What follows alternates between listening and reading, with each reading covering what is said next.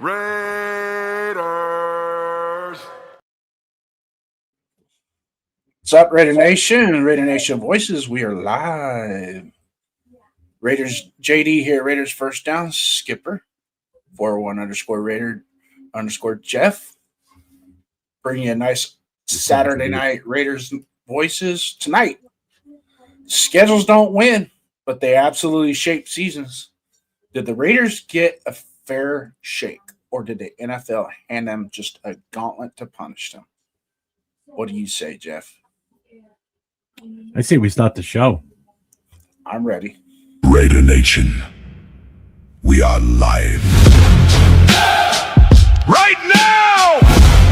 Call in, speak your mind, no filters, no fear. This is where real takes collide. It's showtime!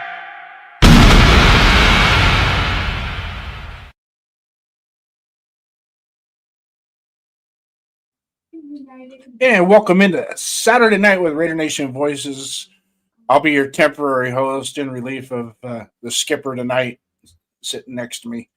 He decided, let's go ahead, you do it tonight. So I'm going to give another crack at it and see how well I do.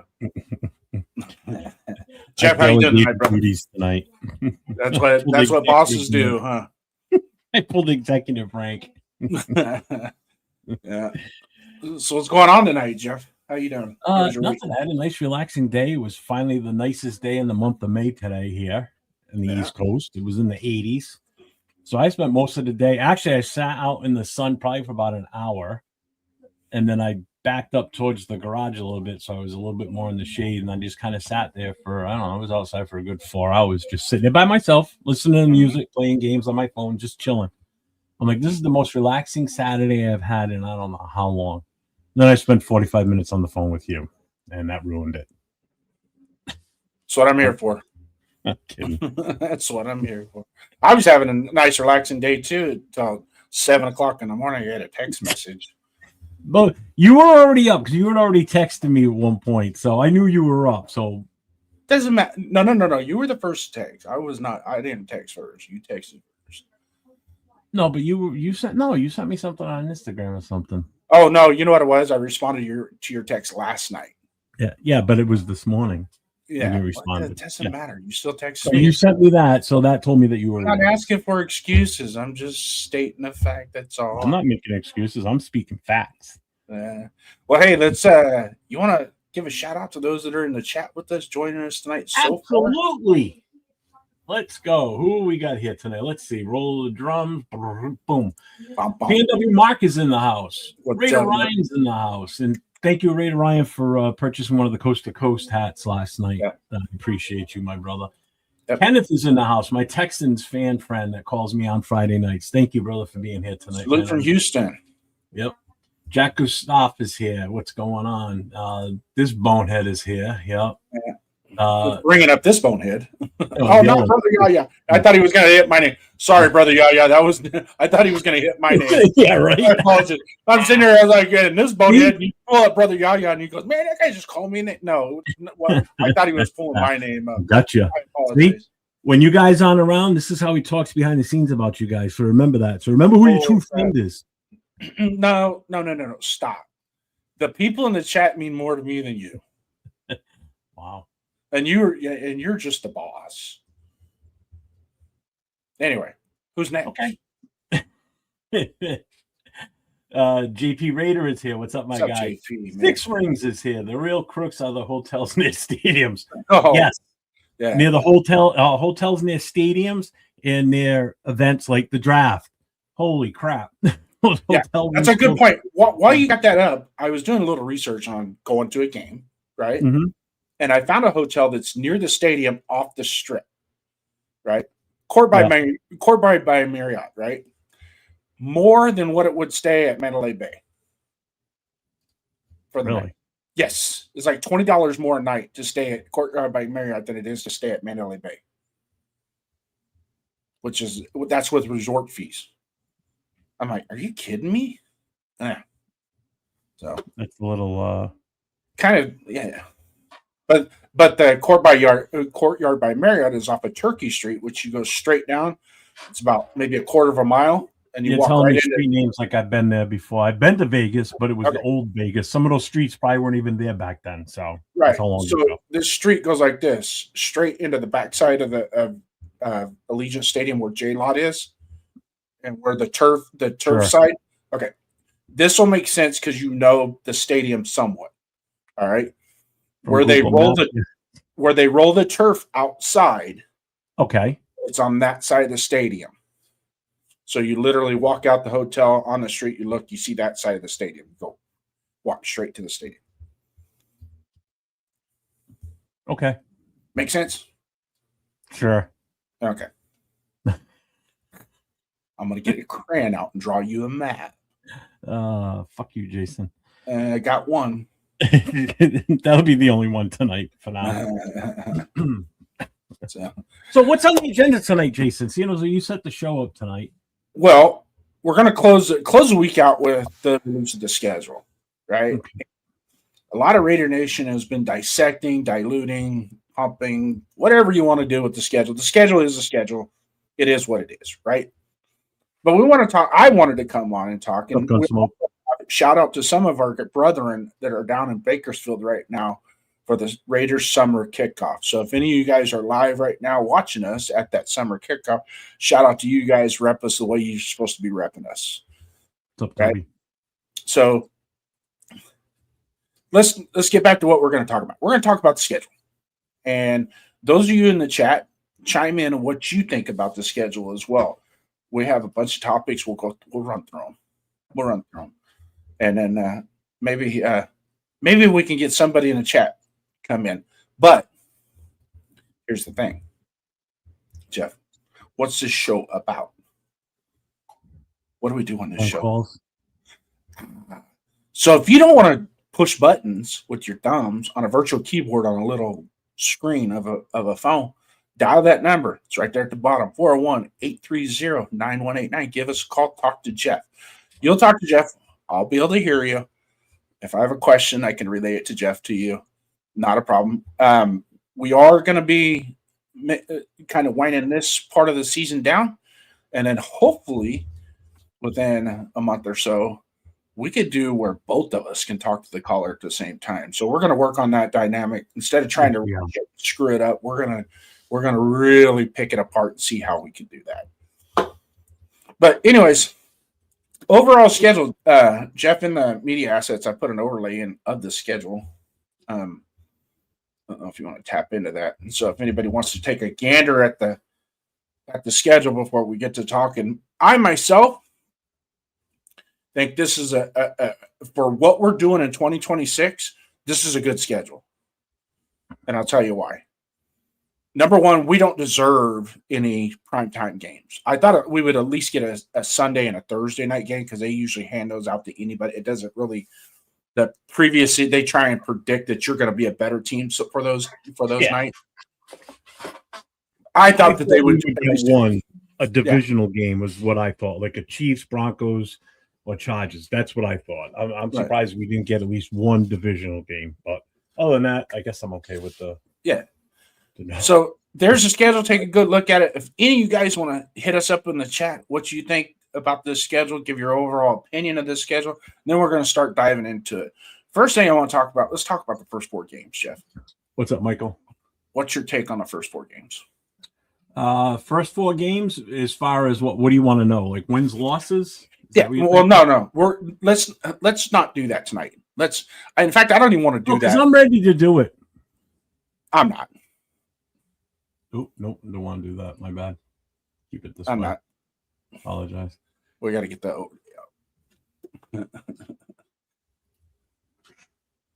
over.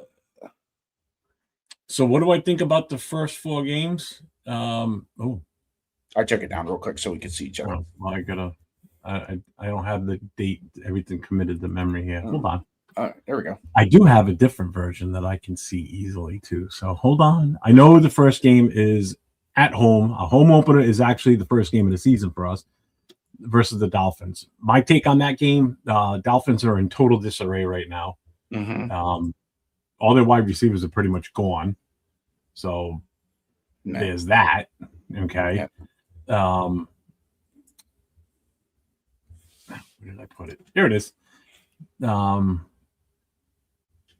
So, I mean, it's a great way to open up the season. I mean, hopefully we should win that one.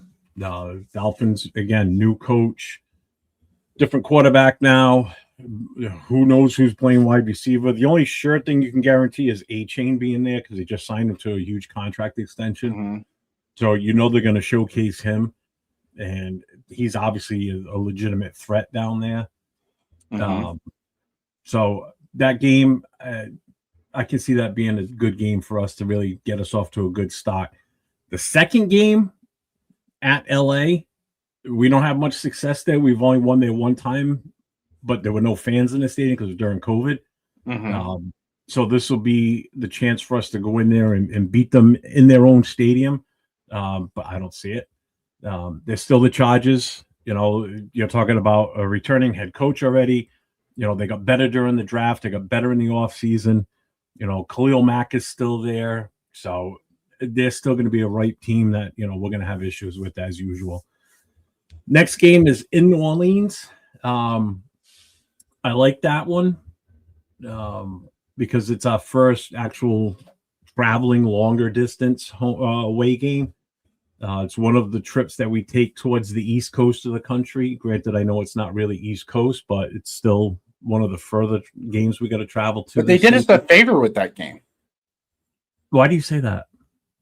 They kicked it up to the afternoon game. It's not.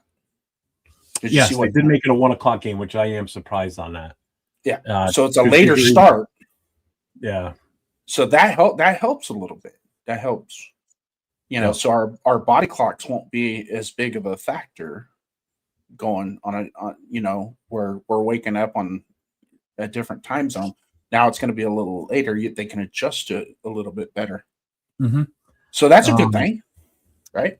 Yeah, I mean, it's an early start for me because these are all based on Eastern time. Mm-hmm. Oh, no, they're not. No, they're not. Those are all Pacific times on this. Because that's a 4 o'clock game for me. Yeah. So these are Pacific times. That's right. All times Pacific I'm looking at. On yours? Yeah, because I'm looking at a different one. I'm looking at the one that I made up. Yeah. That's a tough matchup still because we don't know what New Orleans really is. Again, it's a returning head coach again, so it's not a rookie head coach in this case. Did they get better? I think they did. Mm-hmm. Again, it still remains to be seen. But again, we're the visiting team, so we have to travel out there. So that does have an effect. Mm-hmm. That's a toss-up. I'm giving that game a total toss-up on a win-loss on that one. I don't know where we stand with that one. Then the fourth game is back at home against Kansas City. Obviously, KC hasn't lost in Vegas. Oh, no, wait a minute. They did lose last year in Vegas. Last year the post preseason game week 18. It was it counts on the scoreboard as a regular season win, but that's like there were 4 different quarterbacks in that game.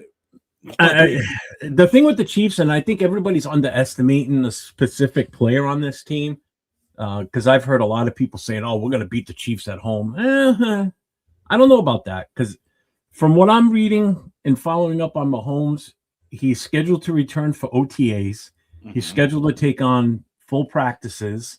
So it's looking like right now he's going to be ready by week 1. Yeah. I know everybody was happy that we got the Chiefs early because he's not going to be playing. Don't count him out playing from week 1 on. Again, there's been so many advances in medicine now with, knee surgeries, full ACL replacements. These guys are healing a lot faster than they used to. Okay. I know when I had my ACL repaired, I was out for almost 10 months because I did it twice. Mm-hmm. But again, therapy's different. The surgery's different. Everything's so different now. So and again, he's got the best medical facilities. He's got everything at his fingertips. I didn't have that, so the Chiefs game is going to be tough. And there's one factor that people keep forgetting because I have heard maybe one person mention this it might have been you actually that I've heard, other than me thinking about it. People forget who they have at running back now. They got the defending Super Bowl MVP running back on their team now with Kenneth Walker. He's no slouch if people forget. Okay, so that adds a whole new dimension to that team. He's the best running back they've and that's something they've been lacking. That's something they've been lacking the last couple 3 years is a solid running game. This is not going to be a cakewalk game. Don't forget that, folks. You know, the Chiefs defense is still going to be good. Their biggest question mark secondary. Might be, well, their secondary and maybe their offensive line, but they did address that. Yeah. You know, so again, by week 4 of the season, the Chiefs could be ready to start rolling. Yeah. You know, they've knocked the rust off. Mahomes is back in his form already by that. This would be, if Mahomes is as good as we all think he is, this could be his coming out game for the season and where they start to really step it up. Because don't forget, the Chiefs are still one of the better teams in the AFC, hands down. You know, just their coaching alone puts them in a different echelon from everybody else. One down year. Yeah, one down year is not going to take them out of a championship. Oh, hell no. No. It's not. Then one down. I mean, I knew last year was going to happen just by the way things were going. I still think that they're going to – Kelsey's still going to – he could still make plays. Don't get me wrong. But what's his trajectory? Is it worse than last year coming down? Or does he step up and be a better player? But I'm looking at the first 4 games as kind of a good thing for Raider Nation and the team in and of itself, because 3 of those first 4 games are technically home games, right? So we got Miami at home. Yeah, I see what you're saying. Chargers, right? But don't forget, we travel well to New Orleans too as a group. So we could have a little silver and black in that stadium that hasn't. It's another major tourist area. So right. Raider fans that haven't been to Vegas before will go, and fans that have gone before will go because they love going to New Orleans. I mean, a lot of people circle that game whenever we play New Orleans just because of where it is. Right. You know? So if you think about it, the Kansas City game might be if we can keep the red out of our stadium. Right. So now we're looking at a different aspect. I'm not putting wins and losses to this thing. I'm looking at it from a standpoint. I will. When we're done, I'll go back and go wins and losses for sure. Because I've got a big issue with some people I've seen putting wins and losses on the season. Well, I can tell you this. I want 4 wins before the bye. At least, minimum. That's floor. That's the floor. Not with you on that one at all. Not even close. Do you think more? When I give my final analysis, when we get to the end of the schedule and I go back and we go week by week, you're going to be surprised. You're going to be completely surprised. So less than 4 wins before the bye? I'm not going to say anything. That's why we'll wait until the end after we're done going through week by week. Oh, you want to wait? You want to wait till the end of this show? No, I want to wait till we're done going through the rot, though. How long have you got this set up to go? As long as it takes us. But we still got to open the phone lines, Jeff. Yeah, we do. So let's pull up the second half. We'll go over the second half. We'll go over the second quarter of the season real quick, and then we'll open up the phone lines. So everybody in the chat, start dialing that number, put it in, get ready to call us. You can call now; it just won't go through. Just real quick, so everybody knows, Sacktown Mike and Jack Kenner and all them are at Bakersfield. So I just texted Mike because he asked me the other day. He sent me a message if he thought it would be a good idea if he calls in live from Bakersfield Saturday night. I said absolutely. So I just sent him a text with the phone number to remind him. He said, he goes, thanks. He goes, I'll be calling later. I said, just let me know first so I make sure the line is open. And when he calls, I will know it's him calling me. So if I'm on the line with somebody else, don't be upset. I may hang up on you because he's got limited time while he's there, and I want to get him on with us. I want to get a live report from him. He's only got so many rollover minutes left on his phone. Yeah, he didn't bring his calling card with him. So anyways, let's talk about the next 4 games. The second quarter, we're going New England, Buffalo, Rams, Jets. Okay. Let's start with New England. Going to be up in your neck of the woods. Yeah, What you and got I'm on going to answer Mike Guerrero's question right now. He's asking if I'm going to be at the New England game. Absolutely. Again, the stadium's 20 minutes in that direction from my house, so yes, I will be there. Anybody that is planning on coming out for the Patriots game, if you're looking for hotels and such, try and go up in the Boston area because all events that we're going to be hosting will be in the Boston. Actually, will be in Boston itself. There will be no events held in Rhode Island whatsoever. So all the events that you want to attend are going to be in Boston. We will be doing the tailgate too. So right now we're looking at a Friday night meet and greet and Saturday pre-game party with some extra special hooks if we can do this. So it's going to be, trust me, if this works out, I think it's going to top last year's without a doubt. So, and ain't no party like a skipper party. So yes, I will be at New England. Ain't no party like a skipper party. All right, so that game at New England, do I think we're going to see the same type of game last year here when we beat the Patriots? No. And the reason I'm saying no is because it's not the first game of the season. It's not the first game as a Patriots head coach for Vrabel. You've now got a third-year starter in Drake May. You've got weapons on that team now.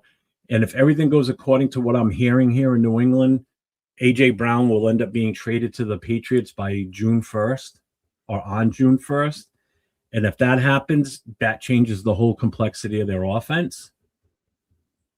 Their defense is decent already to begin with. They added another tackle, offensive tackle. The team's going to be better. I'm telling you. People are overlooking the Patriots because they had a bad year last year. They are attempting to fix the problems. Okay, whether that relates to on the field performance, I don't know. But living in New England, and obviously I'm around all the New England news because that's all I see around here. Obviously, is Patriots bullshit. The Pats will probably be a better team. Do I think they're another Super Bowl team this year? No. I think they took a step back because of the schedule they had from last year to this year. They got a tougher schedule this year. Mm-hmm. So do I think they repeat and go to the Super Bowl? Probably not, but it's not outside the realm of possibilities. So this will not be an easy game. Last year, we got lucky to win that game because even being there watching that game, you could still see mistakes being made by our team. But again, chalk that up to how that team was last year. Do I hope we play them better than last year? Yeah. Again, I'm still very optimistic that we're going to have a good year, but I am not counting on it. Mm-hmm. So could we still beat New England? Who knows? It's a toss-up. Yeah. We'll know more once that first quarter of the season's over, going into that game, what to expect. The good thing about it is we have a home game, then we go to New England, and then we have another home game. So listen to the moral of the story here as we continue through this schedule. Even though we got to go to the East Coast, we're not doing a back-to-back East Coast trip, which is kind of cool. Yeah. Everything stays on Sundays. So the next game is October 18th against the Buffalo Bills. Unfortunately, I am going to be preoccupied that day and be probably one of the first times. Cool, Kev. One of the first times that I won't be able to watch the game or listen to the game. But I'm definitely going to be pulling my phone out of my pocket occasionally and probably get in trouble, get hit a couple times by the wife. But that's a very important game. Or very important. You're going to buy one of these. Nah. You're going to buy an earbud. If I get caught with one of those in listening, can you just imagine me walking my daughter down the aisle and all of a sudden they score a touchdown and I'm like dancing and hooting and hollering? Yeah, that would go real well. You're excited that your daughter's getting married. That's all. Just chalk it up to that. There's many married. Yeah. There's many things in this world that you can miss a Raider game for, and that is one of them. So. Yeah, I won't disagree with that. But anyways, looking at the Buffalo Bills at home, tough game. Buffalo's Buffalo, and I mean, obviously, and just like somebody said earlier, and I can't remember who it was. cool, Kev. They still have to play the games, and nothing is guaranteed. And you just don't know with Buffalo. Whole new coaching staff. Well, I say whole new coaching staff, but they retained the coaches. They fired the head coach, but they retained the offensive coordinator, which I myself was the biggest problem. Everybody likes that Brady guy. Mm-hmm. You heard how many times did you hear me when we were doing watch parties? Why are they not running the ball? You had a guy he had 70 yards in the first quarter, and you took the ball out of his hand. Gave him 4 more carries the rest of the game. That was stupid. They would have won. They had it set up for them. No Chiefs, no Ravens. It was set up perfect for them. Yeah. And they went. Six Rings, are you talking about the Patriots game you're looking at going to? If you are, let me know. I don't have tickets, but if you're planning on coming up here, hit me up. 401 Raider Jeff under all my social media. So make sure you hit me up because I'll be able to let you know about all the parties and everything. And if you're a Patriots fan, that's fine. You can come in. It won't bother me. No. So the Buffalo game, let's not touch too much on the Buffalo game. Let's talk about the Rams game. Well, the one thing about the Buffalo game that everybody has to, and you've already mentioned it, obviously, is Cook. I mean, that kid is a hell of a running back. Mm-hmm. So that's yes, Josh Allen scares the shit out of me. They've got great tight ends. They've got a good defense. They got a great offensive line. Mm-hmm. This is going to be a tough matchup. This is one that is going to be an interesting game to watch for sure. And hang on, James Furpo's in the house, so we got to give him this. Got to give him a shout out. Raiders. Thanks, James. What's up, James Furpo? What's up, Daniel Barry? Just checking real quick with everybody that's popped in here. Hobo Raiders in the house. Raiders 89, Pats 13. SRT Cup. What's up, man? Why 2 a.m. games? They're Pacific time. That's why the 10:30 a.m. Yeah. So that's 1:30 here on the East Coast. Yeah. Elon's here. What's up, Elon?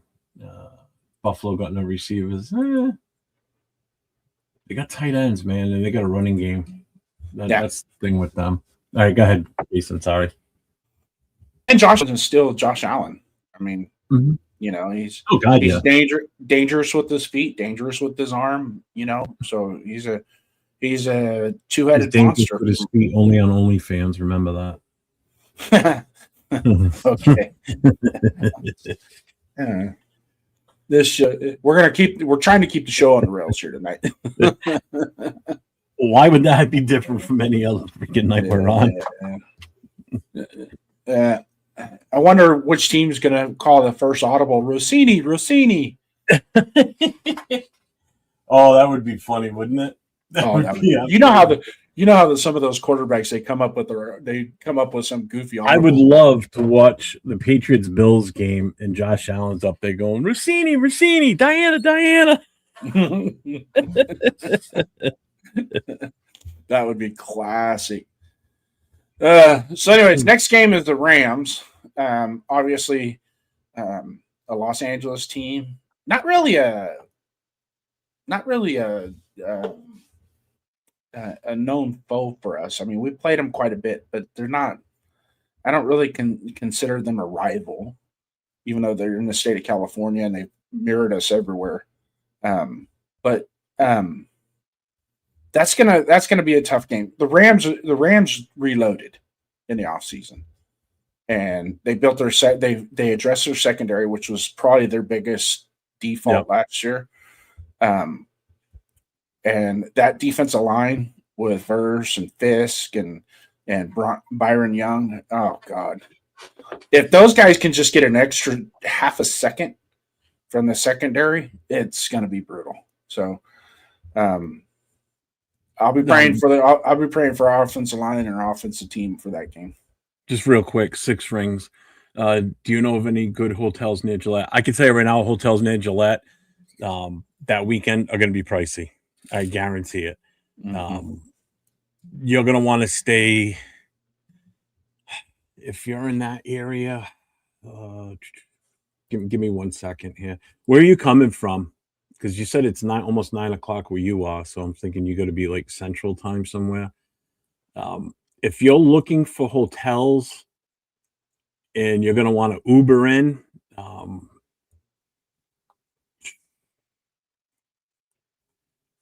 Let me see. Closest from there. I mean, you've got Canton, you've got Norwood. What? Sharon, Mass. That's another one. I don't know if there's any in Rentham. Franklin, I think, has one, and they're pretty close to the stadium. I don't know of hotels around there, to be honest with you. That I don't know. I mean, I'm more familiar with Boston stuff. Oh, yeah. I mean, there are hotels there on the premises of the stadium, but it's when you're in. All right, so you're in Canada. Okay. So, I mean, it is. I really don't know. If you hit me up, I could probably help you find something that's in closer for sure. Sean Love, what's up, James? Cool, Kev. Rams got a good defense. If we can get to staff it often, we could win by 3. That's gonna be a key. We're gonna have to do something on the defensive side to help us in that game. Again, I've heard other podcasters talking about this game, and I've heard some say, we can beat them easily. The quarterback's old, and people forget, man. It's still Matt Stafford. It's still the Rams. It's still McVay's team. I just don't think it's going to be as easy as some people are making it out. That's all. The Rams are the Rams, and they're one of the top contenders in the NFC again. To make it to the Super Bowl. They're on my list. They're on my short list to make it from the NFC. Yeah. Go ahead. So, anyways, my take on the Rams is we're just gonna have to ball out on defense and then hope the offense can score some points, keep it level. That's one of those. That's one of those games where we got to keep it at or below 20 points, and not turn the ball down. Not turn the ball over. But anyways, we're gonna move on to Gravy's in the house. What's up, Coach Gravy? So the last game of the second quarter, New York Jets at home. Or no, on the road. No, on the road in New York. And yes, I will be at that game. Okay. That's one of my games on my list this year. Yeah. It's only a 3-hour drive for me, so that's not that bad. Yeah. I think, how everybody always looks for a trap game every year? I think this could be it. Yeah. Believe it or not. People forget they've got talent on that team. They really do. They just haven't been coached very well lately. They haven't had the right mix of talent. They've got good wide receivers. Gino, who knows with him? I mean, how bad really was he last year based on how shitty our team was all around? It wasn't just him, folks. So it was not just Gino that bombed for us last year. It was the team as a whole. The coaching staff, the players, everything just didn't go right. Offensive line was horrible. He's going to have a better offensive line in New York. He's got a proven running game over there with Breece Hall, and they just re-signed him. You've got Garrett Wilson over there as a wide receiver. You've got weapons on that team. They just drafted Sadiq. If he turns into what everybody's hoping he's going to be, that's another weapon they just grabbed. They've got 3 first-rounders that they pulled off in this current draft. So they're going to be a little bit more improved. So I don't think it's going to be as easy of a game as people are making it out to be. I hope it is. I'm going to be there. I want to see us blow them the hell out, and I want to see Gino get his ass ripped apart. I want to see him get sacked over and over and over again. I want Max to have like 4 or 5 sacks in this game. Will it happen? Who knows? But I still think the Jets are in full tank mode. Later, James Firpo. You don't trade the assets away that they traded and get draft picks like they did without the intent of getting a quarterback in 2027. The writing's on it with them, the Dolphins, Cardinals. God, yeah. Throw Pittsburgh in there as well. I wouldn't be surprised if Pittsburgh gets to a certain point this year and they go, we're just going to try and get us a quarterback next year. Well, they got Aaron Rodgers still, so they're good. Wow. Yeah, they keep recycling that old. But God. Next game, the next game, the San Francisco 49ers. Bang, bang, Niner gang. Yeah, let's go on over to Santa Clara. Have us a little bit of fun, boys. What you say? You can't say that. Don't say that. What? I'm not even going to repeat what you just said. All right. The bang, bang, Niner gang. What the fuck is that? God damn you. That is so annoying. What's up, we the people? What's going on with the game? I think this is going to be another tough matchup. I really do. You know, people are like, well, the 49ers suck. They don't suck. Stop saying teams suck. I mean, they're still a good team. They're in a tough division, just like we are. That NFC West division outside of the Cardinals, basically, we are the Cardinals version of the NFC West division. Okay, and the Cardinals are us for that. You know what I'm saying? So we're the worst team in our division. Still to this moment, don't you prove me wrong. First of all, we're still the worst team in our division. Cardinals are still the worst team in their division. So it's a three-way race in the NFC West and in the AFC West. All right. It's between the Seahawks, the Rams, and the 49ers. Here in our division, it's the Chiefs, the Chargers, and the Broncos. Three-way race, plain and simple. Last year was a two-man race because the Chiefs sucked. But the Chiefs are going to bounce back. Trust me. Yeah. Hear me on that. They're going to bounce back this year. So this is not going to be a cakewalk. You're not playing in Oakland, okay? You're not playing in Mexico. It's the game everybody wanted us to play at, which was in Santa Clara. Every Raider fan wanted us to play there that lives up in the Bay Area because they're going to look at it. See, that's the problem. A lot of these Raider fans that live up there are going to look at this like a home game. This is not going to be like a home game. This is going to be different. You know, we may have a lot of Raider fans there and in the stadium, but it's still not going to be like a home game. I don't think you're going to see as many Raider fans. There's going to be a lot, but I opened up the Ticketmaster and looked at the prices. I'm like, holy crap! Well, yeah, this has the makings to probably be the most expensive game on our schedule right now, without a doubt. No, and it's not even a home game for us. No, you know, it's the closest to playing in the old Oakland area. I mean, fuck, the 49ers aren't even in the Bay Area anymore. That's not Santa Clara's not in the Bay Area. Even I know that. Yeah, I know geography. I can look at a map and see how far away they are. It's way far away from San Francisco. It's 60 miles. That's what pisses me off about the Patriots. They always relate them to Boston. They're an hour out of Boston. Yeah. Okay, so stop equating them to Boston. The other three teams up here for major sports are in Boston. Yeah. Thanks, Mark. Said I nailed it. But this is going to be a tough game. It really is. Yeah. Then next we have a home game against Seattle. Oh. Right, my true take on this one, this is the one game that I'm looking forward to, I think, the most out of this schedule. Because I want to see what we do against the defending Super Bowl champs. I want to see where the Seahawks are within their own team at this point. Okay. Are they on record to make it back? Are they above 500? Are they, what are they positioning themselves for at this point? But I want to see Kubiak go up against his former team. Okay. I want to see what we can do against the Super Bowl caliber team that just won the Super Bowl. Granted, they've got some changes. They don't have Kenneth Walker anymore, but they still have Smith and Jigba, who is just a phenomenal wide receiver. They've got the same head coach. They will have a different offensive coordinator, but I think they're still going to be just as good as they were last year because their defense hasn't changed much. Their defense is still going to be just as good. The only thing that's on our side is we're playing at home. We're not playing in Seattle because Seattle is a tough place to play, no matter who you are. It's loud, especially later in the year like that. It's a little bit chillier out there, too. The weather always sucks up there. I think this is going to be an interesting game to see where we measure up against a team of their caliber. So I'm interested to see what Kubiak can do against his old team. This is the game that I can't wait to watch more than I think any other game on this list. Yeah.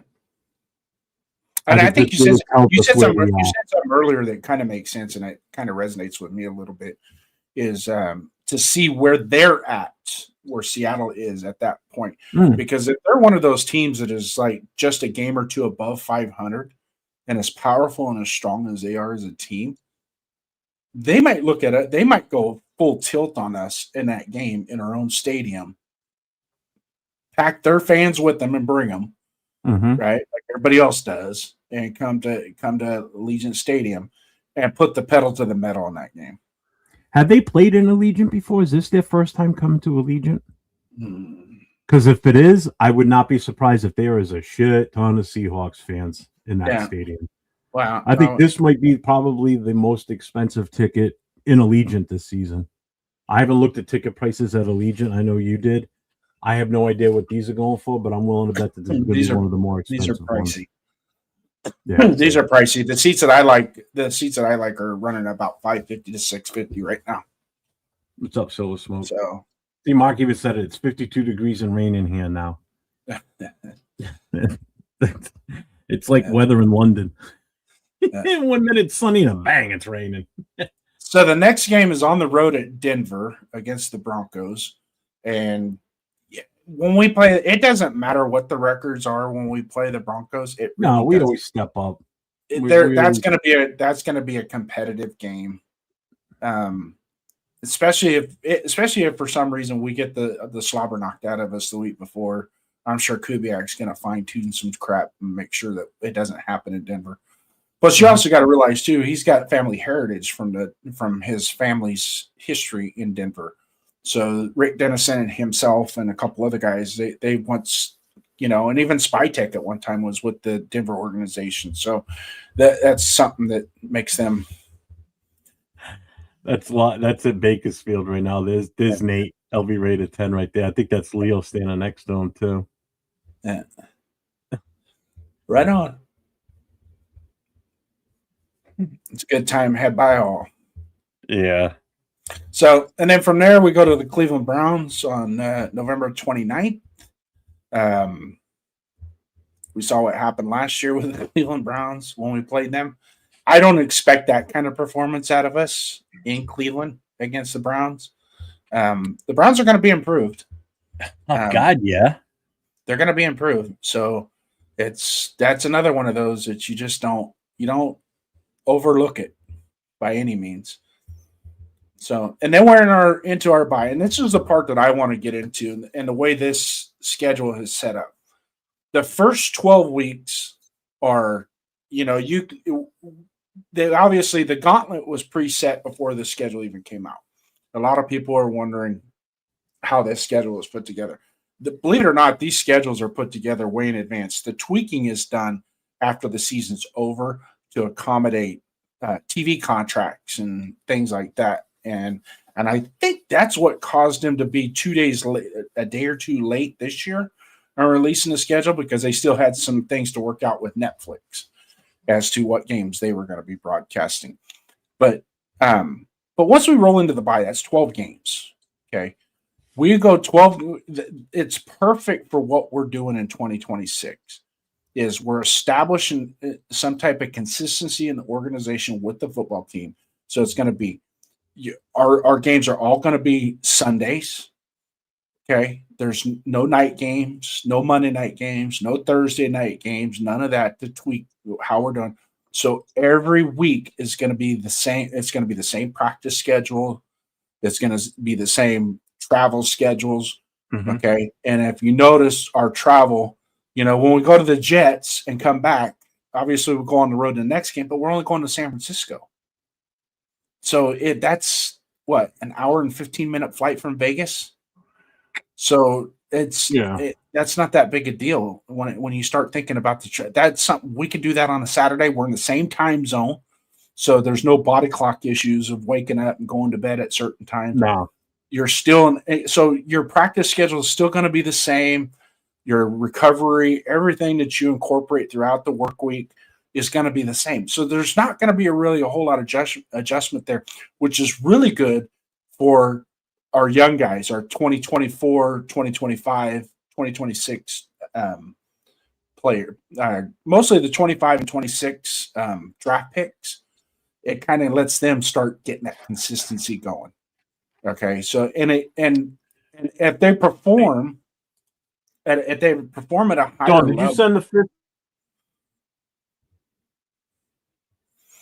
So if they perform at a higher level, which is what I'm expecting at a higher level, then what's the floor and what's the ceiling? I myself I'm looking at the 12-week mark, the benchmark, to tell us exactly where we're going to be. right? But usually, we've seen it the last 3 years. By week 3, we already know what the season's going to be like. You know what I mean? So it's like Oh, that's what this I'm year. right now. By week 3, we're gonna know what our season's looking like. Trust me. But by week 12, we'll get into that at the end of the schedule talk. By week 12, it'll give us a bigger and better barometer of what the expectations are going to be going forward. What's up, Right? Duncan? What's up, Duncan? Because now you're going to start seeing this is where the college kids are hitting their peak of their season is at week 12, right? So they're getting their adaptation and acclimating to the NFL grind is perfect. That's perfect for them to put that by at week 13 like that. So now they have, when they come back, they got 5 games, 3 at home, 2 on the road, right? Arizona is a short shoot, so that's not a big deal. And Kansas City is Kansas City. You got to go. You're going to have to learn how to play there anyway. So if you want to be on the Raiders, you got to learn how to play in Kansas City. So it's time to suck it up, Buttercup, and get to it. But those last 5 games, the Chargers, Broncos at home, the Titans are going to be better. Can I just go back to the Cleveland game real quick? Because I didn't really say anything about the Cleveland game. If Cleveland can figure out their quarterback issue, okay, if it's going to be Watson or it's going to be Shador, if they can figure out what they're doing there, along with the fact that they grabbed 2 wide receivers in the first round, 2 top wide receivers in the first round, Myles Garrett is still there. Their defense will be better. Cleveland they beat us last year, folks. Remember that. They beat us last year in Vegas. Okay, so don't forget that. So, again, this is not going to be another easy cakewalk. We're going to be playing them on November 29th in Cleveland. You're going to have lake effect weather possibly. So the weather could be a factor in that game. Okay. Myles Garrett is going to be a factor unless he's not playing for whatever ungodly reason. He's going to be a factor no matter what.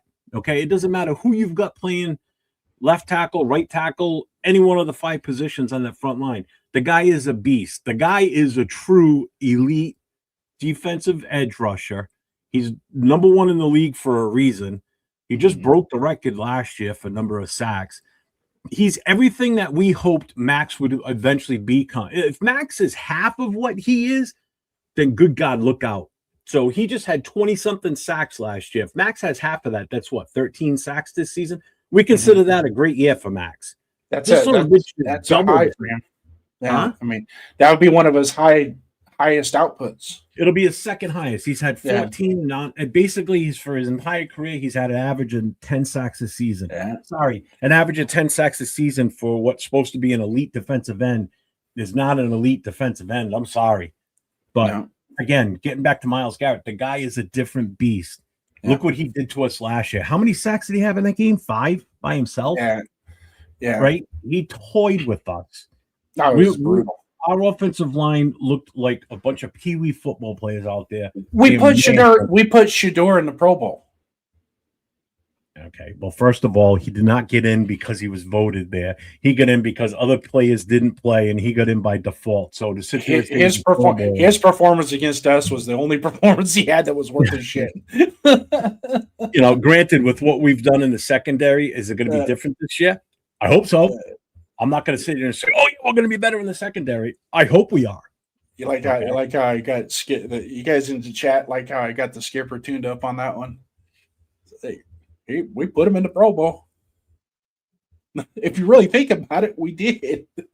See, and I agree with Duncan. Again, if they figure out don't forget they got Judkins, who didn't even play the full season because he was out at the beginning because of the suspension early on. Okay, contract dispute and everything. And when he came back, guess what? He didn't finish that far behind Genti. All right, he had a hell of a year last year. I wish I had picked him up in time in fantasy, but I didn't. I fucked that one up. I wanted him, but I got outbidded for him. They are going to be better, and he's one of the guys I wanted for us to draft instead of Genti last year. They do have or Henderson, or the 2 that I really wanted. Either one of them. And they do have Pittsburgh, Cincinnati, and Baltimore in their division. So and don't forget, Cincinnati's team is on the ropes. The Steelers, God knows. That division is completely up for grabs. So they could easily sneak into the playoffs. Cleveland could really walk into something this season. So don't overestimate guys, a team like Cleveland. Seriously, No. even though I know they got a new head coach and everything, but don't underestimate them. Everybody's so quick to say Cleveland sucks. We're so used to Cleveland sucking. That's the thing. But they are getting better. They are bringing in talent. How it relates on the field, we'll have to wait. You know? Yeah. Yeah, we did give them that game. That was a horrible game. It's horrible. So, anyways, Yeah, I get that too, but yeah. Go ahead. Sorry. Continue. what's the first game you have circled on the thing? We could drop the schedule so people can see your face. I didn't mean to do that. I Uh, meant to do this. I clicked the wrong button. I like it better when I'm not seen. I think the biggest one for me was the Seahawks game. That when I knew we were obviously everybody knew who we were playing. It was just a matter of where in the season and what time. So out of all the games, the Seahawks was the one I was most intrigued with because there's someone like some people are saying it's a revenge. How's it a revenge game? There's no ill will there between him and the Seahawks. He got offered the head coaching job and he left. There's no revenge game. This ain't no fucking revenge game.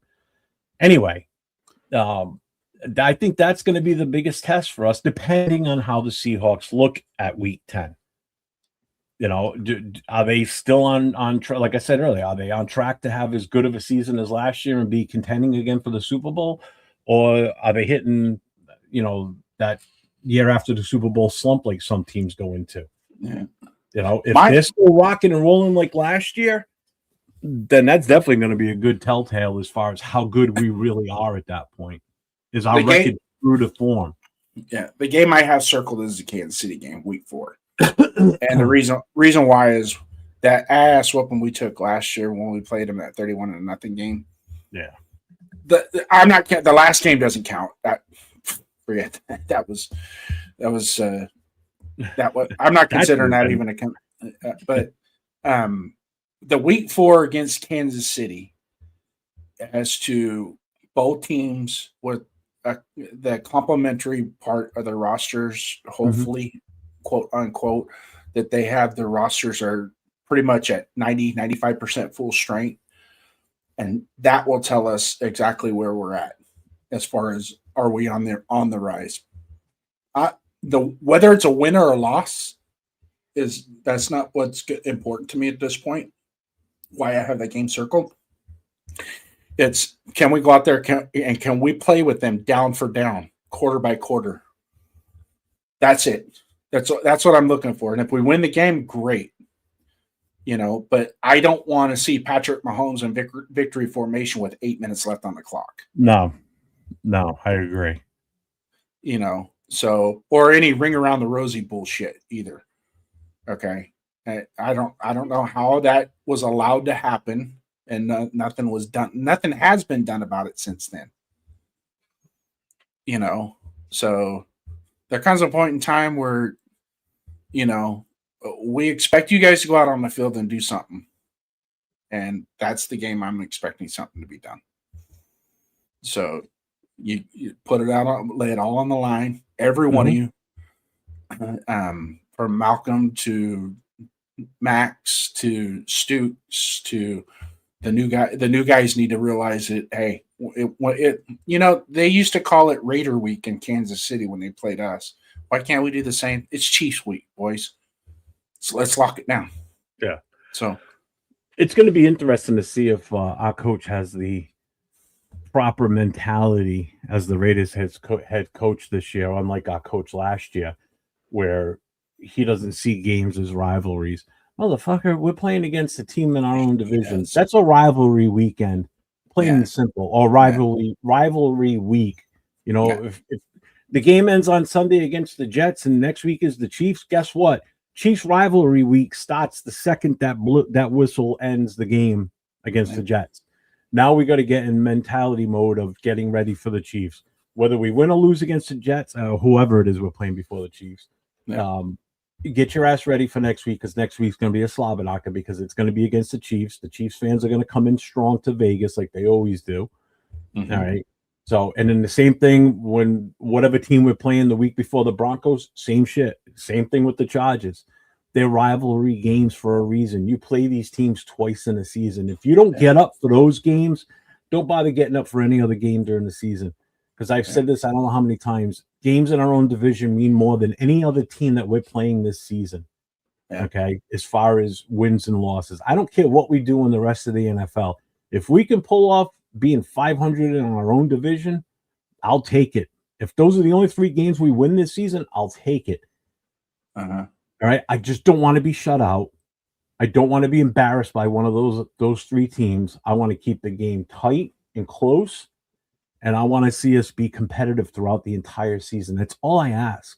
Yep. I'm not looking for us to go out there and blow out teams 56-3 and all this other stupid shit. I want to see us be competitive. I want to see an improved product on the field versus what we saw last year. Then I'll be on board.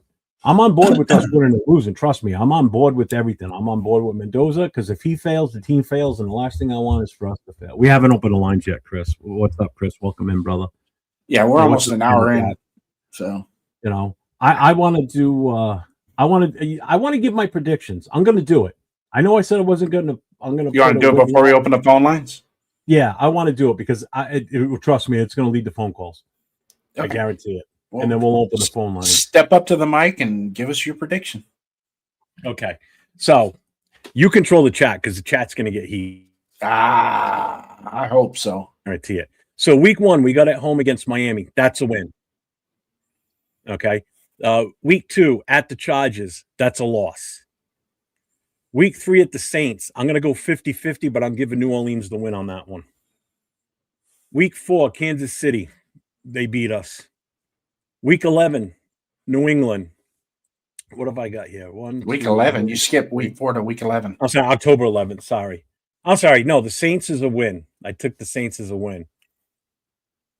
Right, hang on. So 2-2 through Wait a the first 4 games. minute, because I did this earlier, and I just got to make sure I get the numbers right. 1, 2. You should have it written down on your Okay. hand. All right, here we go. All right, so Dolphins is a win, Chargers is a loss, Saints a loss, KC's a loss, the Patriots are going to be a loss, Buffalo is a loss, Rams are a loss, the Jets are a win, San Francisco we lose, Seattle we lose, Denver we lose, Cleveland we lose, Chargers we lose, Broncos we lose, Titans we win, Titans we win, Cardinals we win, Chiefs we lose. I'm telling you right now, if we're at best 4-13 this season, I'm telling you, 4-win season, 1 game better than last year. I'll take it. You improved already from last year. You beat the teams we should beat. Yeah. We beat the teams we should beat. Tell me anything different, because right now, as far as I'm concerned, we're still a 3-14 team. We're the same team we were from last year until proven otherwise. Yes, we look great on paper. We got an awesome team on paper. Until we get on that field and start playing games and start seeing what we really have with this team in game situation. I'm not talking practice. I'm not talking mini camp. Like, oh, look how good he's throwing a spiral. He's playing catch with a guy. No QB. There's no pressure on the guy. No one's rushing him. There's no defender out there defending the wide receiver as he's trying to catch the ball. So he doesn't have to put the ball in a certain spot because the defenders cover him like a fucking blanket. There's no pass rush.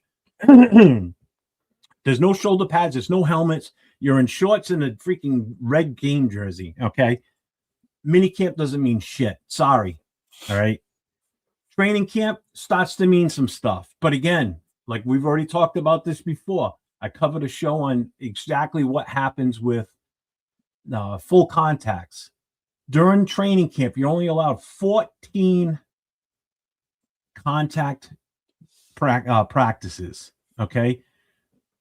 You can do doubles. You can do double sessions, but you can only do one of those can only be full contact. You cannot do full contact in the morning, cannot do full contact in the afternoon. So from when training camp starts until the end of preseason week 3, you can only have 14 full contact days. Okay. During the regular season, you can only have, in an 18-week season, you can only have 14 contact days. That's 14 days out of an 18-week season. You cannot do more than 2 in 1 week. Okay. And if you skip a week, you can still only do you can only do 2 a week, and that's it. That's the max you can do. So that's basically what's happened is there's less contact in training, which means, especially in training camp, there's less time for these guys to feel what it's really like, especially rookies, to get hit in the NFL. The first time you're going to see full contact is the first preseason game and then the first week 1 game. So getting ready for a current season is not the same like it used to be. Okay. So Mendoza back there, or any other quarterback, or these rookie running backs or wide receivers that are coming in here, they're not going to know what it's like to really get the snot knocked out of them until an actual NFL game. Because other than that, you can't touch a red jersey.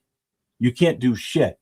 There's nothing that changes anything. And it's like that. You're right. It's like that for everything. I'm just tired of everybody pushing that we're going to be this. We're going to win 10 games. Slow the fuck down, because everybody's putting everything at such a high expectation that when we suck, you're going to be screaming and crying that we're so bad. We're hard. Stop setting your expectations so high and be ready to just be a normal shitty team for this season and enjoy the ride.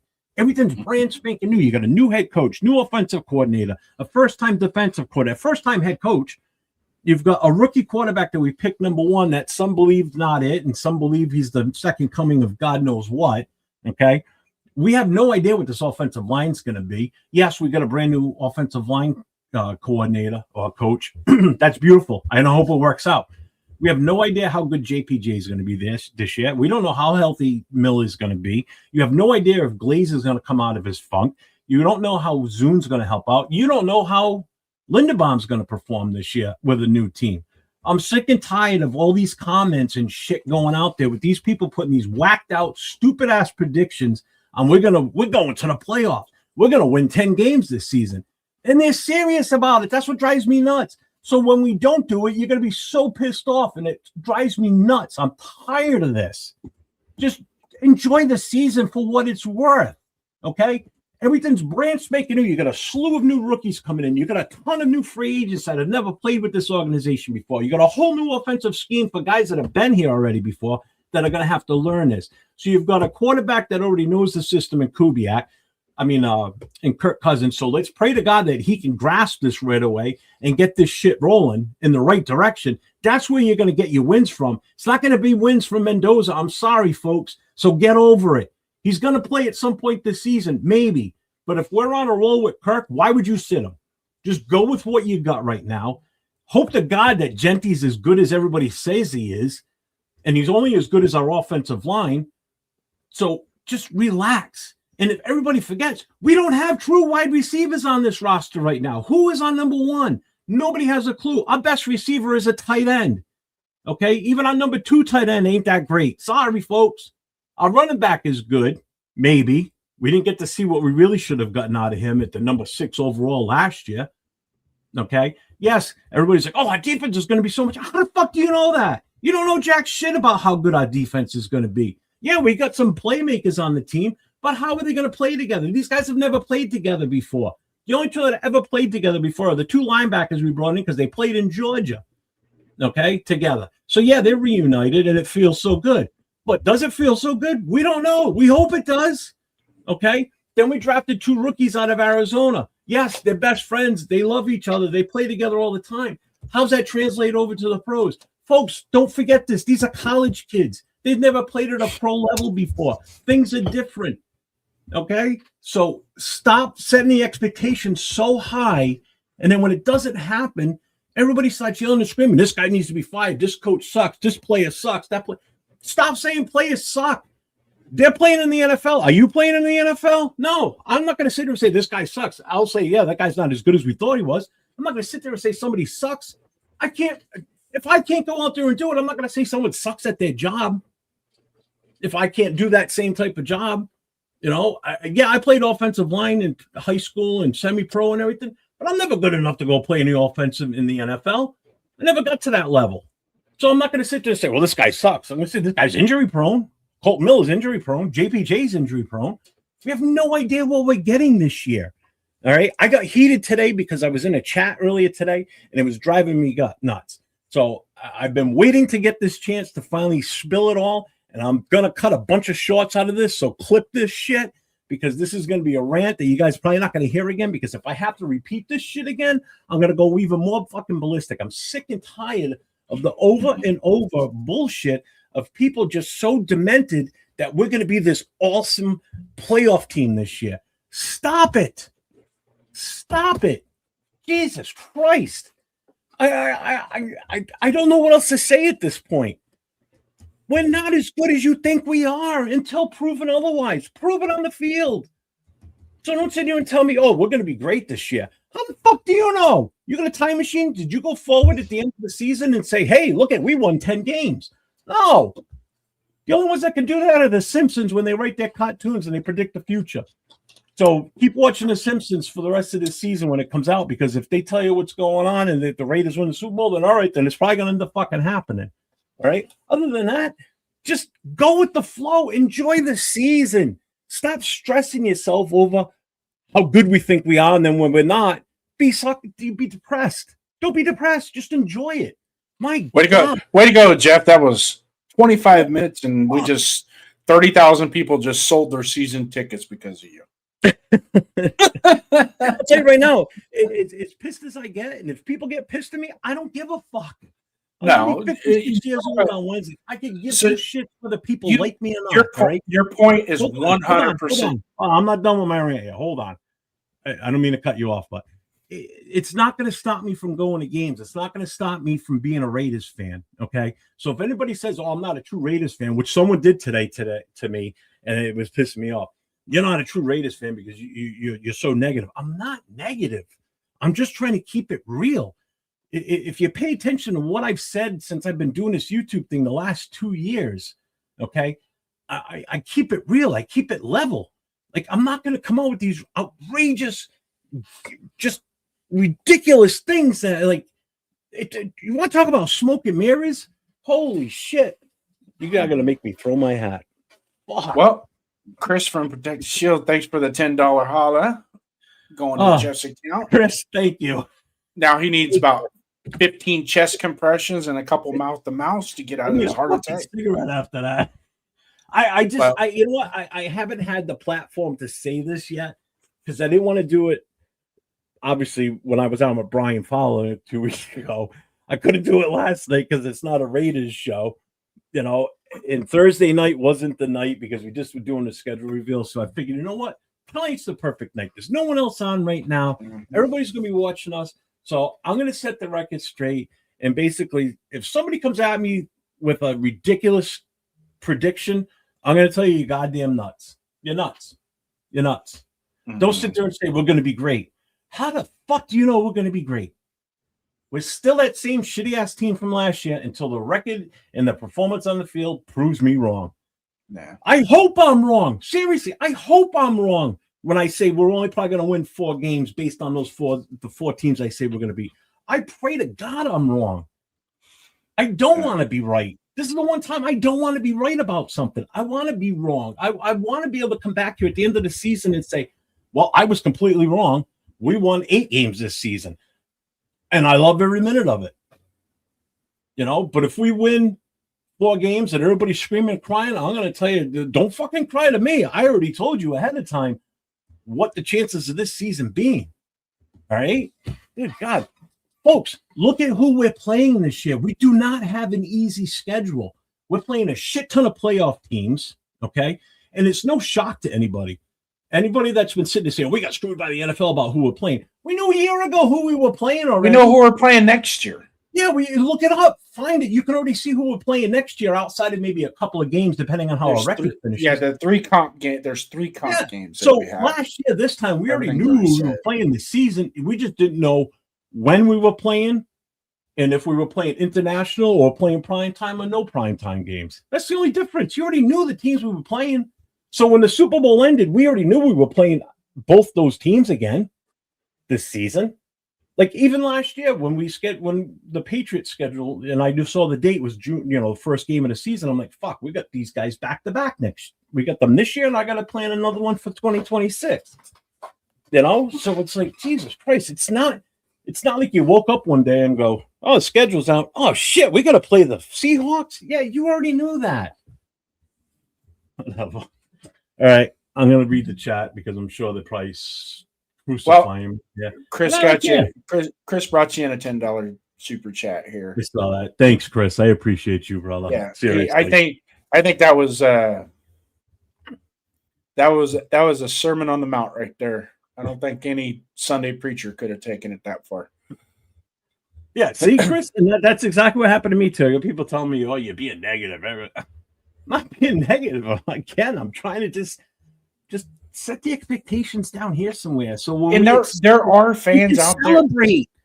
So but see, the thing of it wins when we win 8, you can be like, yeah, we won 8 games. But if you say we're going to win 10 and we only win 4, you're going to go, fuck, we only won 4. What the fuck? I thought we were going to win 10. No, you said you thought we were going to win 10. I didn't say that.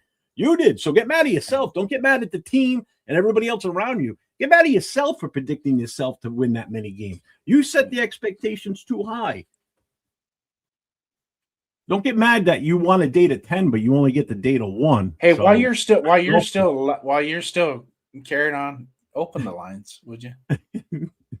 All right, phone lines are now open.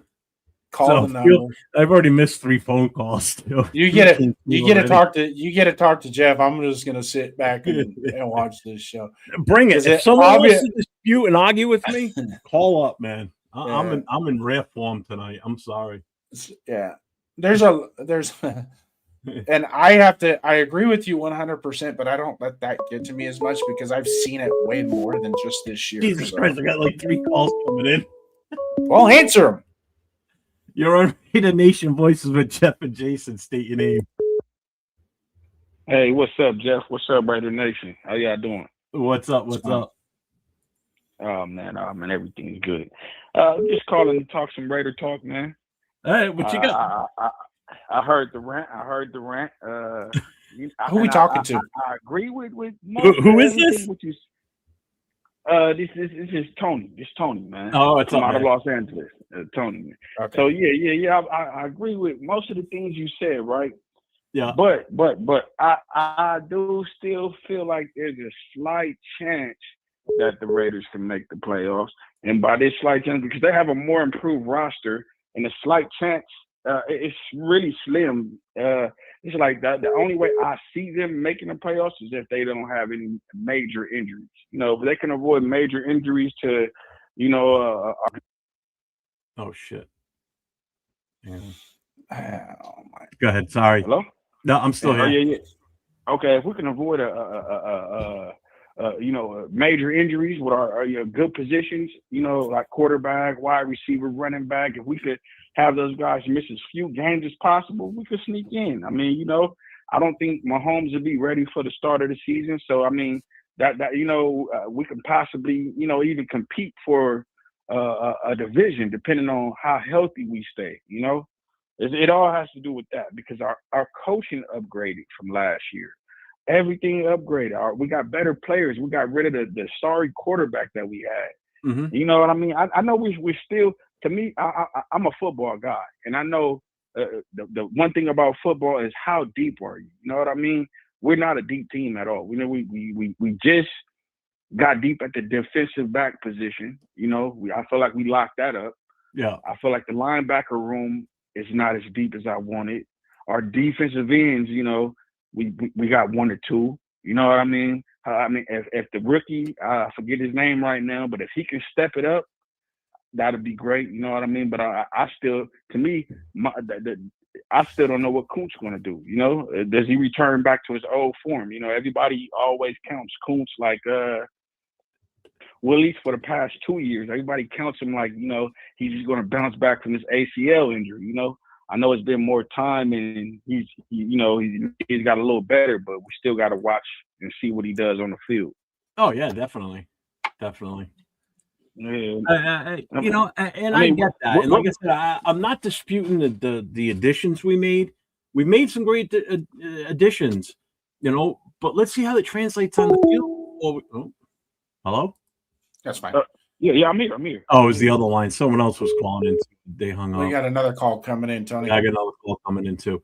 But yeah, I definitely get the additions we made to the roster and to the coaching staff. But again, it's tough to put anything on this until we see how it translates onto the field, and not just in practice, but actually on the field in game situations. Because you don't know if someone's going to fold up in the game situation. You have no clue. Next call. I definitely agree with you, man. I mean, I'm a Raider fan, and in the past, I always came into every season high hopes, right? Yeah. But, I would say over the last 5 years, I just started to think that it's unrealistic to look at a bad team. Now we're not only a bad team, we're a poorly ran franchise. It was draft horrible. And we're just now getting out of that. You know what I mean? When you look at a real good team, it's like for me, I think we let too many of our pieces leave out the door.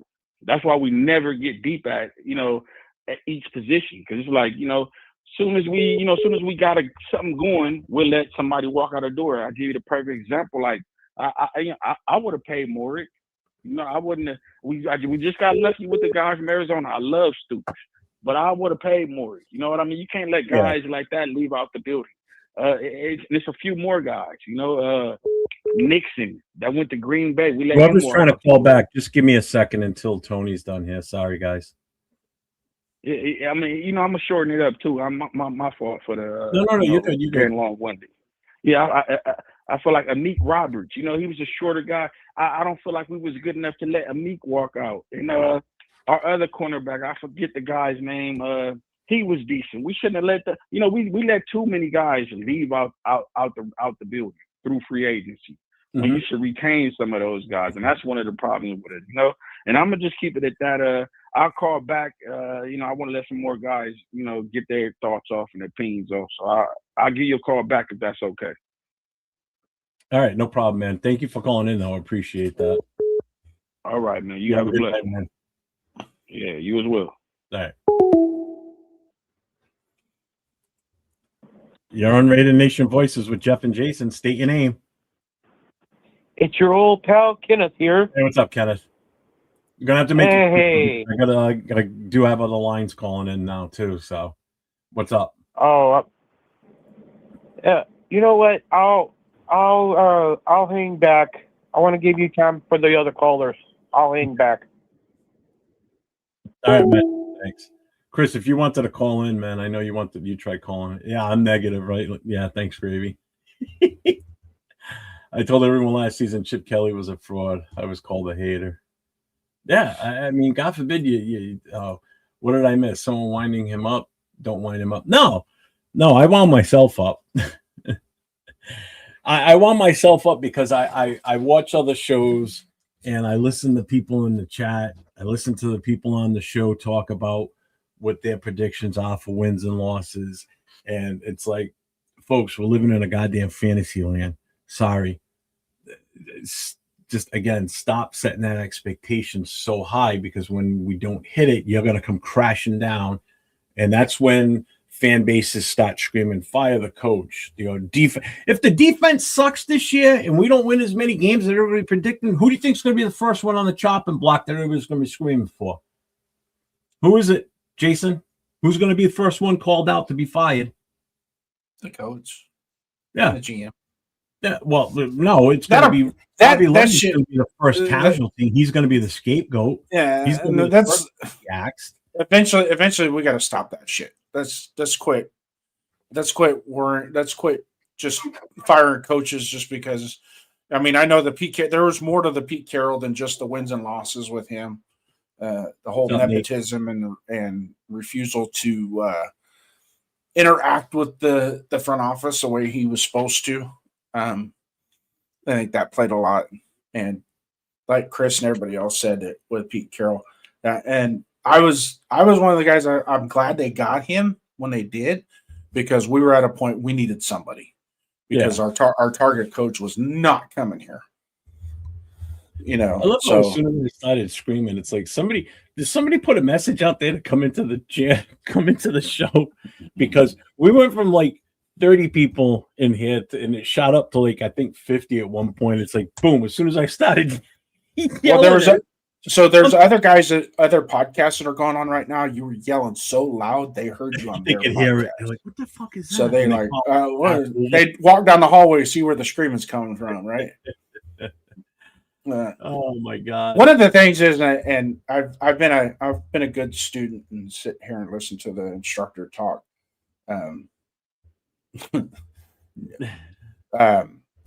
Was a lot of the people that you're hearing, What's up, though, Bono? it's how are they validating success like that? I don't understand it myself.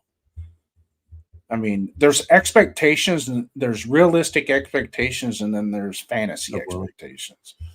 And I'm not living in a fantasy world. I'm really not. Nah.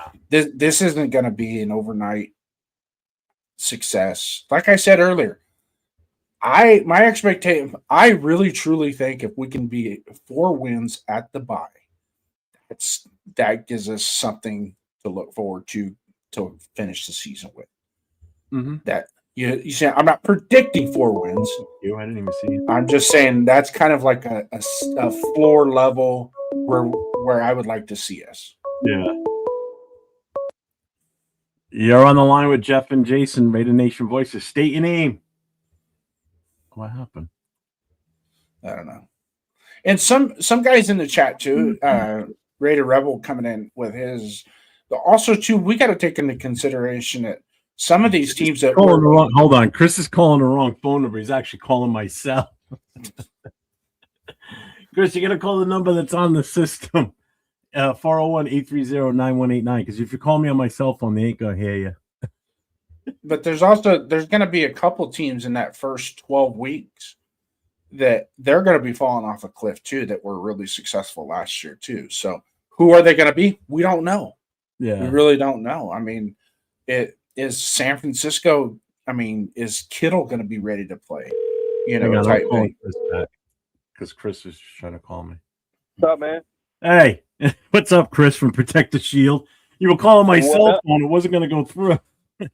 Hold on, that's the number you got posted. 401-830-9189. Yeah, but it actually came through on my cell that time. I don't know what happened there. Because if I would have answered my cell phone, we wouldn't have heard you on here. But what's up, brother? How you doing? Oh, I'm good. Am I live? Yeah, you are. You're live on here now. As live as you're gonna get. Oh, what's up, man? Hey, yeah, I'm glad to. Oh, man, you was preaching that gospel earlier, man. But yeah, I'm glad to be on, man. And honestly, you know, I always respect your takes, and I'm glad that because usually I'm the usually I'm the hater of the community. So I was glad to see you came to the dark side with me, man. Yeah. Yeah. Well, you know what it is. Like I said, you know, it's I try and keep it level. You know, it says try and keep it real. It's like I'm just so tired of all these years of this false hope. You know, like I keep saying, last year I bit that apple. I was all on board. You know, and then once the first preseason game was done, I was done. I knew exactly right there at that point we were going to be done. Our offensive line was going to be shit last year. Me too. You know, it was it. I at that point I was totally disappointed in how the season. I already said it. The Genty's not going to have as good of a year as we thought we were gonna. He was gonna, because our offensive line is going to be crap all season. And then Pete comes out on Monday after that preseason game. Oh, it's going to be a process for our offensive line. Could take days, could take weeks, could take months. Fuck you. Exactly. This shit should be settled by the end of the last preseason game. So it comes week 1. You got your starting 5, and that's what you go with. Stop fucking with these guys and moving guys around on the offensive line. You ruined that offensive line play last year. Exactly. And the thing is, it was clear as day that they were going to do that, because they were playing with JPJ and they were playing with Jacorian Bennett. So it's like I knew early on, like when you start playing with JPJ, like if you watch when JPJ was on the Rush podcast with Max, like you could hear the joy in his voice. Like he was excited to be the center. He was excited. Like Oh yeah, he was the first one to introduce himself to Gino. Jeff. Hey, I'm your center. All that stuff. Like you could tell he was fired up, and they just just started like dimming his flame, man. And you could tell it just started, taking a lot out of him. Because honestly, and I know I talk to 805 and Severe all the time. Like, and I'm gonna ask you, Jeff. Like, Yep. At the end of the day, if you look at our offensive squad, who would you say is a true leader that's going to step up and, like, if someone needs to get in their face and, like, hey, like, who would you say our leader is on offense that's going to Right speak now? up and get No one. Yeah, right now. No one. Exactly. Not one person.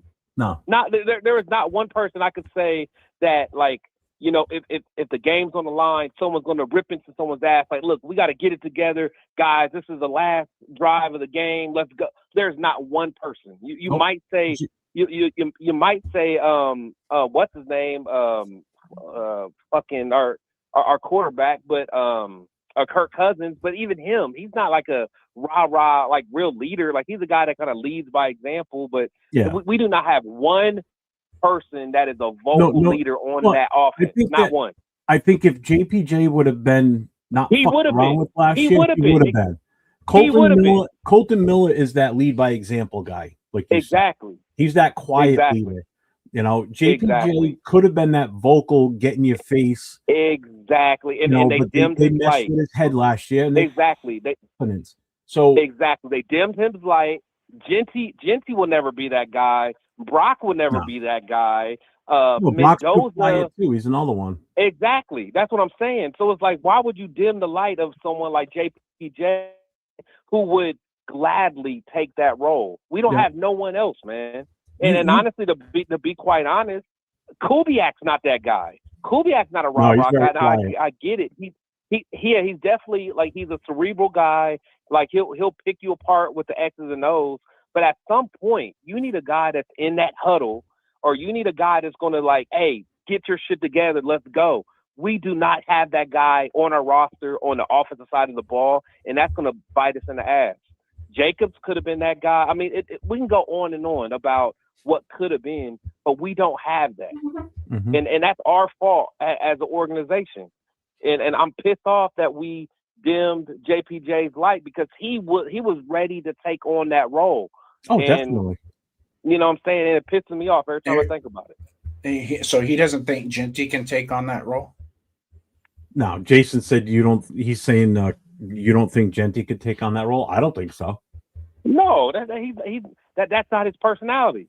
No, that's not his personality. No, he's not a dog. Like, I honestly, think he could. He don't have a dog personality in him. Now, granted, like, I'm not the biggest Genty fan, but I'm hoping that he can get it together on the field. But as far as, like, a leader type, nah, he's not that. Like someone like Jacobs. Jacobs was a guy that's gonna get in someone's ass, pause if needed. But he's gonna get the most out of them guys. Genty does not have that personality. Yeah, basically what you need somebody, because obviously Max is the leader on defense. He's the one everybody looks up to. He's the one that's vocal. It tends to be that he's the one that's vocal for the entire team. That's the problem. Exactly. And you can't have that. You need that vocal offensive leader and a vocal defensive leader. Basically, you got a problem, you go to that guy. It's up to him to settle it. Now, you would think that normally it would be the center. So, like, who knows what Linderbaum's going to be as far as being that leader on the line up front. Like, you go back years ago to guys like Hudson and Donald Penn. Those guys were around back then. Yeah. Those guys would get in your face and grab you by Richie. the face mask and tell you to smarten the fuck up and control your block or whatever. You know what I'm saying? Even Richie was like that. And honestly, truth be told, I know a lot of people didn't necessarily like him. I liked Van Roten. Van Roten was like that too. Yeah, it's like that. Like, you need that type of stuff. You can't let those guys just walk out. Like, they may not necessarily be the blue chip athletes anymore, but when you lose leadership like that, like, it boggles my mind when I think that there is not one guy on our offensive team that I can say is a true leader when things start getting rough, that they're going to be like, get your shit together. Like, we literally are going to have to depend on Max Crosby to get the light of fire under our offense. So like I said, I don't think Clint Kubiak, I don't think he has that personality. I really don't. You know, like Rebel just put up, those games might not have went our way, but we can't say some of those games won't go our way this year with better coaching and better players. How do you know they're going to be better players for us? So that's the whole point. Yeah, they were better on another team. You don't know how they're going to be in our system. We have no clue. Nobody does. Even the coaches don't know until the metal meets the road. Nobody has a clue how good these guys are going to be for us. You don't know this. That's the whole point. A player that may be a superstar on another team goes somewhere else and he sucks, or he's a shitty player. It happens. That very well could happen with us. Linderbaum could come here and he could be one of the worst centers in the league this year. You don't know how they're going to be with our system, with a new quarterback, different running game, different guys on the side of you between guards and tackles. You know, you have no clue how good we're going to be or how bad we're going to be. So stop just putting stupid expectations. You're going to get me wound up again. Stop putting these stupid expectations on, not you, on this roster and how we're going to be this year. You can't sit here and tell me, oh, we're going to be better this year. How do you know this? You don't. Nobody does. No, you're right. You got to stay positive for the team as a coach. If you're a coach on the team, you're pushing that. Yeah, you want to be good. I want us to be good myself. Trust me. I don't want to see us fail. But I'm ready for it if it happens. It don't matter to me if we're good or bad this year. I just want to see improvement overall. I want to see everybody stay healthy. I don't want to see stupid injuries. You know, no celebration, dumbass injuries like freaking Wilkins did. You know, don't screw the team over because you want to jump for joy and chest bump somebody and then you land wrong and you tweak your foot or your knee. You know, for sure. It's for sure. And that drives me nuts. Don't do backflips in the end zone after you score a touchdown. Act like a professional. Hand the ball to the ref and walk the hell off the field. No, for sure. And I think at the end of the day, it's like, and I love. God, I'm gonna have some good clips off of this show. Oh, for sure. And I love our fan base, but it drives me wild because it's like you cannot be objective with our fan base because you're considered a hater. But the thing is, you know, like Jeff, in the last 24 years, how many playoff games have we won? In the last how many years? Exactly. In the last 24 years. 0. Let's see. So 24 years, none. Yeah, yeah, exactly. So the fact that you're going to call me a hater because I'm not jumping for joy about the optimism, like, no. The thing is, optimism needs to be earned, and we have not done anything to earn it. Mm-hmm. Nothing. And the thing is, and that's why, like I said, I love our fan base, but they just want to, you know, be paper champions. Like, yeah, we had a good draft. Yeah, we had a good, you know, free agency. And then they just want to crown these guys. And I'm like, honestly, we won 3 games last year. If we can win 6 games this year, it's not me being a hater. It's like, hey, I think that 100% win total from last year is a good progression. If we can win 6 games this year, that is an absolute. Oh God, yeah. Like oh my God. And the thing is, not like in a salute to Tony that was on earlier, but for him to say that he really thinks we have an opportunity to go to the playoffs just makes me think, like, what are you guys looking at? Yeah, what would make you possibly think we're a playoff team? Obviously, people. I think those are the people that have time machines. Is what I think it is, Chris. Those are the guys that have time machines and went to the end of the season and saw that, hey, we made the playoffs. All right, let's get back to May 16th now. Right. I don't know what is it they're looking at different than I'm looking at or you're looking at. You know, that makes you believe that we're gonna win that many games. Especially when you look at our schedule, we got some tough ass games this year against some really good teams. There's no cakewalks this year. Seriously. And the thing is, and just like you said, it's like the schedule just came out. The schedule only let us know when we play certain teams. Yep. The schedule is out. The opponents that we're playing is out for the next two years. Next year we play the NFC North, and then the year after that we play the NFC South. So we already know the future opponents, and then depending on where we land in our division, will dictate who we play in the other divisions. Mhm. But we already know 80% of who we're going to play over the next 2 years. So it doesn't matter when we play. It's the thing. Next year is going to be a tall task as well because we're playing, Denver, we're playing Miami or Minnesota, we're playing, so we know who we're going to play. The thing is, we got to get more talent on our shelf. Until we get more talent on the shelf, it's not going to matter. And it's not going to happen overnight. No. It's not going to happen under one draft class. It's going to be and us as a fan base, we have to be patient. Unless we're patient, we're all going to be upset. And that's what it is. Yeah. I mean, after hey, 24 folks, years, patience is run thin.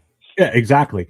Hey, folks, here's one thing you keep forgetting. We play the same 3 teams 6 times a season every year. And guess what? They're really good. The Broncos, Chargers, and Chiefs. That never changes. So right there is either a six wins for us or 6 losses for us because they're all good teams. They're all better than us. You can't tell me right now that we're better than any one of those teams in our division. Tell me right now that we're better than any one of those 3 teams. Someone in the chat, please say that we're better than one of those 3 teams because I don't see it. Do you? We got lucky against the Chiefs last year because they hobbled into that last game. They were playing second and third stringers. So don't get so excited about us winning that game. That's for damn sure. Okay? So if you think we're better than one of those 3 teams, then you're absolutely out of your ever-living mind because they are 3 extremely well-coached teams.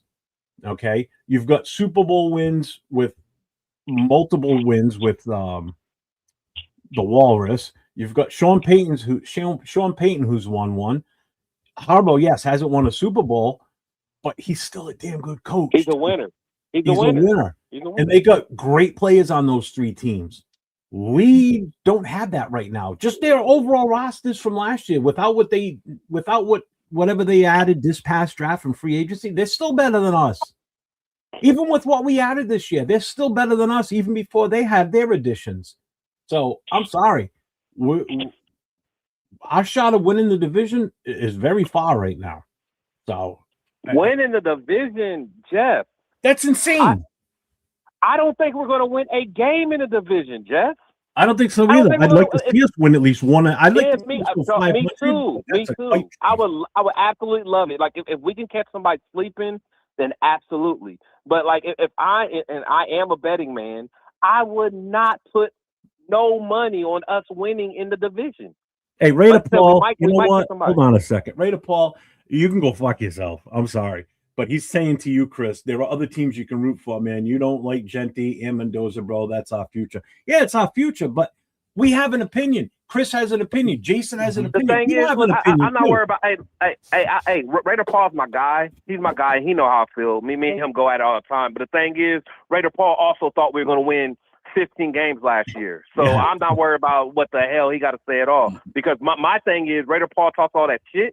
He ain't going to put no money on what the daggone record will be this year. Because I'll put, and everybody can hear it, I'll put $500 that the Raiders don't win more than 6 games. And I guarantee he won't put the money up. If he wants to, then we can have a mutual person. We both send the money to them. And then at the end of the season, whoever wins, the money can go to. So if Raider Paul want to talk all that talk, put the money behind it. And if anyone else wants that bet, let's do it. Rebel I was at 5 wins, not 6, but yeah. Okay. Rebel says, I believe Genty, Betch, Booker, Quay Walker, Dean, and Naylor are all going to try to be those guys. You're saying that now. That's not what you said earlier today. What's that? About those guys. Everybody's like, oh, we're going to be great this year. This guy's going to step up. That guy's. Now he's saying they're going to try and be those guys. Who said that? You don't have to be loud to be. I don't care about none of that. Who okay, they talking all this. Who going to put money on the Raiders then? I'm sure it's hell. I never bet on the Raiders. No, I've never bet on the Raiders my whole entire life. No, last time I bet on the Raiders was back in the late 90s into the early 2000s when Gruden was here. Everybody talking crazy until money gets thrown around. We are. Everybody talking crazy until money gets thrown around. Yeah, exactly. You know what I'm saying? Raider Paul put 500 that they win more than 6 games. Let's do that. I'm waiting. You know how to reach me. Paul, we're not saying that we want us to fail. Do you even take the shit out of your ears when I talk or anyone else talks about what we're talking about? It's our opinion that we don't think we're going to be as good as everybody is with the delusional thoughts of winning, going to the playoffs, first of all, no matter how many wins we get. If you think we're going to the playoffs right now without seeing a single game, without watching a single practice, and don't count mini camps and these little OTAs that they've done already, because that doesn't mean jack shit. Okay. When you look at without us playing a physical game yet, you think that we're going to be a playoff team? You're out of your ever living goddamn mind if you think that's a legit take right now. You're fucking crazy. Absolutely crazy. Now, I'm a Seahawks fan. If I'm a Seahawks fan, hell yeah, I think we're going to the playoffs. You know why? Because we just won the Super Bowl last year. If we don't make the playoffs, it's a failure.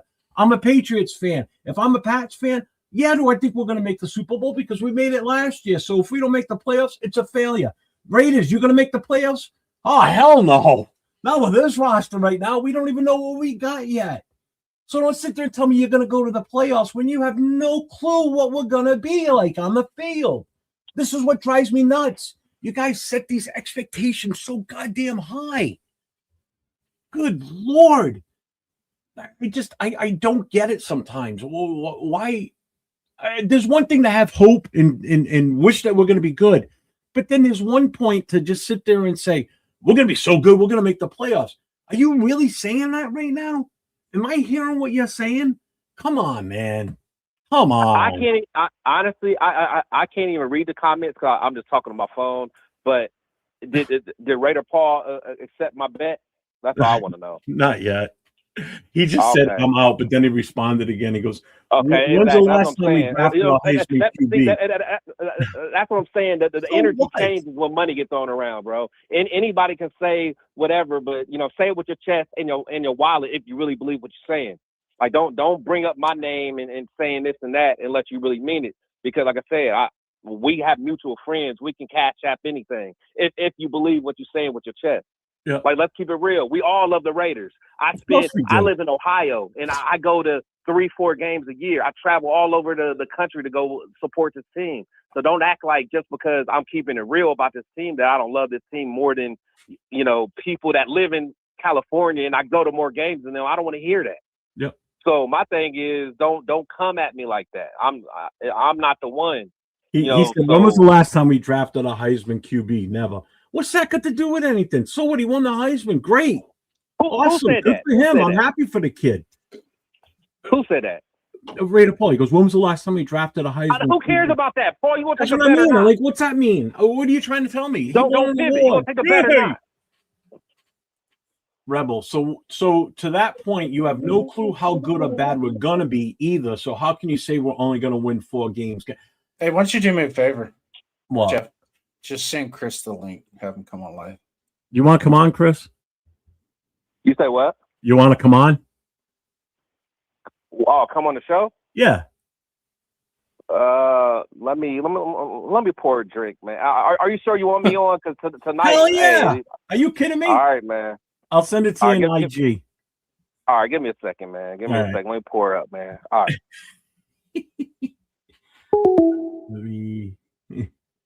Good call, Jason. I wasn't even thinking of that. I'm just here so I don't get fined. Yeah. And how can I sit there and say that we're going to win only 4 games? Because until proven otherwise, we're still the same team from last year, regardless of who we added on paper. Well, It doesn't matter until that whistle blows and they kick off the first kick, game 1 against the Dolphins. So people are going to make their predictions, and they're going to have some type of illegitimate or legitimate optimism. Hold on. You're on Raider Nation Voices with Jeff and Jason. State your name. Hey, what's up, Raider Jeff, man? I called in earlier, man. I'm just Tony. It's just Tony. If it's okay, I just wanted to argue back on why I think we can. There's a few pointers that I left out, that was kind of important and why I see it as, we can make the playoffs. Okay. And I'm not one of those guys that's just being unrealistic, because things has to go a lot of ways for me to, like I told you, the injury thing and everything. But to get on what I was going to tell you, when you look at the games we played last year, we had we had bad coaching, right? We had a terrible quarterback, right? And a terrible line. I feel like I'm not gonna say we fixed our line all the way, but we patched it up. When you add the center that we just got, Pro Bowl center, he's gonna patch things up. That helps a lot. You know what I mean? The center position and the offensive line, that helps a lot. Then you bring in, to me, I'm bringing in Powers back. I don't know what was the thing with Chip Kelly or our coach last year. I don't know how he didn't play, or I don't know if it was the concussion thing. But when you bring a guy like that and you add him to the line, if he's who I think he is, that's going to help. You got Colton Miller. He's back healthy. You feel me? Colton Miller, people can say what they want, but that's a good left tackle. He's solid. I'm not going to say he's the, I don't take that away from him, provided he can stay healthy. That's the biggest problem with him. His health lately is the issue. Right. And that's my whole thing, what I led with. For us to make the playoffs, health is going to go a long way, But back to these things, the little things that I was saying that we fixed, like the O-line. I feel like we patched it up. It's not the best. It's not going to be top 5, but I think we could be top 15 on offense, And one more thing, I would say the quarterback position, that was an upgrade. I think Kirk Cousins is an upgrade from Geno. I mean, he's a big upgrade to me at that too. Yeah, especially from the shoulders up. From there, I just think he's a smarter quarterback. To me. And then you got to think our coach, one of the best. If you look at Seattle's offense, even though we don't have the same players, when I'm an X's and O's guy. You feel me? So when I see the play calling, I say, well, you can put. We got the type of players that you need. We may not have the same production. It may not look as good, but I guarantee you, the guy's going to have a good offense. With Pete Carroll, he's not an offensive guy. And Chip Kelly, if you knew football, he's a fraud. This is a college guy, His game is that was his problem last year. He brings the college game to the NFL. It doesn't work, And then I go to our record, right? When I look at our record, we won 3 games last year, right? But when you go, you dissect the games out, I save the games on my DVR. You feel me? So I watch them from time to time, And I can tell you a couple of games we lost just, Geno boneheaded play, whether it be late in the game, a Geno boneheaded play or somebody, the offensive, the center we had, he cost us a game. We lost games through special teams. Our kicker missed field goals that could have won games. We lost 5 one-score games. So when I think about, okay, we all these upgrades, right? And we lost 5 one-score games. So I mean, maybe we don't win all 5 of those. That gets us to at least 7 or 8 games, right? If we could win those one-score games, that's important in the league. Yeah.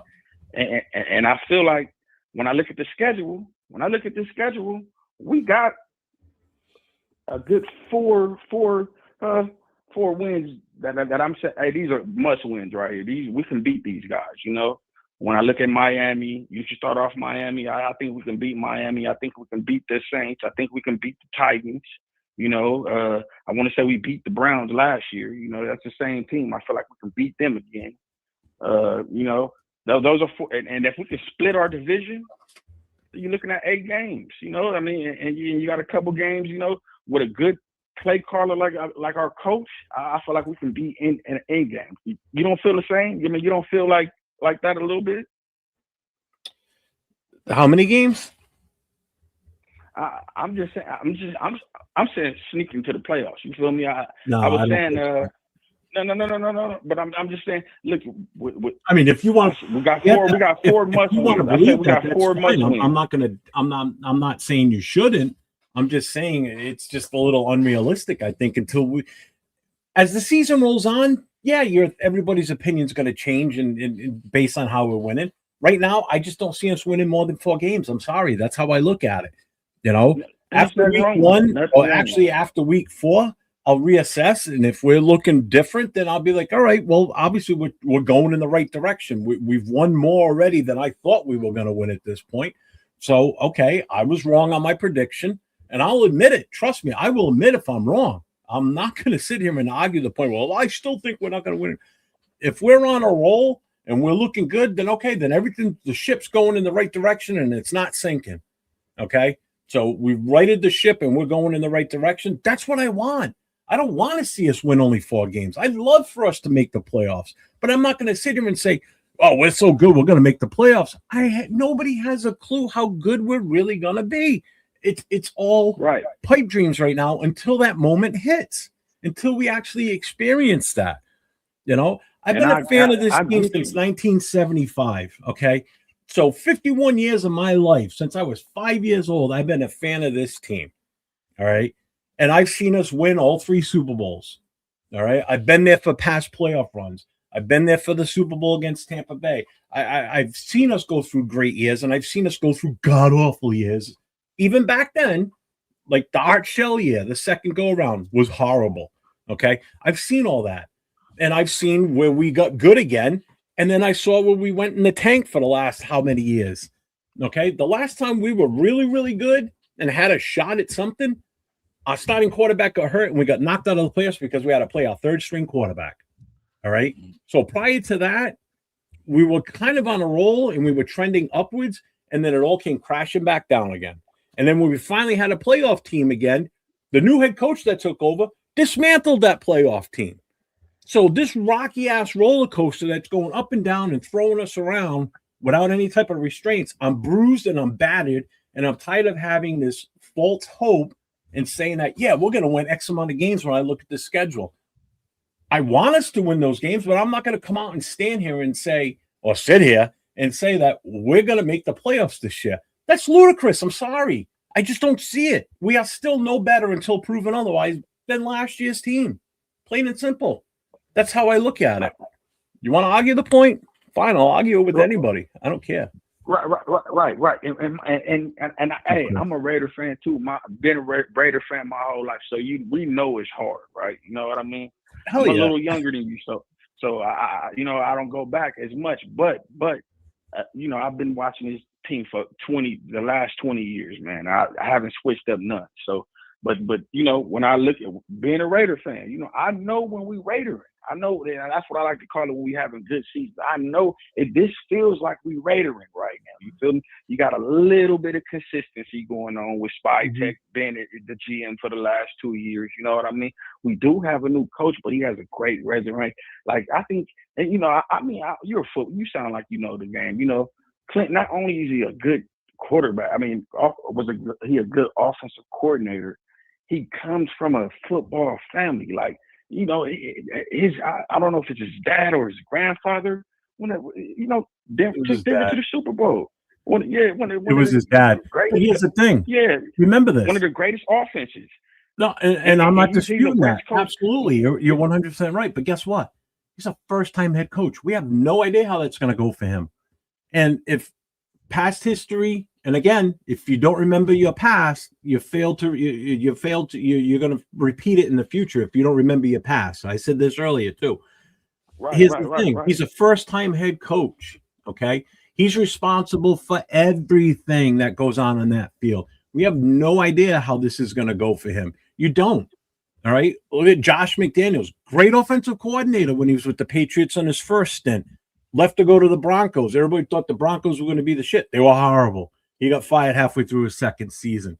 Okay, goes back to New England, brings them back again. Then he gets hired by us, which I hated the move from the get-go. And what happened to him? Fired halfway through the next his second season. So offensive coordinators don't automatically, boom, shoot off. Yes, it happens. Could it happen with him? Absolutely. He's got the pedigree. I don't doubt it. But again, you can't sit here and say he's going to win us 5 Super Bowls as our head coach. We don't fucking know. Nobody has a clue until the season starts and we actually assess what we're seeing. And that's why I keep pushing just wait and see and then reassess once the season starts and see where we are. There's so many games this season that are going to tell us how good we really are or how bad we really are. There's no cakewalk games. There really isn't. This is the NFL. These are professional teams. Anybody can beat anybody at any given point. Remember that. The worst team in the league with no wins could come out and beat the Seahawks into oblivion just because they got lucky. Look what we did last year. Okay? We're in Philadelphia. I was at that game. We lost 31-0. We never crossed the 50-yard line on the offense. I never saw the offense in front of me unless they were receiving the kickoff or the punt. Actually, there weren't many punts in that game either. And then a couple of weeks later, they go to Houston, and we almost beat the Houston Texans, the number 1 ranked defense in the league. So anything can happen. I get it. But Jesus. And Paul, you're a regular Nostradamus. So Nostradamus. All right, I will. I was right with getting Gentry and Mendoza. Yeah, no shit. We knew we needed a running back. We were obviously taking him. And we knew we needed a quarterback. We had the number 1 pick. Of course, we were taking Mendoza. You went really out of your way on that one, buddy. I was right. Come on, man. I mean, of course we're gonna take Gentry. I mean, you know what? But to speak on Gentry, you know, I think that because I think you guys were saying earlier that he won't be a leader, or we need more leaders on the team, or something like that.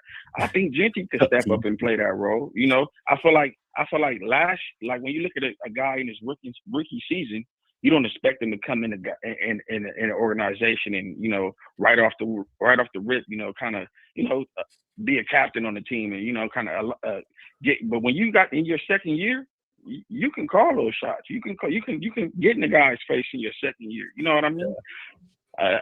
You really don't see any rookies doing that. That's the thing of, you know, becoming a vet. That's the good thing about becoming a vet. You know, I think we got leaders on this team. You know what I mean? And I don't think you need the super aggressive guy in the locker room. You know what I mean? And I'm a guy who coaches youth football. You know, I love having aggressive kids on my team. You know what I mean? But you don't need those type of guys in the locker room in order to win. Okay. He's not going to be able to hear you though, Chris. Oh, my bad. Okay, never mind. Go ahead. They can only hear me when they call in. My bad. But here's the thing. You know what? With youth players, you don't expect these young kids to be the leaders. You're grooming them to eventually be that at some point. But when they're that young, for one kid to come out and be that true leader at that age, that's kind of like that's a one-off, if you ask me. That doesn't happen on a regular basis. Oh yeah. And from the youth game to the professional, it's totally different. But saying, just as far as like my football knowledge and watching, you know, I've seen, you know, good teams that don't have the rah guy on that team. You know. Yeah. You know, right now, we can all be honest and say this now. I mean, you know, the game got a lot softer. So a lot of teams are missing that guy. You know what I mean? This generation of football players are not the same. You know, you don't have a Ray Lewis or any of those. You know what I mean? Throughout the league, you know, you may have a couple of them. You know, that's it. But that's besides. I just feel like we upgraded our team, and people feel like we're so far away. It's like, you know, we had 5 games that were 1-score games. You know, that means a lot. When you're a bad team, it's a lot of blowouts. You know, when you in game, that's telling you, hey, you're not that far off. You feel me? I'm not saying that I don't think that we can compete for a championship at all. No, I don't think we're a championship team. But I think we're a team that you know, we're not a bad team. I mean, we're not super bad. We're not lame. You know what I mean? If you guys been watching football for a long team, if you're a good enough team, you can coast and sneak into the playoff. I think we're a wild card team, to be honest. All right. I mean, that's your take. I mean, I don't feel that, but like I said, I don't want to sound crazy. It all depends on injuries. You feel me? And what I mean by that, I don't think. Well, that's like with any team, though. Yeah, the way this schedule is set up, Jeff. Every spot yet. You know what I mean? So if you have a bad injury, let's just say if Max get hurt, you know what I mean? Our defense is going to suffer. You feel me? We don't have another. You know what I mean? Yeah, no, I get it. I got it. That. Yeah, you know what I mean? But I definitely appreciate you calling in, man. Thanks for the call. It's been awesome having you on here. I appreciate it. Because I do have Chris on here with us now, so I want to get him involved with his takes. Man, I would love to hear Chris's take, man. Oh, he's going to give it. Salute. So, What's his name? Man. What's his name, by the way? This is Tony. Oh, salute to Tony. Yeah. All right, man. Tony, y'all have a good one. All right, later, man.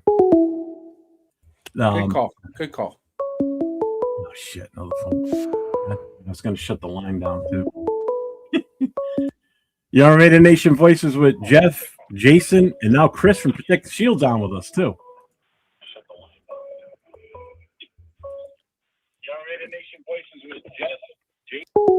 All right, all I heard was an echo. So That's just real quick, I want to bring this up from John Leon. What kind of fan puts money on the Raiders to have a bad season? Cali fans are built different than New York Raider fans.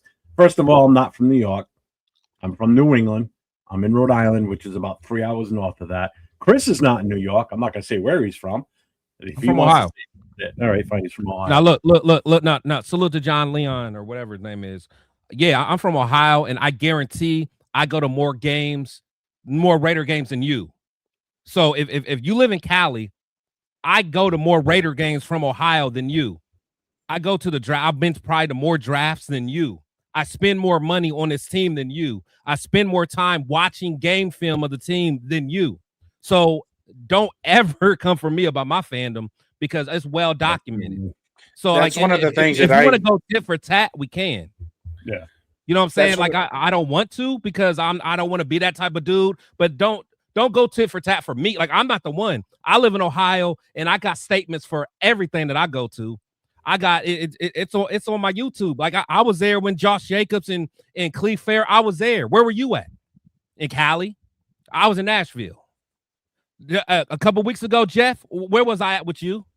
Let's see. I think we were in Pittsburgh. Yeah, for the draft. You know, the very last game in Oakland. We drove 12 hours from the very last game in Oakland against the Jaguars. I was at the game, front row. So like, don't you know what I'm saying? That they kill me with this about the Cali fans, and I don't want to hear none about. And honestly, I love all of our fans, but you know these Cali fans get on my nerves with all this talking about they the best fan. Okay, if y'all was so good, then why did they have to tarp off a lot of seats in Oakland? Because locally they had to black out the games because you couldn't even sell out the daggone games. Don't come with me, man. Don't come at me, bro. Like you guys can say all you want to say and act like Oakland's all. No, you guys couldn't even sell them out. So they'll stop it, bro. Stop it. I'm not the one, man. I'm not. Man, the this is a gold night tonight. Holy crap! Some great shorts come out of this one. Lame as fuck, man. So Raider Paul, when was the last time we had a QB? I'm gonna sit back and wait. Derek Carr. Tell me he wasn't good. So we're just going to throw away his 9 years here with us? I mean, he had good seasons. He's one of the better statistical quarterbacks we ever had. Oh. Anybody dispute that? I know, some positivity. Yeah, I know, I get it. But it's just, I don't know. The thing is, like, we all want the team to be good. We all do. I know Jeff does. We all do. We love this team, but the thing is, we have to be realistic. Like honestly, like all this blind optimism is wild to me because you guys that got all this blind optimism are going to be the first one that is ready to get rid of a coach because he didn't reach you guys' expectations. That's all I'm saying is we're talking about a rookie head coach. We're talking about a rookie GM. We're talking about a rookie quarterback. We're talking about a rookie offensive coordinator. We're talking about a rookie defensive coordinator. But then all of a sudden, you guys think they're going to be able to go up against Andy Reid and Harbaugh and Sean Payton, and it's all going to be sweet. That's all I'm saying. Let's keep it real. Let's let this team earn this optimism. That's all I'm saying. So yelling and chatting at each other right now isn't going to do any good. No, it's not. And to question out somebody's fandom is a bunch of bullshit. Especially never question. I don't care. With me. I don't care. I've been to 90 games. So, and I'm here in the Central Valley. I can explain to you some of the reasons why we didn't sell out. That you might not like it when I tell you, but blame it on Oakland football marketing. That was the one. It was a third party that was in charge of the tickets, and they were a bunch of fucking bitches with those tickets. And it was hard to get They would not release general games until the day before, on Friday, before the 72-hour rule would kick in. Thank you, Tokyo Raider. Finally, somebody in the chat that gets it too. Yeah. So that a lot of the when we were having a hard time selling out the stadium at the beginning had a lot to do with the PSL Oakland football marketing. Because if you called, like I called to get my estimate and my quote in a package, and it was like, I want those 2 seats. Well, you can't have those 2 seats. We have these 2 seats over here for you. It's my fucking money. I want to buy the seats that I want to buy. No, we'll sell you that. We want you to be in section 330. Well, fuck you guys. Well, I ain't gonna buy any. You know, salute to you. But I will say you're the minority. There was a lot of tickets that were available that people could have got right on Ticketmaster, and they didn't get it. Now you know, when Oakland, I love when they had the PSLs though, the first 10 years that they were in Oakland, the general tickets would not be released until right up against the blackout rule. Yeah. So we would actually have sellouts, but miss the blackout rule because we sold the tickets after the blackout rule kicked in. And you have to sell out 72 hours before the game. The only one that could waive that was the commissioner, or the visiting team can give you an extra, move the time slot back to give you a chance to sell more tickets. And then also too, the Mount Davis thing, there were structural issues with that as well. But what? Okay, but so you're saying we sold out the tickets, but the fans just didn't show up. There was a lot of that shit. That there would be empty seats, but the tickets were sold type thing. And then when 2000, of course, it's like with every organization, once they start winning, they all start coming out the fucking woodworks. And it's like, where were you guys fucking last year when we were fucking 4-12? I honestly, like I said, I was at the last game in Oakland. I'm sure John Leon was there too. I just missed him. But I mean, that game, there was a lot of empty seats that game. I would love to go to more games, but the problem, here's my factor in this, is my family doesn't enjoy the Raiders as much as I do. So I have to respect my family's wishes. And if they don't want to participate that's why I gave up I had season tickets for 10 years. And that's why I gave them up, is because my wife and kids just had no interest in it. And I was like, my dad had already passed away. So I had nobody to share it with, So it's like it's kind of sucks when you got 2 seats and you're sitting by yourself with an empty seat next to you. But I'm saying you could have sold those tickets if you. Oh, I tried. You tried. You tried. 20. I was offering $20 in the parking lot. So what you're saying? Okay, so what you're saying is you tried to sell them, and John Leon didn't buy it. Nah, I don't even know who he is. I know. No. So, all right. So I want to just address this real quick. My bad. I'm done. And GFAM, it's not a bad thing. I get where you're coming from on this. You're all acting like worst to first hasn't ever happened before. I'm not saying it's happening this year, but you're all acting like it never has before. Correct. And you're right. So let's go back 2 years, last year and the year before. How many Washington Redskin fans were clamoring that we're going to make the playoffs? We're going to make the playoffs when they were god-awful the year before. Nobody. I guarantee it they weren't, okay? They might have been like, I hope we make it. How about last year when the Chicago Bears go all the way to the NFC Championship game? Who in their right mind thought with a rookie head coach they were going to go that far? Nobody. Nobody had them slated to make that. Not a single team. They came out of nowhere last year. All right. I guarantee Bears fans, as delusional as they can be sometimes, because they're still living off the 85 Super Bowl, I guarantee they're still saying, oh, we're going to probably make the playoffs. But who's going to sit there and say, oh, we're going to make the AFC Championship, NFC Championship? Absolutely nobody. Go ahead, Chris. What are the Commanders of the football team? They call them the Redskins. I don't give a shit. Just call them the Redskins. Yeah, the Redskins and the Bears. They both drafted a generational talent. That's the difference. That's the difference. A guy, they both drafted a generational talent, and they made it work. And then from the same draft too, just back-to-back years. For sure. And that, 1 year, Jaden Daniels had it, and the second year was Caleb. And that's the difference. And the thing is, like, I like, I'm thinking that Mendoza, can be a good game manager and be able to make it work, because cerebral, and he has great work ethic. And I think he's eventually going to be a good quarterback. But when you're talking about someone like Caleb Caleb is a game changer. He's a guy that can put a team on his back and make it happen. Jaden as well. They both have shown it. They showed it in college, and they've already shown it in NFL. So that's the difference. When you have a game changer, that's different. When he plays within the confines of his ability, he's a game changer. But when he starts to play out, who is Caleb? No, Caleb. I mean, but there are times Caleb Williams will try too much and cost his team the game. But he has the ability to take it to the next level and put the team on his back, and he's done it multiple times in college, and he's already shown it in the playoffs in the NFL. Yeah, I'm happy for that kid. I'm happy for that kid. Happy for Bryce Young too. I was looking at Bryce Young and was like, oh man, this is his third year, and he turned it around. He did it pretty. Him and Dan Canales, they got it together. I'm happy for that kid.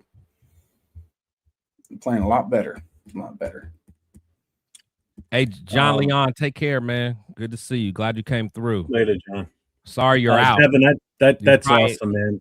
You was out after 2 years in the hospital. Raider games too. You wasn't there. 5 total heart surgeries for little Raider. He's finally going to get to go to his first game this year. He's going to take little Raider to Chiefs at the Raiders. That's awesome, man. Good for him. Salute. That little man's been through a lot, so good for him. Fucking Rose down. If no one has a Raiders tramp stamp, I don't want to hear it. Let's see. Coach says, Chris, you're a way better fan than me because there ain't no way I'd pay to see this dog shit team play with the past exactly. No, I play like back when Jamarcus was a quarterback. Like that was back before I really had money. I saw him play in New York against the Giants. What I'm saying. That's 47, we got our ass whooped. That's what I'm saying. That was back before I had money, man. Like, luckily now I'm okay, but I spent a lot of money on the Jamarcus days, especially when Terrell Pryor was there because I always liked Pryor. That, man. So that's what I'm saying. Like, these fans can miss me with all that. You can say whatever you want about the Raiders, but once you start testing my fandom, like just because I don't live in Cali, I'm less of a fan. We can, we can have a measurement contest all you want, man. I'm with it. So you don't root for the 49ers, then, right? I did shut the phone. You don't root for the 49ers, though, right? No, I don't root for the 49ers, but I don't hate the Niners like y'all do. I don't. Though. See, I'm a football purist, and I can sit down with any fan of any team and talk football with them. So I'm not. That's not me. I don't. Because I do get. But when you throw it in my face, I will fucking smack the living shit out of you and tell you fucking. That's how it should be. That's how it should be. And I get it all the time because, like, for some reason, these people that live, within an hour from the stadium question me, and I go to more games and spend more time and spend more resources on this team than them, and they got the nerve to talk about me. So whatever. Yeah. I get that all the time. People ask me, "Oh, you mustn't like the 49ers." No, it doesn't faze me. That was a joke, Jeff. I wasn't serious. No. But seriously, though, no. No, it's real. It really happened. It's real. Well, yeah, and I know. I'll tell them I don't have the hatred for the 49ers like people that live in Cali. Me too. Like, I hatred the team, and I don't even hate some of the teams that are on. That's division. because of where we live. I hate the Steelers. When I go to the grocery store, I hate the Steelers. When I go to the grocery store and I'm surrounded by 300 fucking people wearing a goddamn 49er jersey, and I'm like, well, again, you guys are all fucking. It makes sense. I get that. For and me, their radio broadcast and. For me, I hate the Patriots more than any other team in the NFL. Plain and simple. I hate them more than our 3 rivals. That's how bad I despise the Patriots. Yeah, it's the same. Yeah, you had the same. I wasn't happy as a pig in shit when they got blown out in the Super Bowl and got beat up like a little sweat pile. That was beautiful. That was a great game for me. I loved every minute of it. I wish I was still working because those are the days I used to love going into work the next day because I'd be like, how'd that game go last night? That's funny about 49er fans though. They don't buy their swag. Yeah, what's up, Severe? Severe's in the chat. Boy, Severe in the building. What's up, Severe? I don't think I can articulate in a way anyone would understand, but this rebuild just feels different. I have faith. I do too. I got faith in them, but I'm not going to sit here and say that we're going to the playoffs like some people. I just can't see that because I'm not. I'm trying to keep it real. I don't want to be realistic and say, "Whoa, we're going to make the playoffs this year." we're going to be a wild card. Okay. If we do, great. If we don't, I'm okay. But everybody that keeps saying when it doesn't happen, what's you're going to take then? Your take's going to be, well, Mendoza should have been playing. Here comes number one. Kirk Cousins shouldn't have been playing at all. Genti wasn't as good as we thought. After at the beginning, at this time, everybody's like, Genti's the best. Mendoza's going to start week one. And if all that doesn't come to fruition, guess what? You're all going to be miserable. And guess who's going to be okay with how the season went? Someone like myself and Chris. Exactly. And we set the low expectation. Anything above that, now I'm going to be happy. You're right. And the thing is, it's not even like it's just a low expectation. It's a realistic expectation. It's being able to look at the full picture, look at what's in front of us. Let's use historical data of what the teams that we're going to play against, what they did last year, what they added to the team, what they lost from their team. We're taking all that into account. That's what it is, man. We're taking it all into account. And again, we won 3 games last year. If we can win 6 games, I'm not being a hater. I'm just being realistic of what we can do. And if we win 6 games, I am happy. That means we won 100% more than a year before. That is a good start for a progression year to year. Then hopefully the year after, we can go 100% increase again and win 12 games. That would be beautiful. That's called sustained progress and success. That's what I want. And those of you guys that are out there saying they're going to win 7 or 10 or 12, let's say they do win 8 games. Let's say they fucking do win 8 games. I'm not going to be happy with that because you know why? I think that's going to be a false pretense of early success that I don't think that when they come back the following season, they're going to hang their hat on an 8-win season and not progress. I'll be so happy when we win 8 because that means we're exceeding expectations. Do I think we're going to do it? No, but I would love it. I would love it. And honestly, there's a few X factors in it. The few X factors is because to me, it all depends on what our coaching staff can do with our year 2 and year 3 players. Boom. Like someone like DJ Glaze. His rookie year, he showed flashes. Last year, he was trash under Pete Carroll's son. If this guy can make a couple leaps up, from like maybe last year was just a fluke, and then he can really become like a good to great right tackle. If those second year defensive tackles that we got, whether it's JJ Pegues or Tonka, if they make a big step up, if Deontay Thornton, Jack Besh, if they do a big step, like those are the X factors that we just don't know. Like maybe these coaches can get the most out of them. So if that happens, I'd be so happy.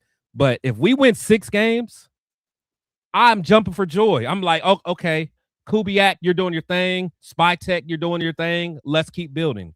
But our fan base, if we win 6 games, they might be trying to get rid of Kubiak. Nah, I can't. I'm just saying that we got to stop that shit, though. That shit's got to stop. We ain't never gonna have on this planet with a more diverse collection of Raider hats in different fabrics. Hey, Samir know what it is. That's my dog. Gravy, check your Gravy. Come on up, Gravy. I ain't arguing with you for a minute, man. I feel like yelling at Gravy. We can stay until midnight. I have no problem with it. Come on, Gravy. I feel like arguing with you, man. Shit, Severe. If he wants to pop in, I'll send him the link too. Fuck it. Love. Severe might be in Bakersfield. I don't know. Salute to my boy. Oh, that's right. I think he is. That'll be over here. Hey, Jeff, are you going to like New Orleans or anything this year? No, we're going. Obviously, we got the Patriots game. Okay, and I'm going to the Jets. I'm going to New York. Oh, nice. Yeah. Okay. Nice. I know Leo's coming out for that. Nate's coming out. There's a whole bunch of black hole guys coming out here too. So we're gonna have one hell of a party out there. So I'm working something where I might go to a 3rd game this year. So hey, there's always Cleveland. You in my backyard. I thought about it's that. It's too cold though. It's too cold. I may not. But he's from New England. He can handle it. Oh, that's true. Right, hey, you'll be out there in shorts. Oh hell yeah, I will. Hey, Jesus, salute the Raider. I was walking around in a sleeveless shirt before I put my my vest on to go into the game. Yeah. So salute the Raider E508. He said, Chris, I served in the Army. You have more medals than me. Salute to your sarcasm, man. You're a good one, bro. It's Eric. What's up, Eric? Here we go. Now we're gonna get heated in here. There goes Gravy. They'll let anybody. There go on my this damn dog. show. No, There go my what's up? dog. You looking good What's too. happening? You looking good, bro. What's up, coach? Thank you, brother. I'm doing Severe, good. check your How are you? IG. I just sent it to you. Hey, Good to see Grave. you. Hey, Good to see you. What's hey, up? Gravy. You know me, man. I'm always ruffling little feathers. You know, am I out of line? Am I out of line? Talk to me, man. You think I'm gonna doubt everything you said, Chris? You right on point, brother. You right on point. That's what I'm saying. Especially the leadership issues that you brought up. I've been saying that, but who's it gonna be? Who's it gonna be? And you're definitely right with the fans over there doing that, you know. But Jeff had a good conversation on the live that we was watching today. We were in the chat, and we have a group chat. I'm gonna get you in it too. You got some good things about it too, Chris. It gets kind of heavy in there. JD knows that. Hey, Jeff knows I'm that. with it. There's nothing more heavy than my TRS with me, Rundown, Turf, and Severe and Leo. There's nothing more heavy than that. It's I can iron. imagine No, that. we argue the whole time.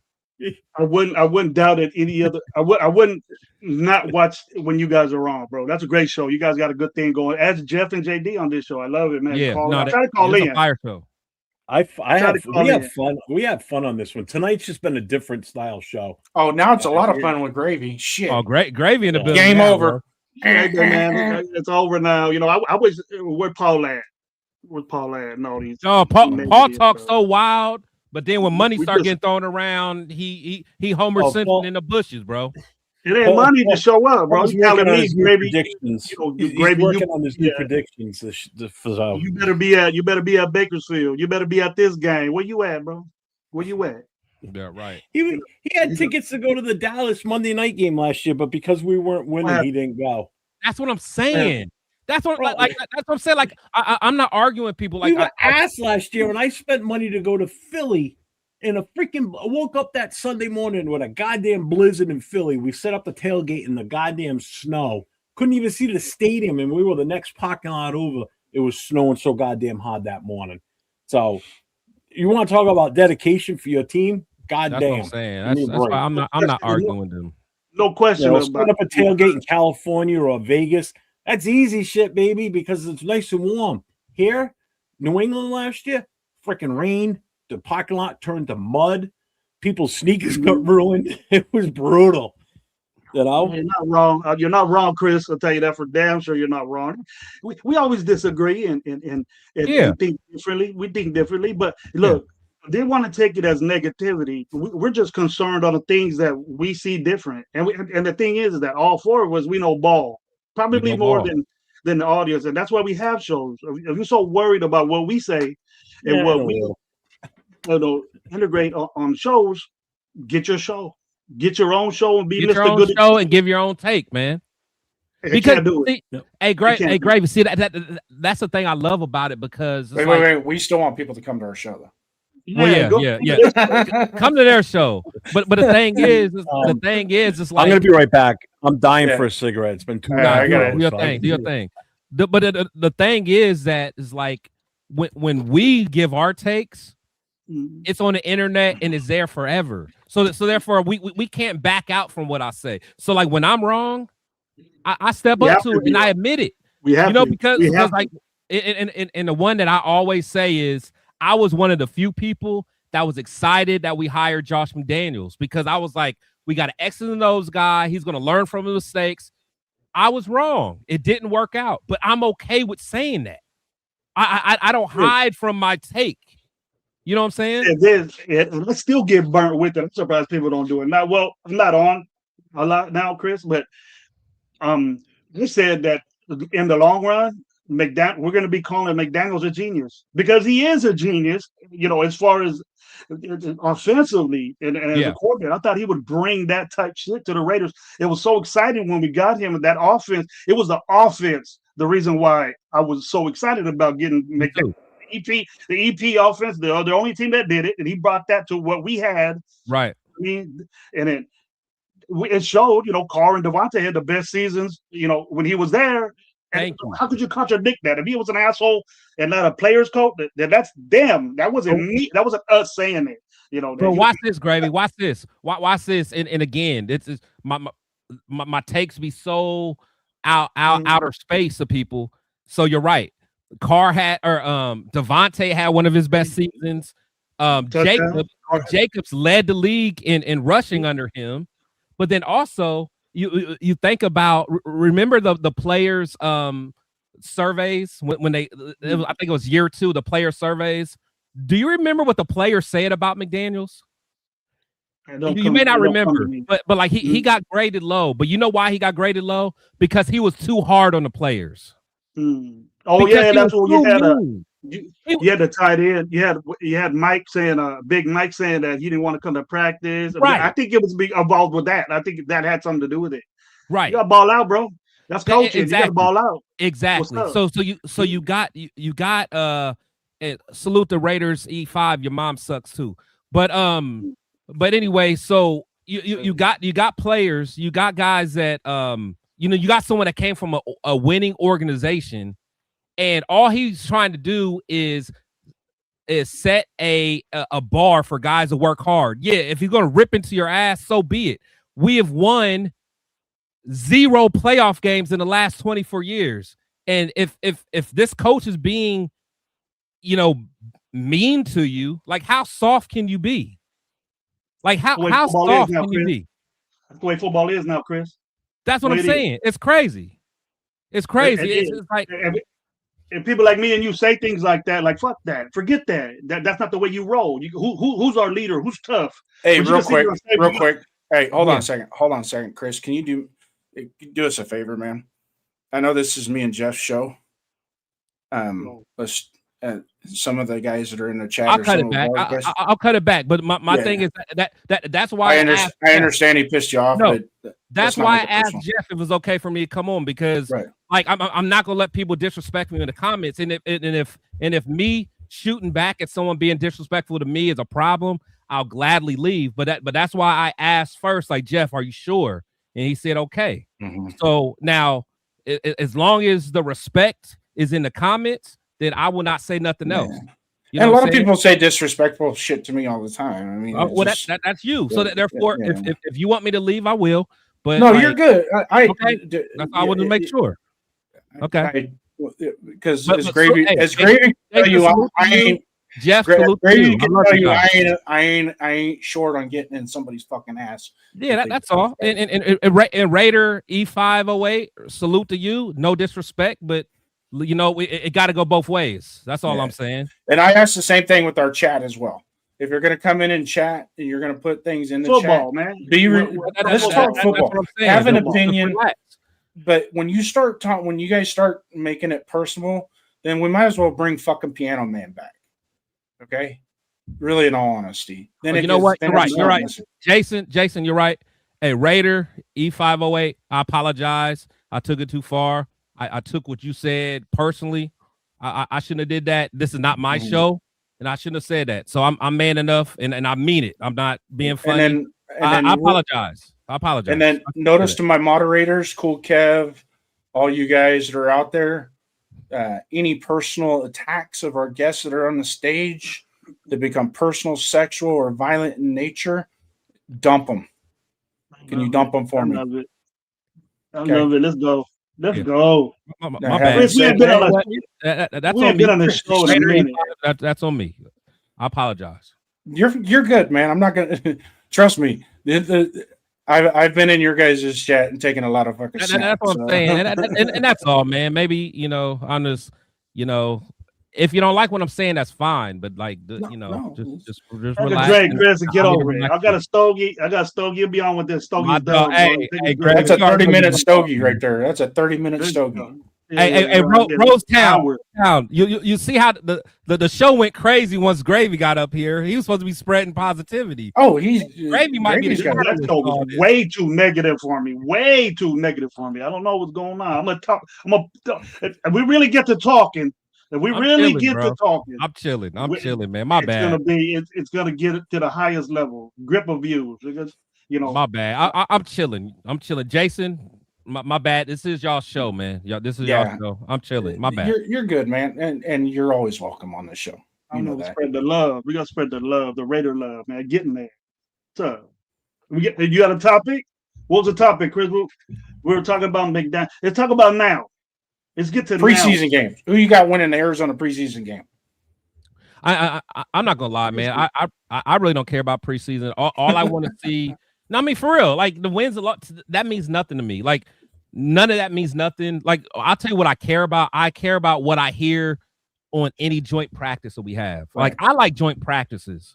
The one thing I like about preseason games is seeing those up and comer guys, the last chance you kind of guys, and watching them perform and then making a 53-man roster because of what they did in the games. Yeah. I mean, it goes all the way back. Like you guys remember Katie Williams? Yeah. That one, yeah.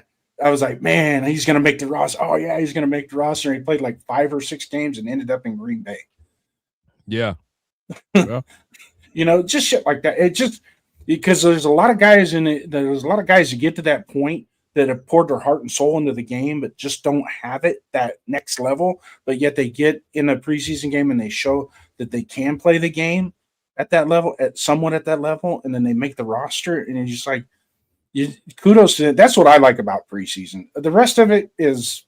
No, me too. Like I remember. I understand why you say that. You say that, but then when Palomar gets his chance, it goes in there. Now he sucks. What's up with that? Well, Palomar was the guy that earned. I'm tired of this bullshit that Palomar sucks now because we got this 27-year-old fucking safety, whatever he did. He's 27 years old right now, something like that. He grown ass man playing against college. Dude, you better be good. Who you talking about, Stokes? Who you talking about, Stokes? Yeah, Stokes. Yeah. Man. He better be good. He's the fucking 26 years old or something like that. Grown ass man. Like 6 years in college. How dare? What you're saying is his development is. He should be developed. He should be 6 years in college. 6 years in college. Come on.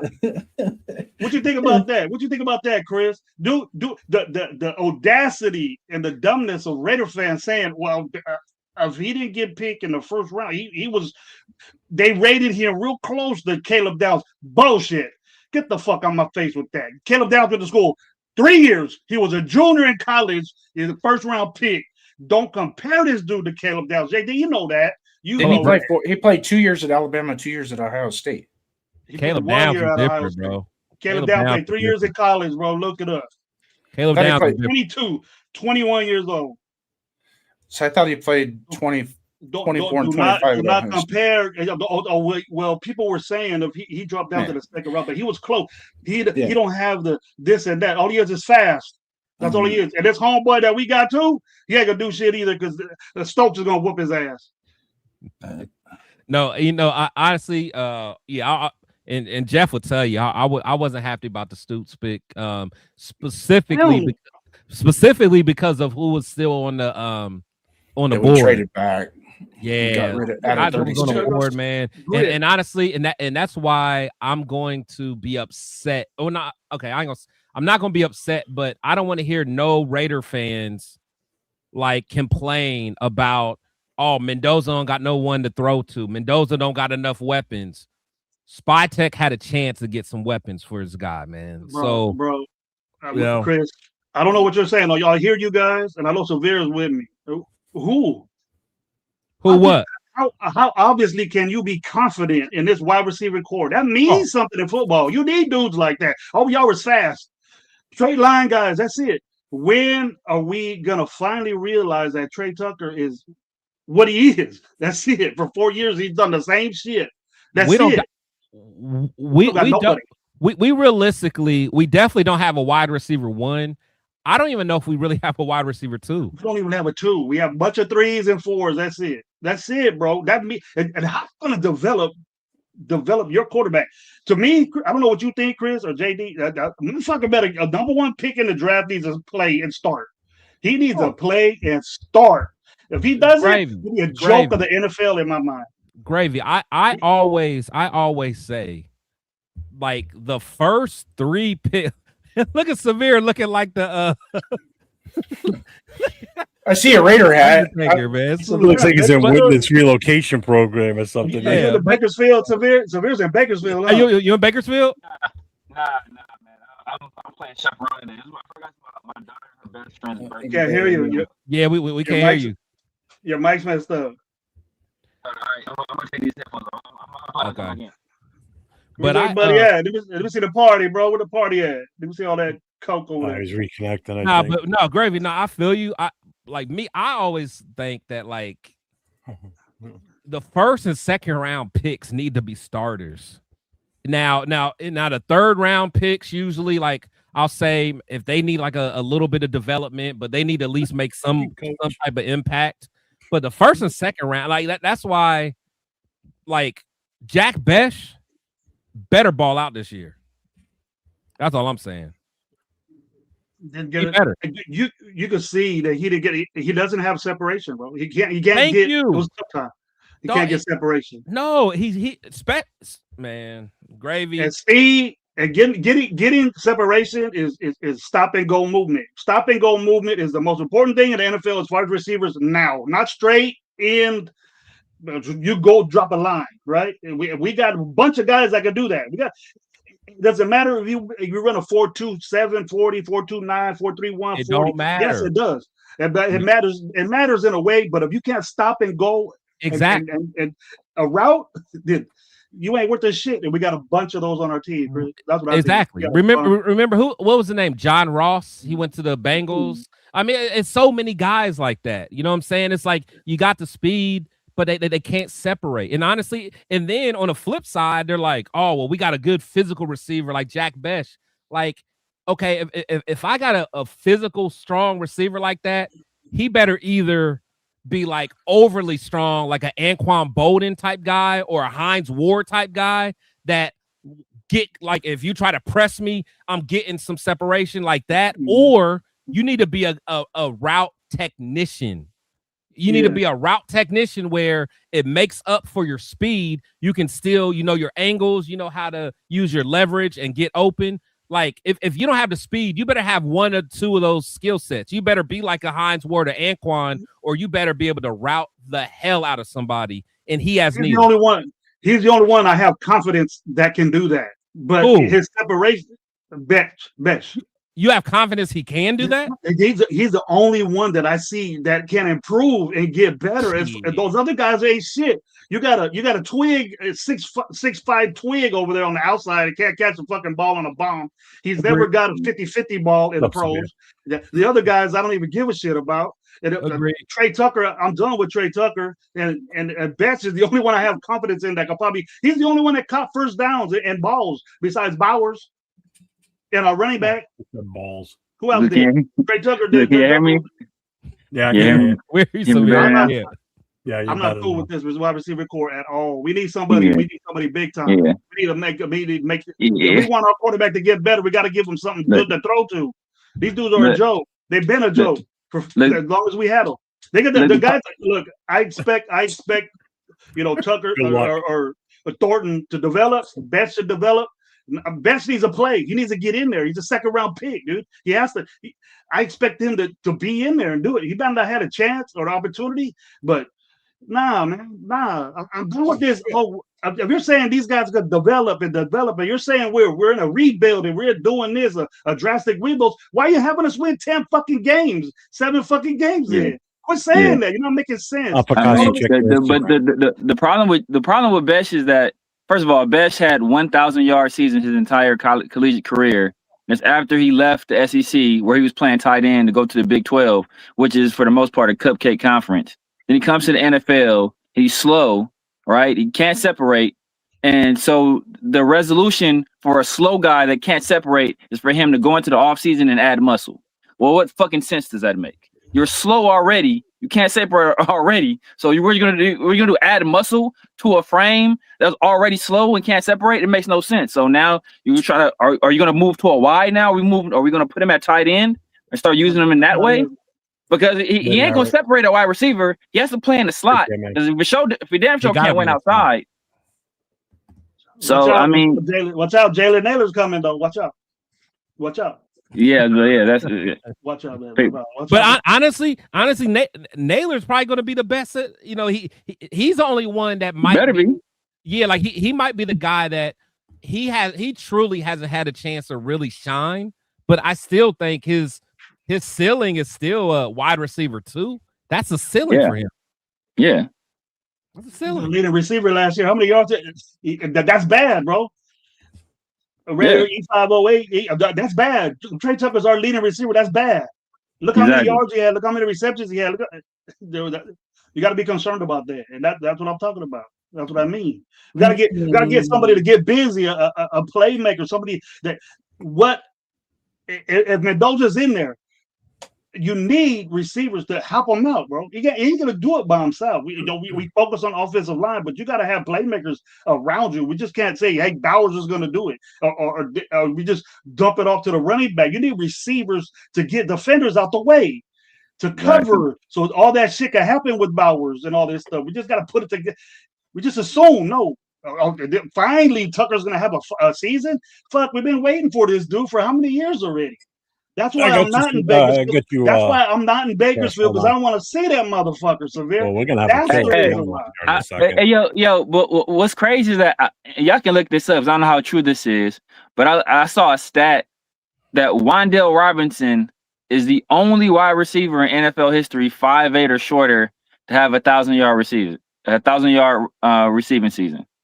And is he a free agent? No, he wasn't free agent. Yeah, he's with the Giants last year. I forgot where he went, but he's the only 5'8" or shorter to have 1,000-yard receiving season. So you mean active receiver? It can't be ever. I think it said ever.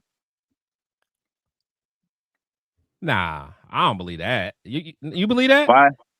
5'8" or shorter. I'm trying to think of some short guys because I don't think Dante Hall. I don't know. So I was thinking Dante Hall, but I don't know if Dante Hall ever had 1,000-yard receiving season. Steve Smith.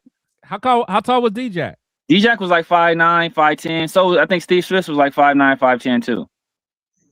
What about one? No, hold on. What about one of the Moss boys? Santana or Senora? One of them was 5'8". Santana, I think, was 5'9" or 5'10". Sonoris was kind of trash, so I doubt if he did it. What got ass. I'll take that. Jacoby Ford. I don't think Jacoby ever did it. Jacoby couldn't stay healthy. Maybe. All three of us that know that area, that Wendell Robinson, he balls. I can help us, and he'll be the best wide receiver. Check your Instagram IG. He'll be the best wide receiver on this team from the get that we get Wendell Robinson. Yeah. All right, everybody, we got a killer panel up here now. AR, what's happening? So we've added Afakashi to it. We've got Gravy. We've got Chris from Protect the Shield. The hell has this world come to? We got Jason over there. It's about to be, it's one of them nights. It's one of them nights, man. So if you guys tuned in tonight, it's been an amazing night so far. Go give me a Heineken Zero now. Chris is here, so I'm gonna give me a Heineken Zero. AR, man. Let AR have the floor. You just stepped in, so go for it. Sorry, I stepped in when Severe, how you doing? Mentioned Jacoby Ford. What did you want to know about Jacoby Ford? I think Chris asked, did he have 1,000-yard receiving season? No, he did not. Yeah, he was always in the 600s. That's exactly what I'm talking about right there, dude. That's our excuses for all these suck receivers we have, bro. That's the excuse. If you're good, you're good, bro. You take it. If you're number one, you take that stuff, man. We all know that. Quick, you're giving Trey Tucker excuses again, bro. You're giving excuses again. That's all. But that's always been the Raiders' thing, is that it's never the players that suck. It's just everything else. It's everything else that's bad, right? That was the nonsense they did with. That's the nonsense they did last year with Genty. It's like, it's not Genty's fault. It's everybody else's fault. It's the offensive line's fault. But didn't we have the same offensive line the year before? Just about. If the offensive line was so bad, and we drafted a running back at 6, the expectation was for that running back to produce. If he wasn't going to produce in spite get an offensive lineman, then get offensive lineman and get a running back later. But y'all telling me he's generational, he's Barry Sanders, and then when he doesn't produce, he needs all this other stuff. Well, if he needs all this other stuff, then why am I drafting you at 6? It makes no sense. Well, just on that severe, I'll send you the link, man. just on that specifically with Genty. I mean, I'm not saying he's generational. I never said that, but like for me, with his stat, with how many yards he got after the contact, and being that he was one of the leaders in that statistic, you know what I'm saying? Like for me, it does scream that like a lot of his struggles were to do with the offensive line being as bad as it was, or producing as bad as what they were. Because I don't believe on paper they should have been as bad. I believe a lot of that was a product of the coaching last year, but we're going to find that out because a lot of these guys we had last year are back this year, right? So, but the issue I have with that, Jeff, is that Bijan Robinson was drafted, 8th? Bijan Robinson put up 975 yards as a rookie in a timeshare with like way less carries than Genty, right? Jahmyr Gibbs put up 900 something yards, I think like 1,400 all-purpose yards in a timeshare as a rookie, right? All of these other guys Saquon put up 2,000 all-purpose yards as a rookie. The next year put up another 1,000-yard rushing season, playing for a bad team. So like we keep having all these excuses for a guy we drafted 6 overall in the deepest running back class ever. So when I draft you at 6, I don't want to hear no excuses, especially when some of the reasons you're being hit in the backfield because you're not making the proper reads and you're not making decisive cuts in the backfield or hitting cutback lanes. Some of it is your own fault. You're creating some of your own issues. So I don't want to hear no excuses when you're part of the problem. Did you see some of these feedback is really bad? You gotta give him some credit. You gotta give him some credit. He thought he did better with that shit that he had with the play calling. Sometimes he was just taken out of the game.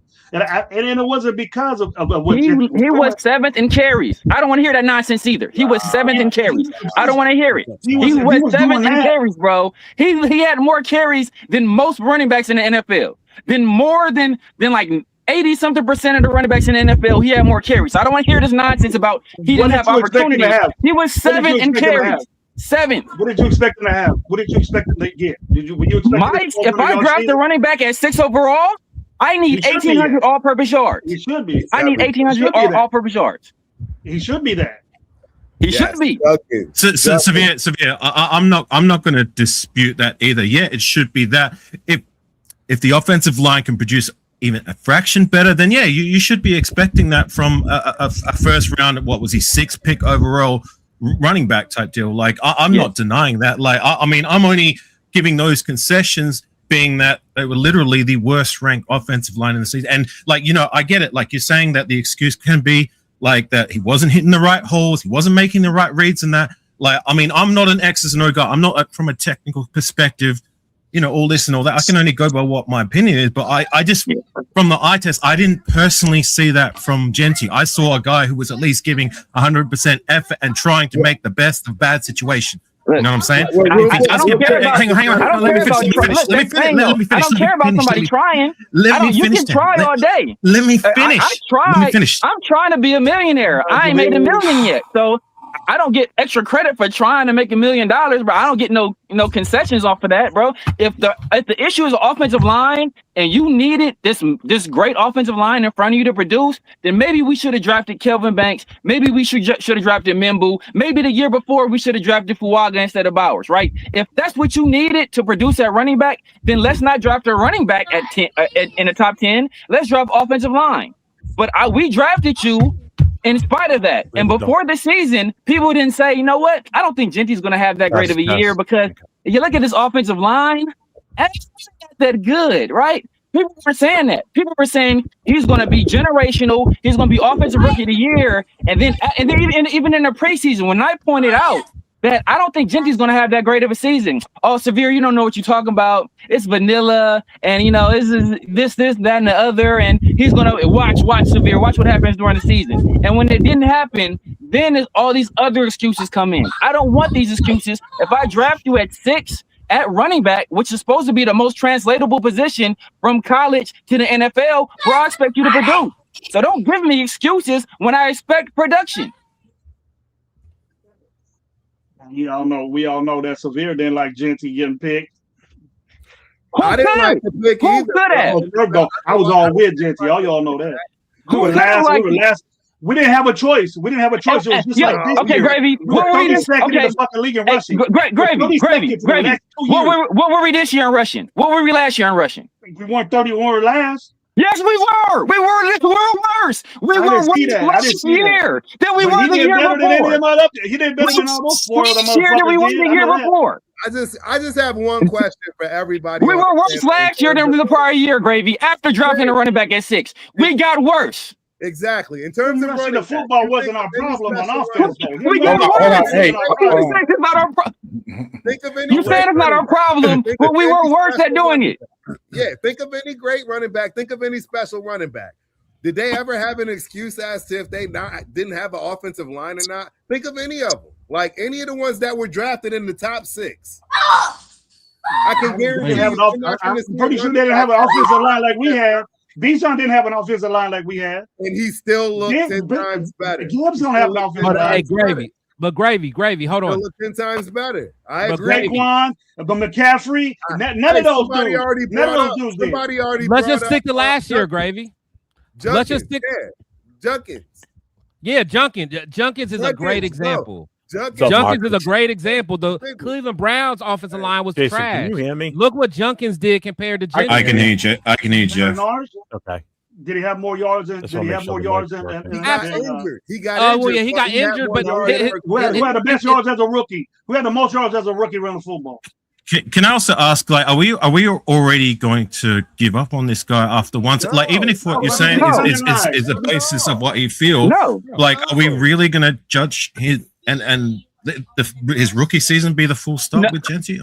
No, but that's not the case. But the problem is that when you draft a guy at 6 and then you have to make moves to make him better instead of him being the guy that makes the team better, then know what that is? That means you lost tremendous value on that pick.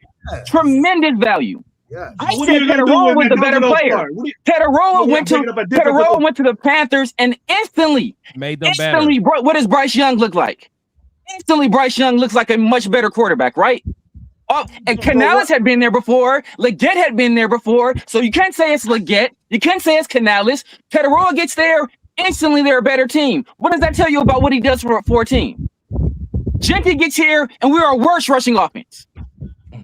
No, we ain't. We weren't worse than we were the year before. We weren't worse than we were the year before. True. We were. True. No, we had a better average. When we had Zamir and Sincere as our running back core. We were a lot better than that. I'll tell you that. No, the stats don't say it, do it?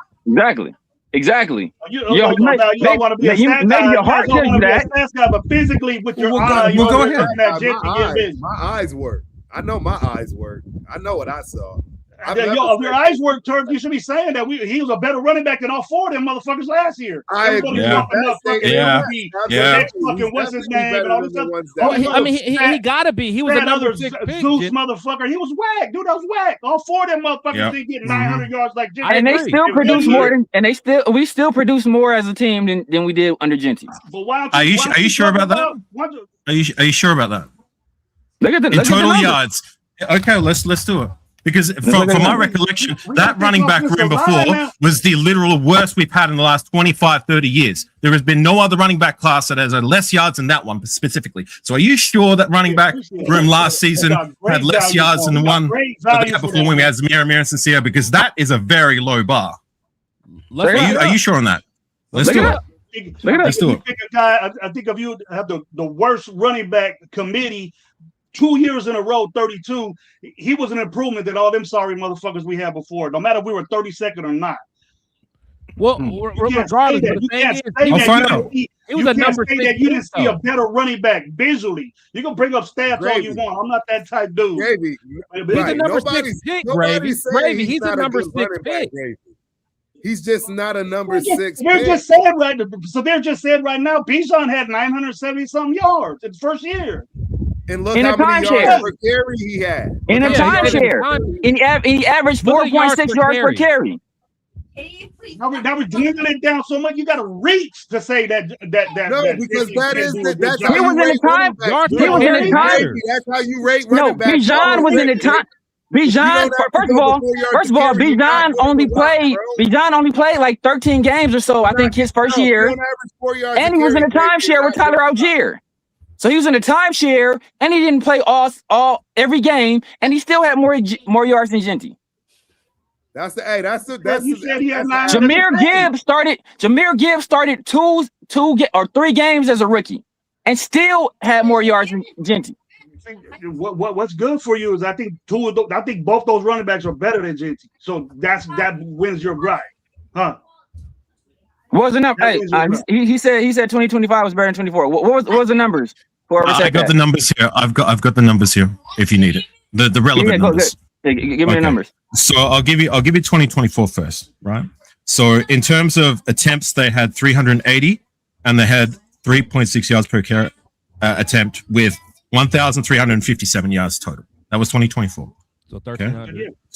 Yeah. So going to 2025, they had what was it? 369 attempts, 1,317 yards, and 3.6 yards per attempt. So in terms of total yards, they didn't rush as many, but they didn't rush as many times in 2025 as they did with 2024. So per capita, I mean, you could. So technically, you are right. They did have technically. You are right. They had less yards, okay, which is very unimpressive. But in terms of attempts, like it was less maybe attempts. 50s. But what was important? What were the yards per carry on both of those teams? So the yards per carry for 2025 was 3.6.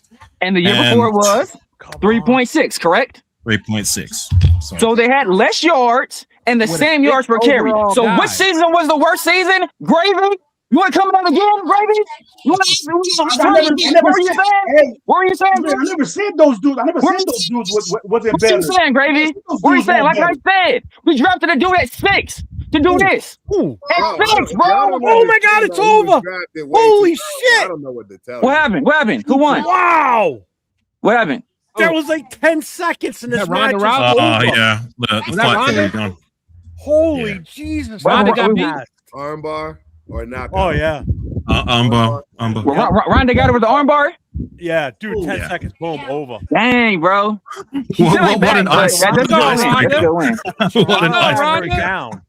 All right, Ronda. I see you, Ronda. Let's go, Ronda. She's got like Hey, look. She's got Hold on. Hey, look, man, look. She took it down fast. She took it down fast. Hey, look. Here, I already know. Hey, look, y'all. Ronda can put me in the armbar any day. Ronda can put. Ronda, anytime she want to step in the octagon, tap me out. Hey, I'll wrestle with Serrano any day too. Beat your ass up. Knocked out by her. Man, that was a hell of a match. He gonna ball out this year, bro. Only confidence I have in that dude is Genty. No, but I sincerely hope you're correct. Bright light on our team with that bullshit we seen last year, and you're talking shit on it. That's not right. The thing is, y'all talking shit about what happened the year before with Luke Getsy and fucking and the quarterbacks coach. Y'all was talking about those running backs. See how y'all move the goalposts. So the year before with Luke Getsy and the fucking quarterbacks coach taking over mid-season, we're supposed to produce in a running game with those guys.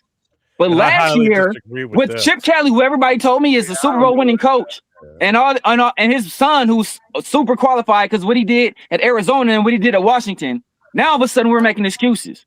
We didn't have those same excuses for those other running backs. But you guys, because you guys are working under the assumption that Genty is a good player. That's the assumption you're working under. So since you assume that he's supposed to do something that he's never done at the NFL level, you assume that he's good. That's the assumption you're making.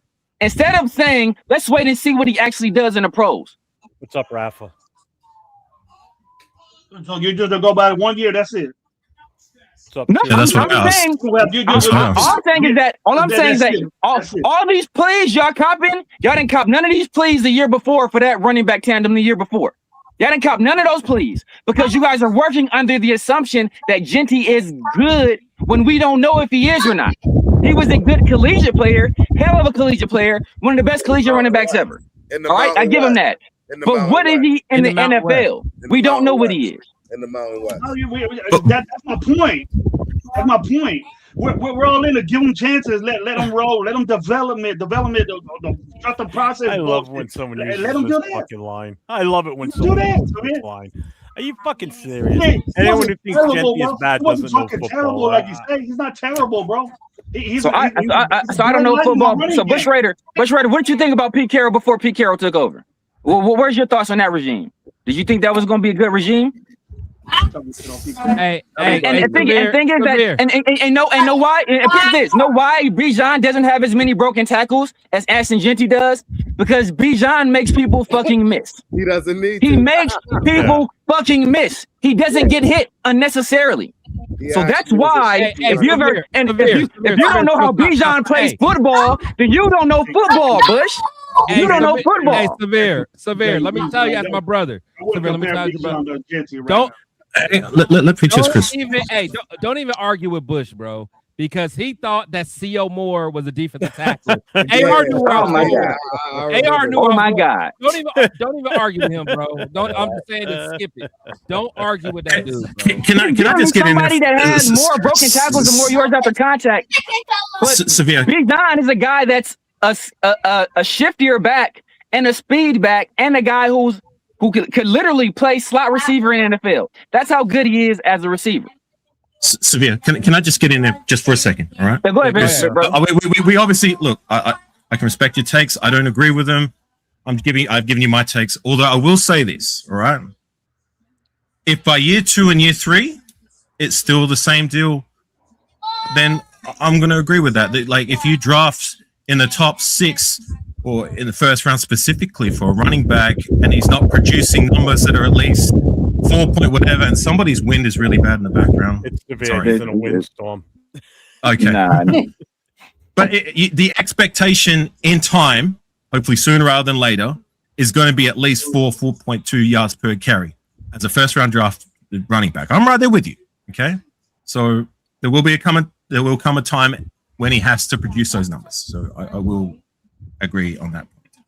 It's coming. It's coming. But what's Rebel? What are you talking about? Of course, that's 3 because those guys split carries. So the fact that Genty got the lion's share of the carries and still didn't produce, like that doesn't hurt. That doesn't help you, Rebel. Like it's arithmetic, dog. It's simple math. Y'all don't understand. Anybody know running pick backs get better the more carries they get. Exactly, and that was supposed to be the narrative with Genty. Be special, bro. Absolutely, you're supposed to be special at 6, bro. I'm sorry. Exactly. You are supposed to be special. You are supposed to average. I don't care what kind of. You shouldn't even care about an offensive line. Nobody's going to care about that. I'm telling you. Look, I just sat down and watched. You want to do shit. You want to do I just sat down and watched the great Earl Campbell. Look, I just sat down and watched the great Earl Campbell from high school to college to pros. And I'm telling you right now, Earl Campbell did not have an offensive line. What are you talking about, though, sir? What are you talking about? I agree. And that's my point to you. That's my point to you. Everybody deemed this kid as an Earl Campbell. He was the best thing since sliced bread coming out of the Mountain West. And all I'm saying is wait for it. That's all I'm saying. Wait for it. Because I don't see it. I don't see what his game did translate into the NFL. It's coming. Because breaking tackles in the NFL is not. You can't tell me that you was as decorated as you were in college when you balled out, that you didn't give much props to your offensive line. Don't tell. You got to be a special person to not have an offensive line. But every running back in the rest but that's the point, though. You need an offensive line. It don't matter. Nobody's saying. People are saying that he's generational and great. But that's the point, Gravy. Gravy. But Gravy. The whole point is that. Hey Chris, how you doing over there? If I draft you at 6, at running back, right, is a position that is devalued. If I draft you at 6, just ain't all this bickering, I ain't even got a haircut yet. Yeah, if I draft you at 6 at a position that is devalued, right? Running back is a devalued position in the NFL. And this is in the deepest running back class of all time, 100%. according to most experts. I expect you to be extraordinary. Do I think Genty is a bum or a bad player? No, I think Genty is a solid player in the NFL. And in the right circumstances, I think Genty can produce. I've already said I think Genty will go to a Pro Bowl or 2 in his career because I think he'll find the right situation and he'll be able to produce.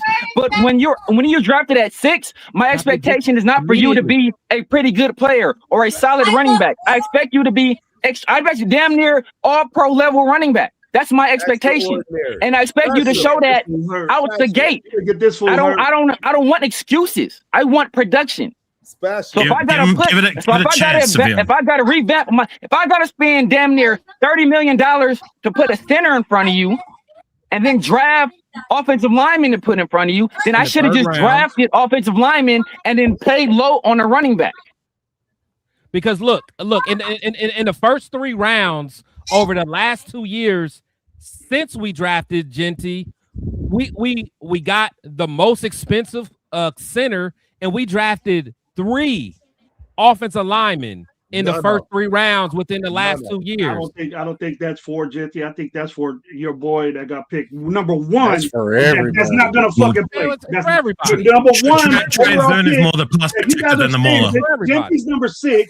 Genty's number 6. He should be balling out. But this number 1 pick in the whole draft quarterback is gonna fucking sit.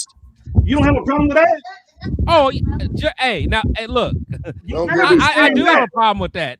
You don't want me saying that. Yeah, no, Gravy. We're aligned there. That bad as no, we're aligned there, Gravy. We're aligned there. Balling out as number 1. No, we're aligned there. Preseason started. First game of the season started and ready. That's why we got Linderbaum. That's why we got all the. We're hoping and wishing that these offensive linemen pan out, and that's why we got a guy like Genty that could give them balance. All we don't have on that team is a receivers. When helping Mendoza out, he's gonna get killed. I don't know if we have a running back yet. Yeah, exactly. I don't know. Let's at least give it a chance to shake out. I mean, you can have your opinion about his rookie season, but I'm right there with you. There's going to be that expectation that he has to produce to what you said to be to live up to these first round numbers, right? You got to give it a chance. Like, yes, you can be disappointed with the rookie season, but that can't be the full stop with Genty. I agree. No, like I said, I don't think he's a bum. I don't think he's trash. No, but he's already shown me he's not special. He's already shown me he's not special. I got a question. I got a question for Gravy real quick. Did anybody see the pouting? Has anybody saw his reactions? How did he all of a sudden starting to get his Michael Myers stance? Where did all this stuff come from? It all came because they gave it to him. He didn't earn none of that shit in no way, shape, or form. Yep. Gravy. Like the 2-year-old. Gravy. Hey, Gravy, real quick. Whatever pout like that, bro. Especially a running back, bro. That's not running back tendencies. Gravy, running backs don't pout, bro. I'm sorry. Leave that to the Rebel. Part of the reason he got hit behind the offensive line was his own fault, bro. What part of that don't you understand? Thanks, Frank. You work on that. No, for sure. Nah, Turf. Who do you want then? You think Junkins and all these dudes would have did a better job? Yes. You think Junkins and Hampton? Yes, I do. I do. 4.6 yards a quarter. I think they would have did about it. I think they would have did about as well as he did. And I think Junkins had a worse line. I think the Cleveland Browns had a worse line than we did. The line was bad. Not in the running, because we was last in running offensive line wise. And that's because we don't have a running back. And know what, Gravy? We were last the year before. So maybe instead of drafting a running back, we should have drafted offensive lineman then, right? Yes, we should have. I was with that. Okay then. So we're in agreement. So we're in agreement. We shouldn't have drafted Genty at 6. Thank you. I rest my case. I rest my case. You're in agreement. We shouldn't have drafted Genty at 6. I rest my case. I never said that. Put words in my mouth. But Gravy. He put up the same production as the guys the year before. He put up the same production as the guys the year before. And now we're saying because of the offensive linemen. So the guys the year before didn't have a bad offensive line? Because they had the same offensive line, didn't they? Four guys, Severe. 4 guys ran the football last year. Yeah? All together, didn't even have what Genty had. They had more than Genty. What? We had more, bro. We just went on our numbers. Jerry, averaged Jerry, yards. they They did. just went over the numbers, dog. They had more. The average the same. It was the same. They had more and Jen- average the same. Go ahead, And guess Chris. what? And guess what? None of those guys were drafted in the top 10. None of them. Not a single one. Not a single one. All those guys we had 2024, they were coming into their third, fourth, or whatever season. Besides, I think Dylan Lobby was the only guy who came in as a rookie, and even he was just a rotational guy. How many starts did Zamir White have over the length of his career at that point? Who fucking cares? He's whack. I think- Where's he at now? Where's he at now? I don't know, maybe 6, Don't 8 even games. try to Yeah, say- where's he at don't now? He's not even on a roster. say- He's not even on a practice squad. He's not on practice squad based on what happened He's not even on a practice squad. He's not even on a team. Based on what happened the year prior. Based on what happened the year prior. Because he never did nothing. He was that him bad. and the other He's guys not did even- as much as what Genty team wants did. to give him a chance? Him and those other guys did as much as Genty did. The disrespect for Anthony Genty is Hey, weird. but Gravy, It's not but Gravy. disrespect. It's called constructive criticism. Hey, Gravy. Okay, now people can't take constructive criticism. That's really Hey, what it's called. Hey, All right, Gravy, hold on. hold Let on. Chris say something. Go ahead, Chris. Gravy, that's for you because I know you know we're all talking about the eye test, so we're not gonna go straight by just statistics. So if you take Cam Scatterboo, if you take Junkins, if you take Travion Henderson, if you let's just say those three, and then you put Genty in there just by the eye test, is there a great difference on what you saw of them on the field? And if so, where would you rank them for what you saw? Genty 1, Jenkins, then Scatterbo. Genty 1? Yeah, I disagree with that one. I'm sorry. Oh my God. Genty 1? Travion Henderson was second. All three of them played better. You didn't say Henderson. I would have said All He three did of say them Henderson. played better than Genty. He did say All three of Henderson. them. Oh, I didn't hear you then. I would say Henderson. Henderson. I would, in all honesty, I would go Henderson, Henderson. I would go Henderson. Judkins would be number 2. Junkins played better than all of them. And he didn't even Bro. And we didn't even put Hampton in there. Nope. And Hampton was hurt. Yeah. The thing is, I want to put Hampton With less in games, because he Judkins didn't. But the thing, but Junkins had to be number 1. Junkins had to be number 1 now anyway. Stevenson better than him now anyway. He ain't gonna play. Stevenson is better than who? Don't say Henderson. Oh, Henderson better than him anyway.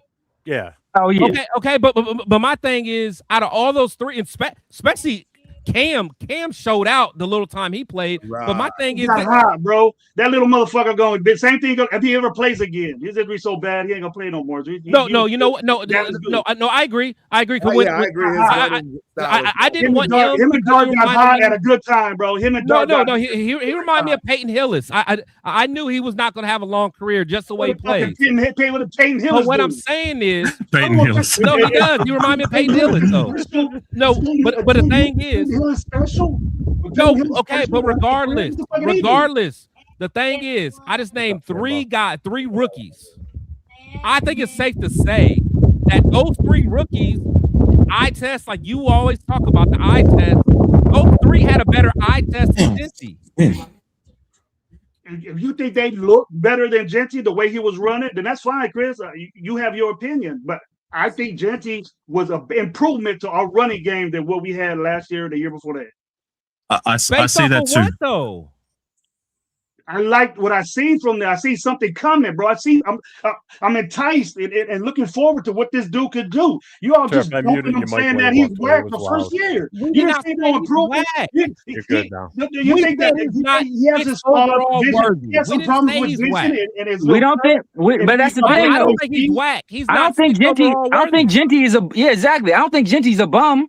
I don't think Genty's trash. I think Genty can produce in the NFL, but he's not good enough to be drafted 6th overall.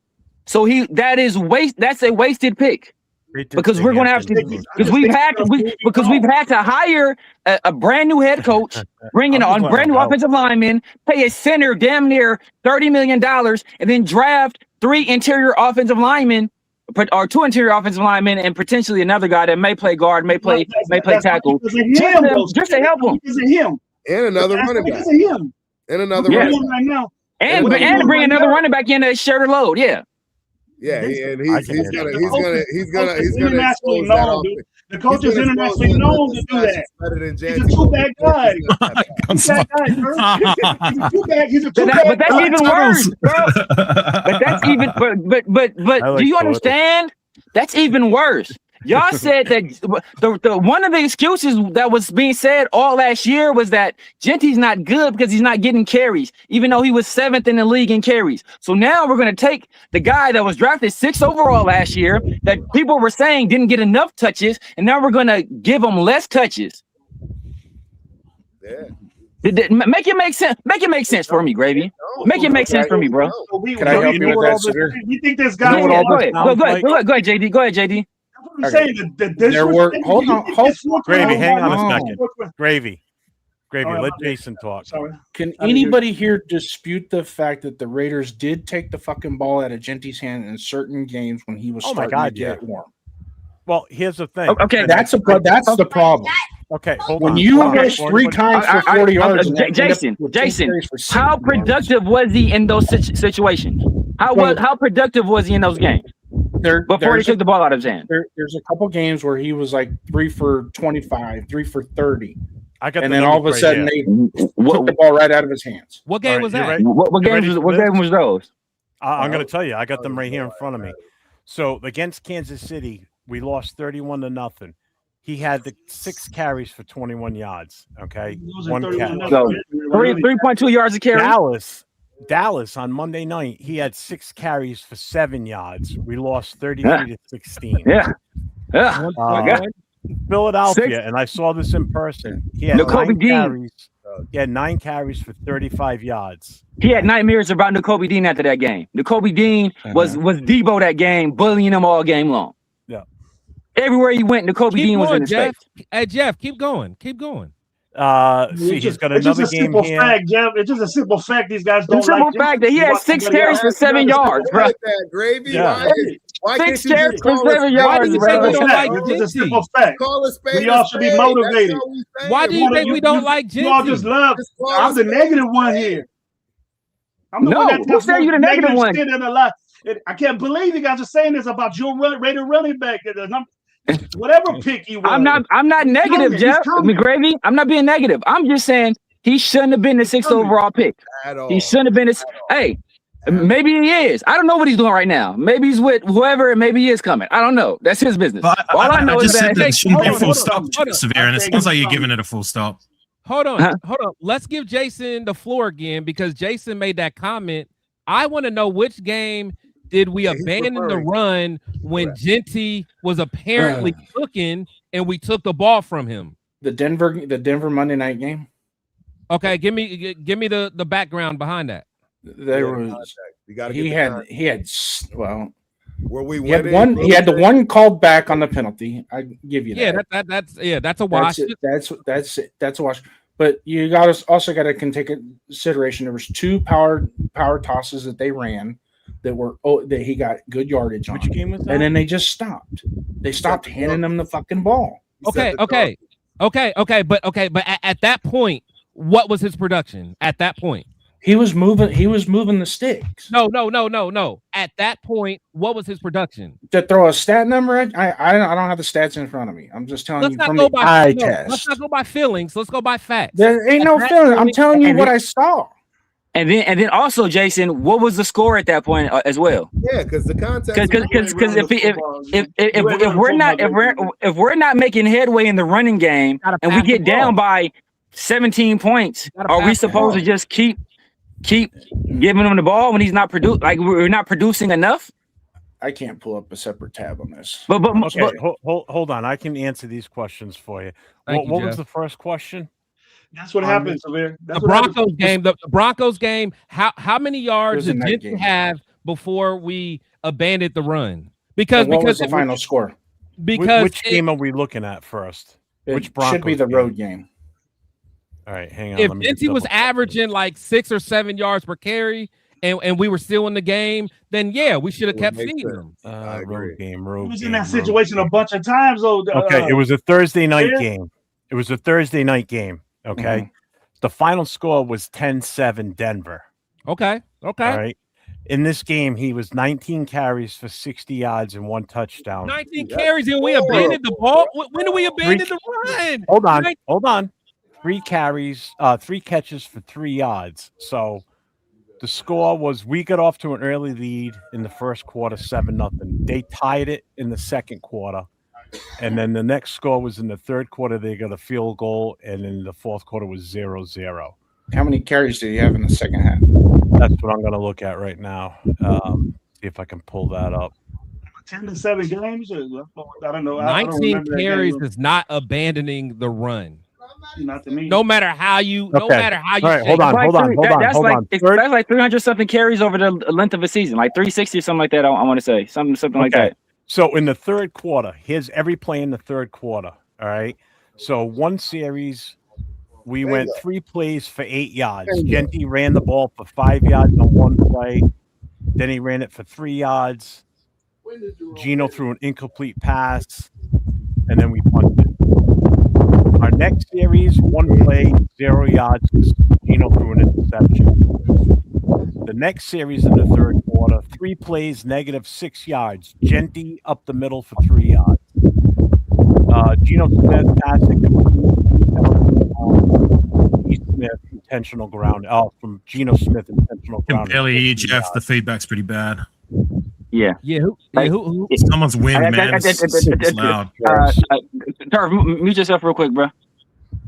It's the wind, man. On the next play, 4-yard run for Mozart for 4 yards, and then we punted, and it was blocked. Okay. Look. We don't got no play for play. That's third quarter. Fourth quarter, we had 3 plays for -1 yard, 6 plays for 42 yards. We didn't score, and then 6 plays for 15 yards, missed field goal. Okay, so we had the ball a total of 4, 5, 6, 7 minutes in the fourth quarter. 7 minutes. He had 19 carries for 60 yards. And it was all in the first half. Yeah, so what's that? Well, that's less than 3 yards a carry? Yeah. So it's like a little over 3 yards a carry. Why would you continue giving him the ball? Yeah, about like 3.1 something like that. Yeah, like why would you? You know, like come on, guys. Like, come on. I know we want to be so, gung ho about this guy. Cause we all the thing is everyone on this panel wants him to do well. But like, come on, like we have to be real. You guys don't act like it. 90 carries for less than 3 yards. You guys don't act like it. Speaking facts, Gravy, what do you think of the Mendoza pick? Just time out. Just for an example, what do you think about Mendoza? I didn't like it. Don't want Okay, but no, time out. But do you want him to do well? I want him to play. Yes, I want him to do well. But no, that's not what I asked you. I asked you, do you want him to do well? Obviously, yes. Okay, that's my same thing. I don't like the Genty pick. I think it was a wasted pick. I think we could have went running back later in the draft and got the same production out of a running back later on. Probably better if we addressed offensive line earlier on, but we didn't. And now I see the fruits of what that 6 overall pick resulted in without us addressing the offensive line first. So I didn't like the pick. I still don't like the pick. But this is my thing. Can I just get in there just for a second? Go ahead, Aaron. Prove your point. The production that you, my bad, Greg. The production that you seek, that you ask for, I agree with you on that. Like I don't dispute that either, Sabir. In my heart, I truly believe that's coming, and that's why I don't believe it's fair to give him a full stop after what you feel is an underwhelming and a disappointing rookie season. You want to see more to a point. I want to see more too. You know what I'm saying? But I do believe it's coming, and if it doesn't come by year 2 or year 3, I'm going to be right there with you with the criticism that you have that it's not living up to the expectation. That's fair, but the thing is, it's like so let me ask this. So let's say, because I hear we said Zamir is not on anybody's team right now, something like that. No, he's not. Right? You said Zamir's not on any team right now. So if in 3 years, if Genty's not on anybody's team, what will we say then? If he's not on anyone's team and it's because he doesn't deserve to be, then I'll be louder than I was in my criticism of Zamir. I'll be right there with you. I'll be louder than you. And for all these people in the chat, Can y'all look up how many yards we had after contact the year before? Because all of a sudden everybody's an analytics expert and they got all these advanced statistics and all this. What were the advanced statistics the year before, or were you guys looking at the yards after contact that year? Or it didn't matter, Severe. Or the yards before contact? Was anybody looking at all that stuff with those running backs, or did you just start doing that matter. because I can almost guarantee it wouldn't be the same. But no, that's not the point though. My point is no one that cared about that. Anybody look at those numbers? Did anybody look at those numbers, or did they just say these players are bad players? Did anybody take what was our success rate on run plays? What was the yards before contact on run plays? What was the yards after? Did anybody look at that for those other guys? No, why nobody looked at it? Because they had already made up in their mind what they thought about those other players. And now that Genty is here, they're working from the opposite.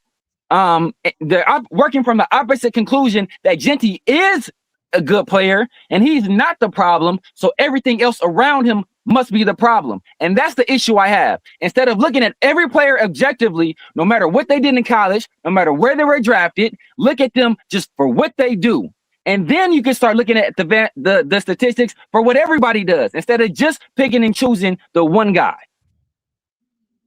Well, just on that, like, hold on, they are. Let me tell you one thing, they are, real quick. I tell you one thing. I'm not happy that my running back is best at getting yards after the catch, because that's a bad thing. That's a bad thing in running games. Yards after getting hit at the line of scrimmage is not a good thing. Agreed. And if all you agree with that, not. we take that and think it's good. I agree with you on that, Severe. As far as reaching that far to make him good, but overall, visually, I thought he improved our team. But gravy. No, time out. Hold on. We give everybody we pick a chance, and this dude, we're not doing it. He's not getting a chance. People said he was generational. People said he was Barry Sanders. You said he improved the team.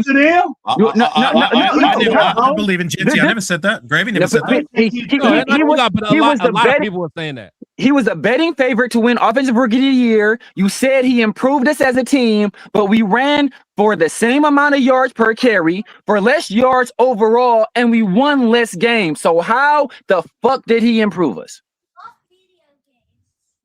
What measure did he improve? What measure did he improve?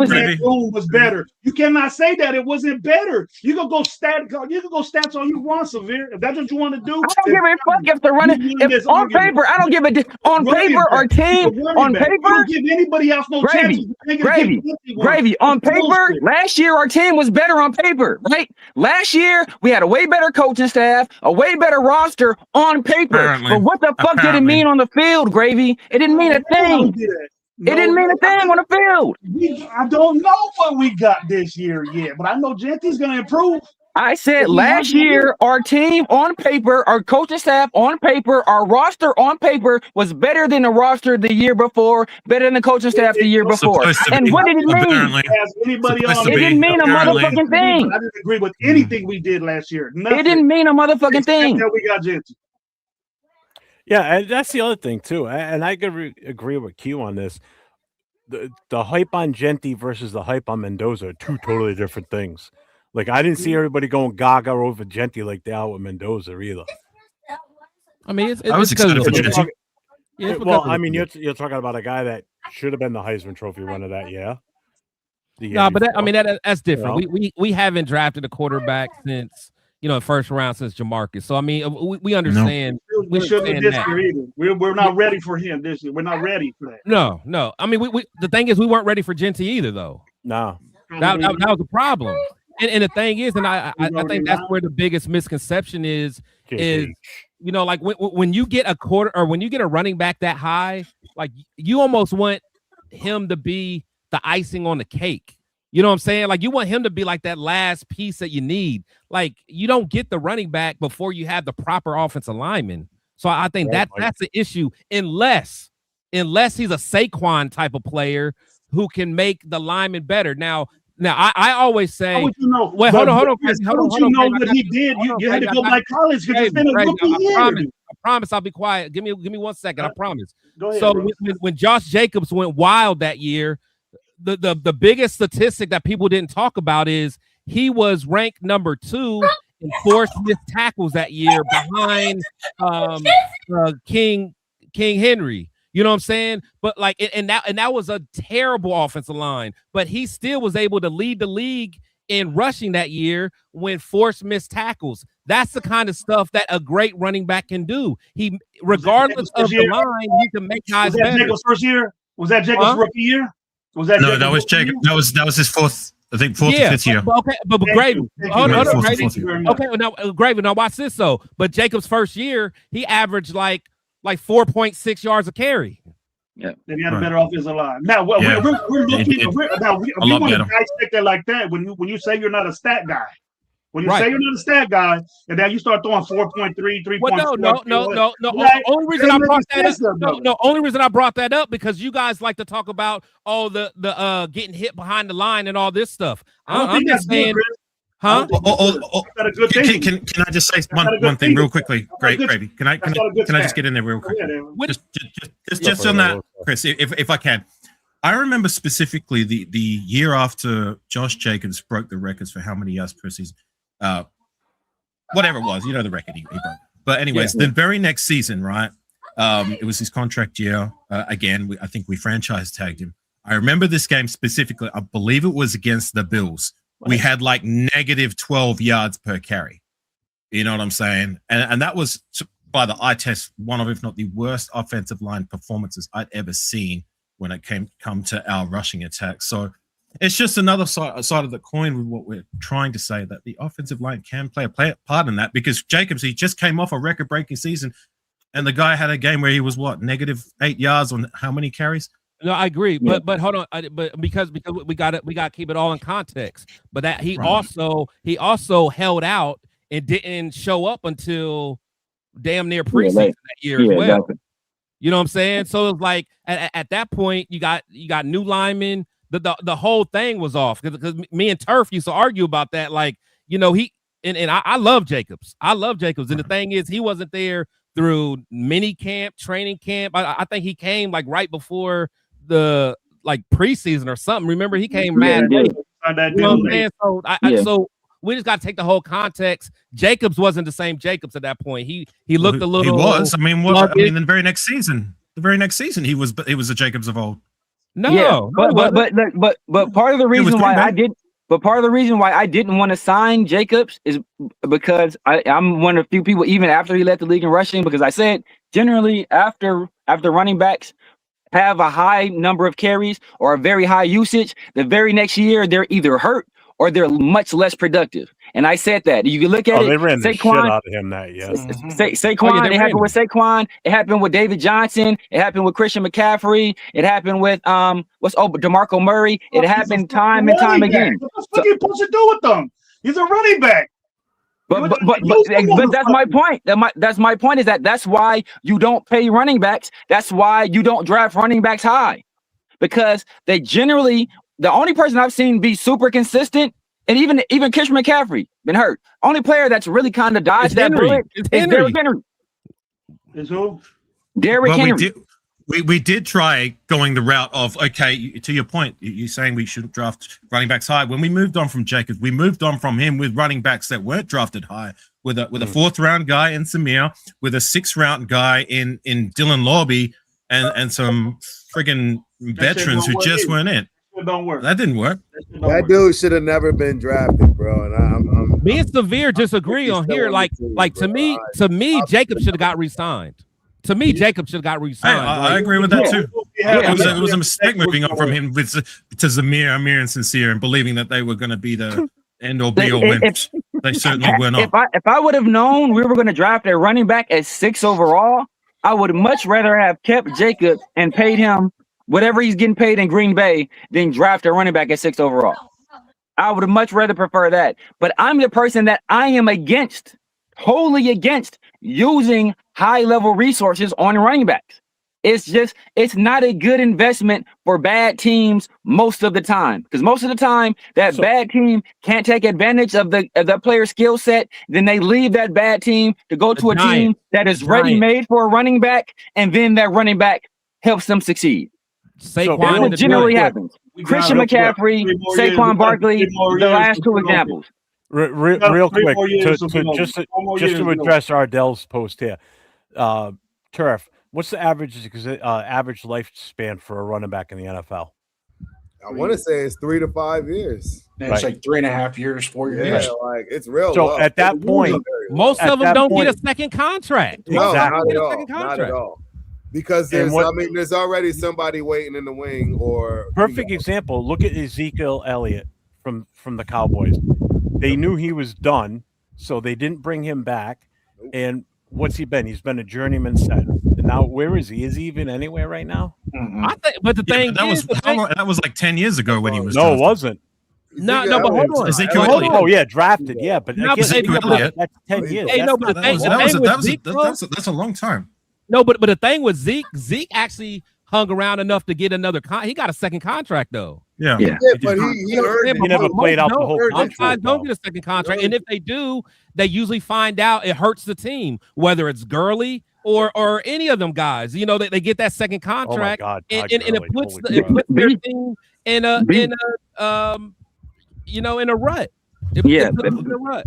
Bijan is going to be Bijan and Jameer are going to be the only guys recently drafted in the first round that got that second contract.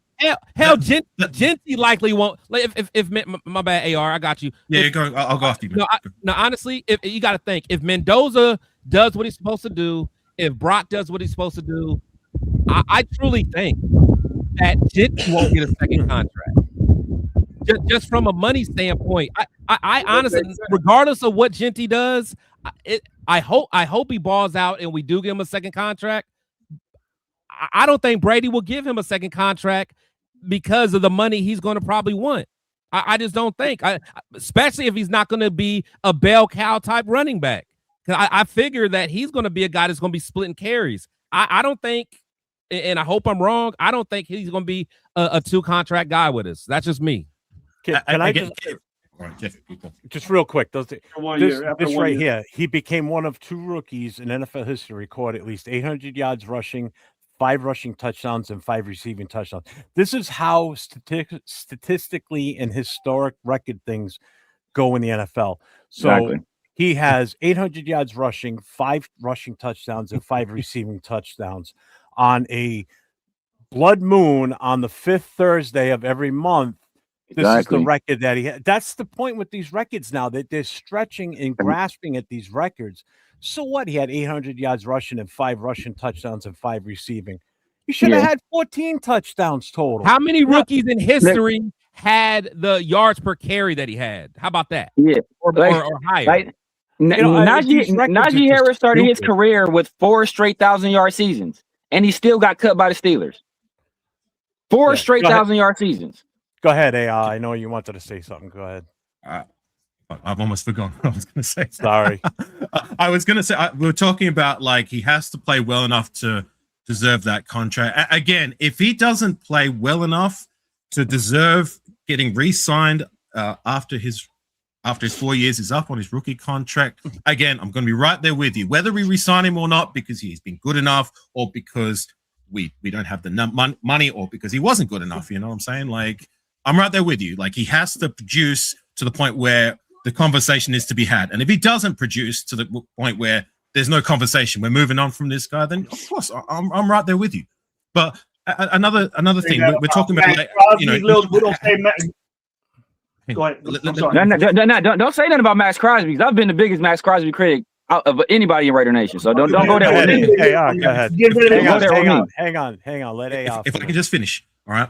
So we're talking about like the numbers with 800 yards or whatever. It's not that impressive. I mean, let me go back to, I guess, the last time, I believe, outside of Josh Jacobs, we took a first round running back in the top 10. I believe Darren McFadden was drafted there, if I'm not mistaken, correct? Yeah. So his rookie season was, if I can recollect properly, like was less than that. The year after and after that, like was, I mean, he looked like the deadliest player in the league. You know what I'm saying? Like, yeah, it didn't work out after that, but it's to my point. Like, okay, it might not be there year one, but give this guy a chance. I truly believe in my heart. It's going to, he will produce to the numbers that you expect that will make the pick with. Okay. That's what AR, why didn't McFadden produce year one? What was one of the reasons why he didn't produce year one? Well, he was sitting behind Vargas. There was another reason. And Michael Bush. No, there was another reason, right? Didn't he have? Was it a toe? Didn't he have a toe? It was like a turf toe issue. In year one. Yes, he had a turf toe. The year I became a football fan was the year after we drafted McFadden, I believe.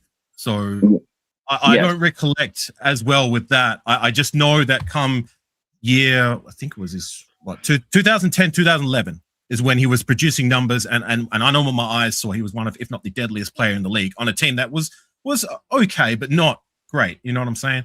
And that's just all I'm trying to say is that, like, if it doesn't happen year one, let's not make that the full stop. Okay. I truly believe in my heart that it's going to happen. Can we just do one thing though? Because I've seen so many different percentages already tonight from people. GFAM saying 50% of his carries were contacted at or behind the line of scrimmage. I've seen 80%. I've seen 75%. Do we even know what the real number is, or are people just throwing spaghetti against the wall? All these places have different models, so they'll all look at it differently. So that's why it's not super reliable. The most reliable thing you can do is to take the aggregate. But I just go by the eye test. I go by, okay, this guy, I see the hole right here, the holes in B gap. Where is Genty's eyes? Or is Genty I see the Mike linebacker. He's playing pickable with Genty. Is Genty smart enough to press the hole to get the linebacker to commit and then take the other lane? Is he doing stuff like that? Does Genty recognize the cutback lane on this particular run? Is he seeing that? Is he watching the floor of the defense and hitting the cutback lane? How often does he do that? He didn't do it often. I seen Genty run into the back of his effing guard more times than I can count. So it's like, but if another running back had done that, if another running back had done that, there would be no excuses. It would be, why is this guy has no vision? But if Genty does it, oh come on, it's offensive line play. Hey Jeff, I'm about to leave here in a little bit, but just do me a favor. So go to Bush Raiders comment like a little further down where he says Genty was better than Jacobs his rookie year behind the worst line. Just highlight that. Now this I'm a Genty guy too, but I don't believe. But but that's what I'm saying. But this is a fellow Raider content creator saying stuff like this. And hold on, put it up on the screen for me, please. Trying to find it. There it is. Now the thing is now, and this is where it gets sad. Like these are real fans saying this stuff and putting it out in the community. Josh Jacobs, his rookie year. I'm looking at it right now. 242 attempts and rushed for 1150. And he averaged 4.8 yards a carry. This is Jacobs compared to Genty, who had 266 attempts for 975. But he averaged 3.7. So it's like little stuff like this. No, hold on. And the thing is that there's people that follow guys like this and take what they say as a gospel. So that's what I'm saying. You get people like this that says Genty was better than Jacobs his rookie year behind a worse line, and it's just baffling to me, man. It's baffling. But Chris, but did he have over 800 yards and 5 receiving yards and 5? Did he have those things? Come on, that's what I'm saying. Genty has the record, Chris. He has the record. What was he hit 75% of the time, Chris? Come on, 75%, Chris. Me, man. 75%. My milk is only 2%. You know, like that. Bro, he's hasn't even done anything, Genty. I mean, that Jacobs. Only Raider fans make that. Only Raider fans will make that stat. I can answer this. I want to answer that stat. Blossom. I want to answer this question right here because I'm gonna. You're not gonna like the answer, Rebel. So what has he done in Green Bay since? Oh, let's see. 2024, 301 carries, 1,300 yards, and 15 touchdowns. Shouldn't have did that. 36 receiving yards. And played in the playoffs. 342 yards and a receiving touchdown. 2025, 235 yards rushing. Attempts. 923 yards, 13 touchdowns. 36 receptions, 282 yards, and a touchdown, and that was on 15 games. He did that in 15 games in 2025. He got a Pro Bowl in there too, doesn't he? How about all pro? Yeah. But all right, y'all, man. I didn't round up the chat enough. Yeah, I didn't round up the chat enough.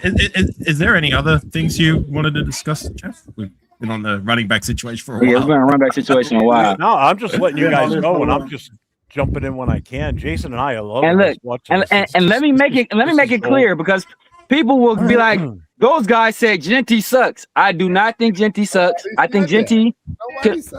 Exactly. Nobody's saying that, but that's going to be the narrative, because unless we're glazing Genty and saying he's the best player in the world, you're going to say he sucks. I think Genty is a good player. At the very least, he's a solid NFL running back minimum. But I do not draft good running backs or solid running backs in the top 10. I only want amazing, exceptional, all-pro, Hall of Fame level running backs in the top 10. And if you're not that, then it is a wasted pick. Give it a chance. Those numbers will come, and if they don't come, I will be just as loud as you are. Though. So time out. Because I don't want any moving of the goalposts later on. So when we say it is going to come, you know that. What are the results? What are the results that would say it's arrived for Afakasi? What are the results? So what would be, what's my expectation to your point, that for a first round top 10, and I don't want anything arbitrary or nebulous. I don't want any. We know he's a good player on a good. I'll answer that. I'll answer that. Okay. I'll answer you short and sweet. He needs to have multiple 1,000 yards rushing with at least 4.1, 4.2 yards per carry. That would be my minimum. And if he's healthy. Yeah, that's not good enough. But see, Afakasi. You asked me a question. I'm trying to give you my answer. No, but I'm saying Najee Harris has done that, so that's not good enough. Najee Harris did that his 4 first years in the league, so that's not good enough for you asked me a question. I just gave you my answer. No, that's fair. That's fair. No, that's his answer. That's his answer. But the thing is, we got different standards, man. We got different standards. Like I said, Najee Harris did that 4 straight years. You got to be better than that if you're 6th overall. The better question is for Gravy. What for Gravy for you to say that Genty has arrived and has played up to his expectations? What would that look like to you? What I assume, what I want him to be, what I want him to do. Or, well, not what you want him to be. You look it up. I'm done looking up stats for you guys. Yeah, no, like you guys don't even have the right information. Like when you guys personal, in your opinion, your own stats. Like, at what point will you be like, okay, Genty was worth it? Yeah, and time out. I'm gonna say straight up, JP Raider, you are lucky. This is Jeff's channel and this is Jason's channel. If it was my channel, bro, I'll be flaming you right now. So you better thank your lucky stars. Because it's disrespect, bro. Hey, you want to talk football? You say I don't know what I'm talking about football, or I'm a bad Italian evaluator, all that stuff. Cool. You start making personal attacks. That's when I take issue. And if you're gonna be at Allegiant, we can be at Allegiant, bro, and we can handle this like men. And I'll show you how sensitive I am in person. Keep it football, brother. Keep it football. So shout out to our moderators, Chewy, SoCal. You guys are mods. Any personal attack, any attack of violence or threats, dump them for me, would you please? Thank you. Yeah, thank you guys. Somebody asked. And if you're about 6'3", 6'2", 200. Eric, hold up, Gravy, go ahead. Hang on. Gravy didn't get his answer. I know, but hang on real quick. I just need to explain one thing. My bad, Jeff. Anybody that's been trying to call, I shut the phone lines down a long time ago once we had this many on, because the problem is they can hear you when you call in, but you can't hear them. And with this many people on a panel, for me to try and take phone calls would be an absolute nightmare. You think this is been fun to handle, and it's been fun for me. I think we're doing a But good to job. try and handle phone calls coming in at the same time. Yeah. Forget it. We can't even handle severe. What makes you think we're going to handle a fucking phone call? Gravy, go ahead, brother. The floor is yours. Now, smile, severe. I see you over there. I can barely even see him. I see the light. Hey, JP. Hey, JP, look, bro. Meet me at a game, brother. You call me boy. That has connotations. You know damn well that has connotations. So, hey, I'll see you one day, brother. What is that? So, what are you saying? I must be this is it might be on somebody. I don't know whose chat is on. Maybe on Jason's. Maybe on Jeff's. I don't see it. Yeah. Now, JP. Hey, bro. Look. Hey, just name the game you're gonna be at, brother. Just name the game you're gonna be at. That's all I gotta say, man. I'm not gonna say too much more than that. Just let me know what game you'll be at. I'm a 6'4" black guy, 6'4", 215. We can meet in person. Train the Krav Maga. Train the Krav Maga. We can meet in person, bro. We can meet in person. Timed out. He got booted. I'll box with you, Severe. I ain't as good as you. I ain't as good as you, Avocado. I didn't see you on the bag, brother. I need to gain like 25 pounds of muscle before I get in the ring with you. Muscle don't you need like 40, 50 pounds of muscle right there. I know, man. I know AR pushing at least 300 right there. You benching 300 or something. I'll tell you what I'm pushing for. I'm pushing for Gravy's answer. I know. Quit dancing, Gravy. So Bear keep talking, and Jeff keep talking, and JD wants to get. I was just saying, go on, Gravy. It's not my show, bro. No, go for it, man. Hey, world, baby. You're on the dance floor. Dance. Yeah, Jason and I give you guys the forum. Go for it. I mean, this is. I know how to shake it up too. I can say it. Me and Jeff can sit here. I want to hear Gravy answer all day. I want to hear Gravy's answer. Chris, man, I forgot what you asked me, bro. What would be? I got ADD. I don't remember either. What would make the Gente for next year? My expectation for Gente next year is to be better than he did this year by far. Come on, dog. Come on, man. More touches. 1,200 yards rushing would be great for me. Okay, I like that. That's better. Move this offense, score points. We need to start a running game. I think he shows the essentials to do that for us. Now we're talking about a guy. We give all these rookies, no matter what round they're picked in, all these extra. Oh, he's gonna develop. He's gonna groom. I'm not in development. I'm not into development because development happens right now. That happens right now. Game one, there is no more development with these dudes. That's it. Game plan, get ready to go during the game. All that shit is done. I know that. Turf knows that. You all probably know that. Yeah. I expect him to do nothing. And if he doesn't if he does it this year as that type pick, I'll start swaying your way. Nah, this dude ain't cool. It takes 1 year to do that for me, but he was at a very, very bad disadvantage last year. You might not agree with that, but most of the nation knows that he was in a bad, serious no-win situation last year. You guys say, I watch your shows. You got a wonderful show. You guys say that the offensive line did not do him no favors, and then yet you say that you say he's solid, you say he's good, but you can't predict the future on somebody. If we get stuff better for him, they need to help him out too.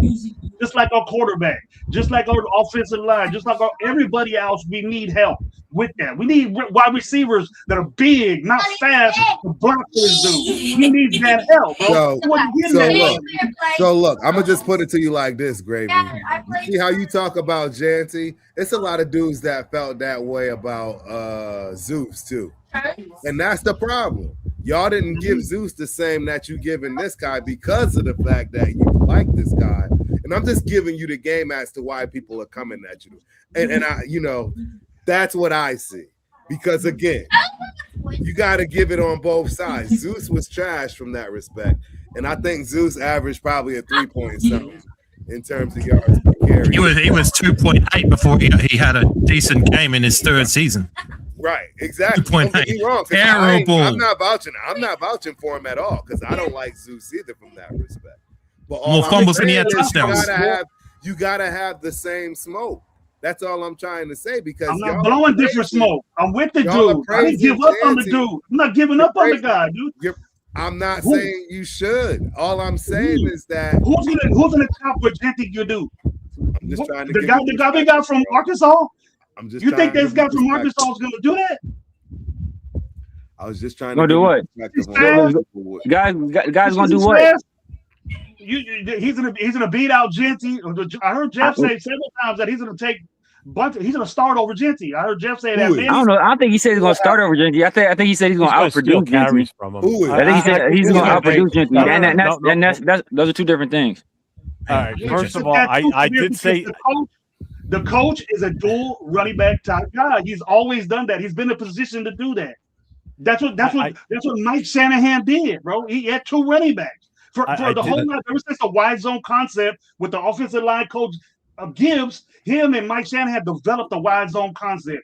He's always been a two-back guy. It's gonna happen, but this dude ain't even close to what Genty can do. Oh my God! You did homework on the guy, but you can't. I'm not looking at him like he's God given to the running back. You talking about Mike Shanahan? You talking about Mike Shanahan? You talking about Mike Shanahan, Denver?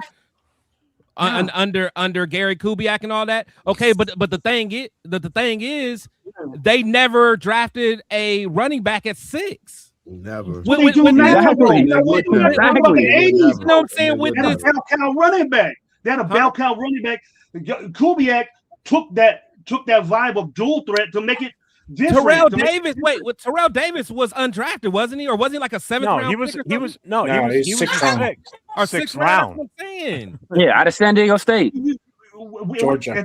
I'm never gonna win that we picked them 6, Chris. I'm never gonna do that. And he can't convince you right now that that's all we're saying, Gravy. We're not saying that he sucks. No, we're not saying he sucks. You're agreeing with Severe saying we shouldn't have picked them 6. We have more shit to do. Exactly. I said it before the draft. Not about a draft. I said this before we the didn't have draft. shit to get Mendoza, and he's the number 1 pick, and you guys are saying sit here.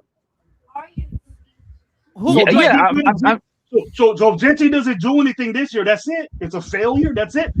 I didn't look, Gravy. I didn't want to drive Mendoza. Right. To improve the team. I wanted to improve the team. I didn't want to drive Mendoza. I did. We're in the same predicament both ways. So you don't agree with the two most important things that we want to do is we want to run the football, and we got a quarterback that ain't gonna play in number 1 overall pick in the draft. I wanted to trade back and improve the team. That was my thing. I want to jump in here real quick. I want to jump in real quick here.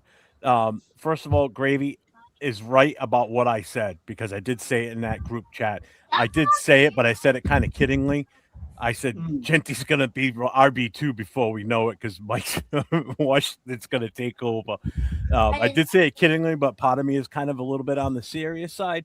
I will say this: I think if Washington is good as we think he could be, he is going to take carries away from Genty. I think it's very well possible. Oh, he is. So anyway. all the Genty lovers better be prepared. That's number 1. Okay, that's number 1. He's not, bro. He's not close to what Genty can do. Not close. That's number 1. He's going to take care. He said he's going to take carries from Genty. That's all he said. Yeah, bro. But I did make the comment. Look, Gravy. I'm gonna just tell you this, Gravy. We had a big old discussion about this curve. Gravy. 4.3, right? But Gravy, 4.3 speed versus 4.48 speed is a very different. And that right there will absolutely translate to the NFL way better than breaking tackles. Your offensive guard is right there. there. Did you hear what I just said? Did you hear what I just said? Genty not even 4.48, bro. Genty not 4.48. 4.3 speed is going to translate into the NFL way better than somebody that can break tackles. I will repeat that for a 3rd time because I can assure you the person that's breaking tackles in year 3, they absolutely will be out. Especially at 5'8", 200 pounds. For the 3rd time, last long in the NFL. The way you don't learn how to run out of bounds, you got to be able to get to the outside with that 4.3 speed for that to happen, though. You have and the way that Kubiak designs plays, the way that Kubiak designs offensive plays, that's what he creates. He creates gaps for people to fly through. Like Walker and Charbonnet can get gone. Walker and Charbonnet can get gone. They all run low 4.4s, bro. Exactly. So we're saying that Williams is Charbonnet. Eric, they're not taking over. even I'm close. just letting them talk. Washington? You've got You talking about Washington? He ain't gonna be like that. He ain't Charbonnet, bro. You talking about Washington? He could be more explosive. He could be more explosive. Yeah, he's more explosive than Charbonnet. But he's not. Yeah, he's not the same style of runner. He's not the same style of runner as Charbonnet, but he's more explosive than Charbonnet.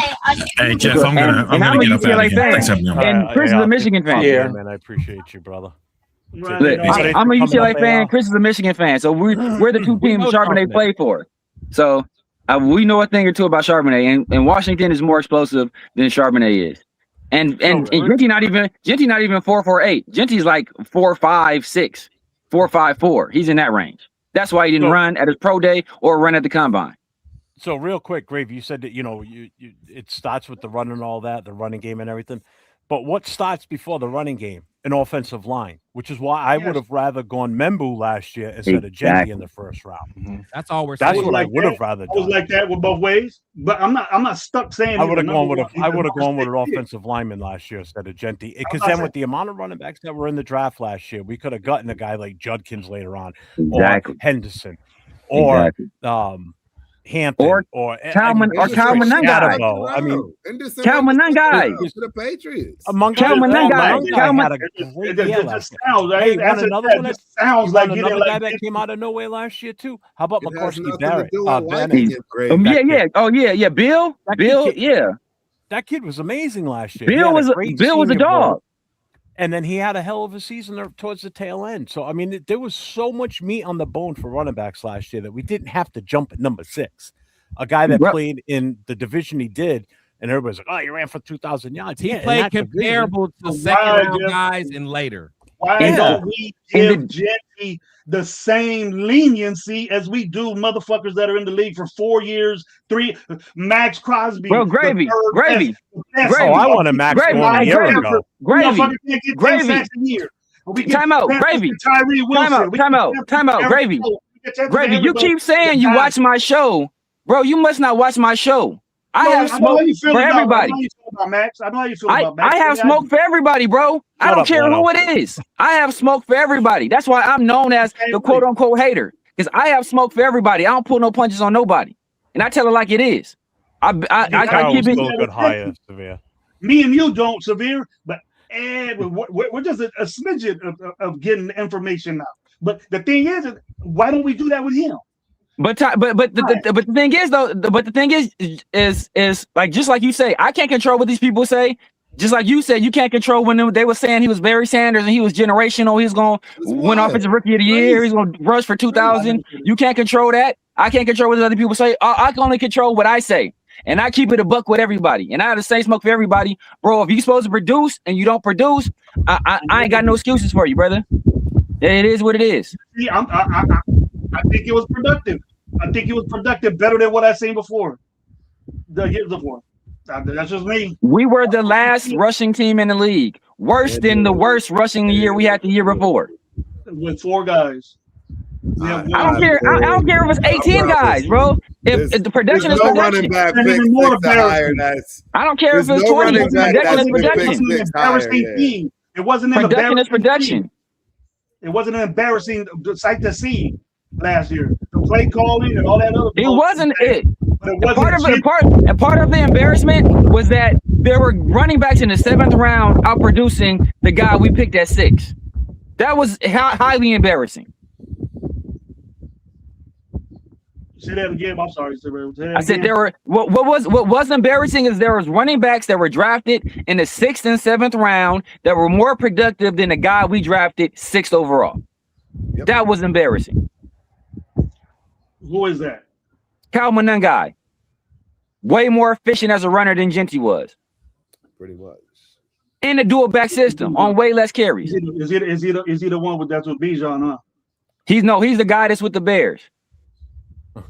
Hey, real quick, shout out to On Six with the $2 super chat. He might have been like average yards of carry and all that bullshit. He don't look better than you bastard. He don't look better than Genty to me. That's just I guess all this Genty shit is just me. I ain't on his ass or whatever. I think he's a damn good running back. I think he just to help us out. He'll be good. I think he should. I think he's a pretty good player too. when it happens, y'all ain't never gonna stop hearing it from me. Tell you that for damn sure. Chris knows that. I think he's a pretty good player too. But guess what? I don't draft pretty good running backs at 6, bro. Exactly. I think Judkins is a damn good player too. I think when Dylan Sampson gets a chance to run the ball, he'll be a damn good player. He'll be a good player too. But guess what? Those guys were drafted after the first round.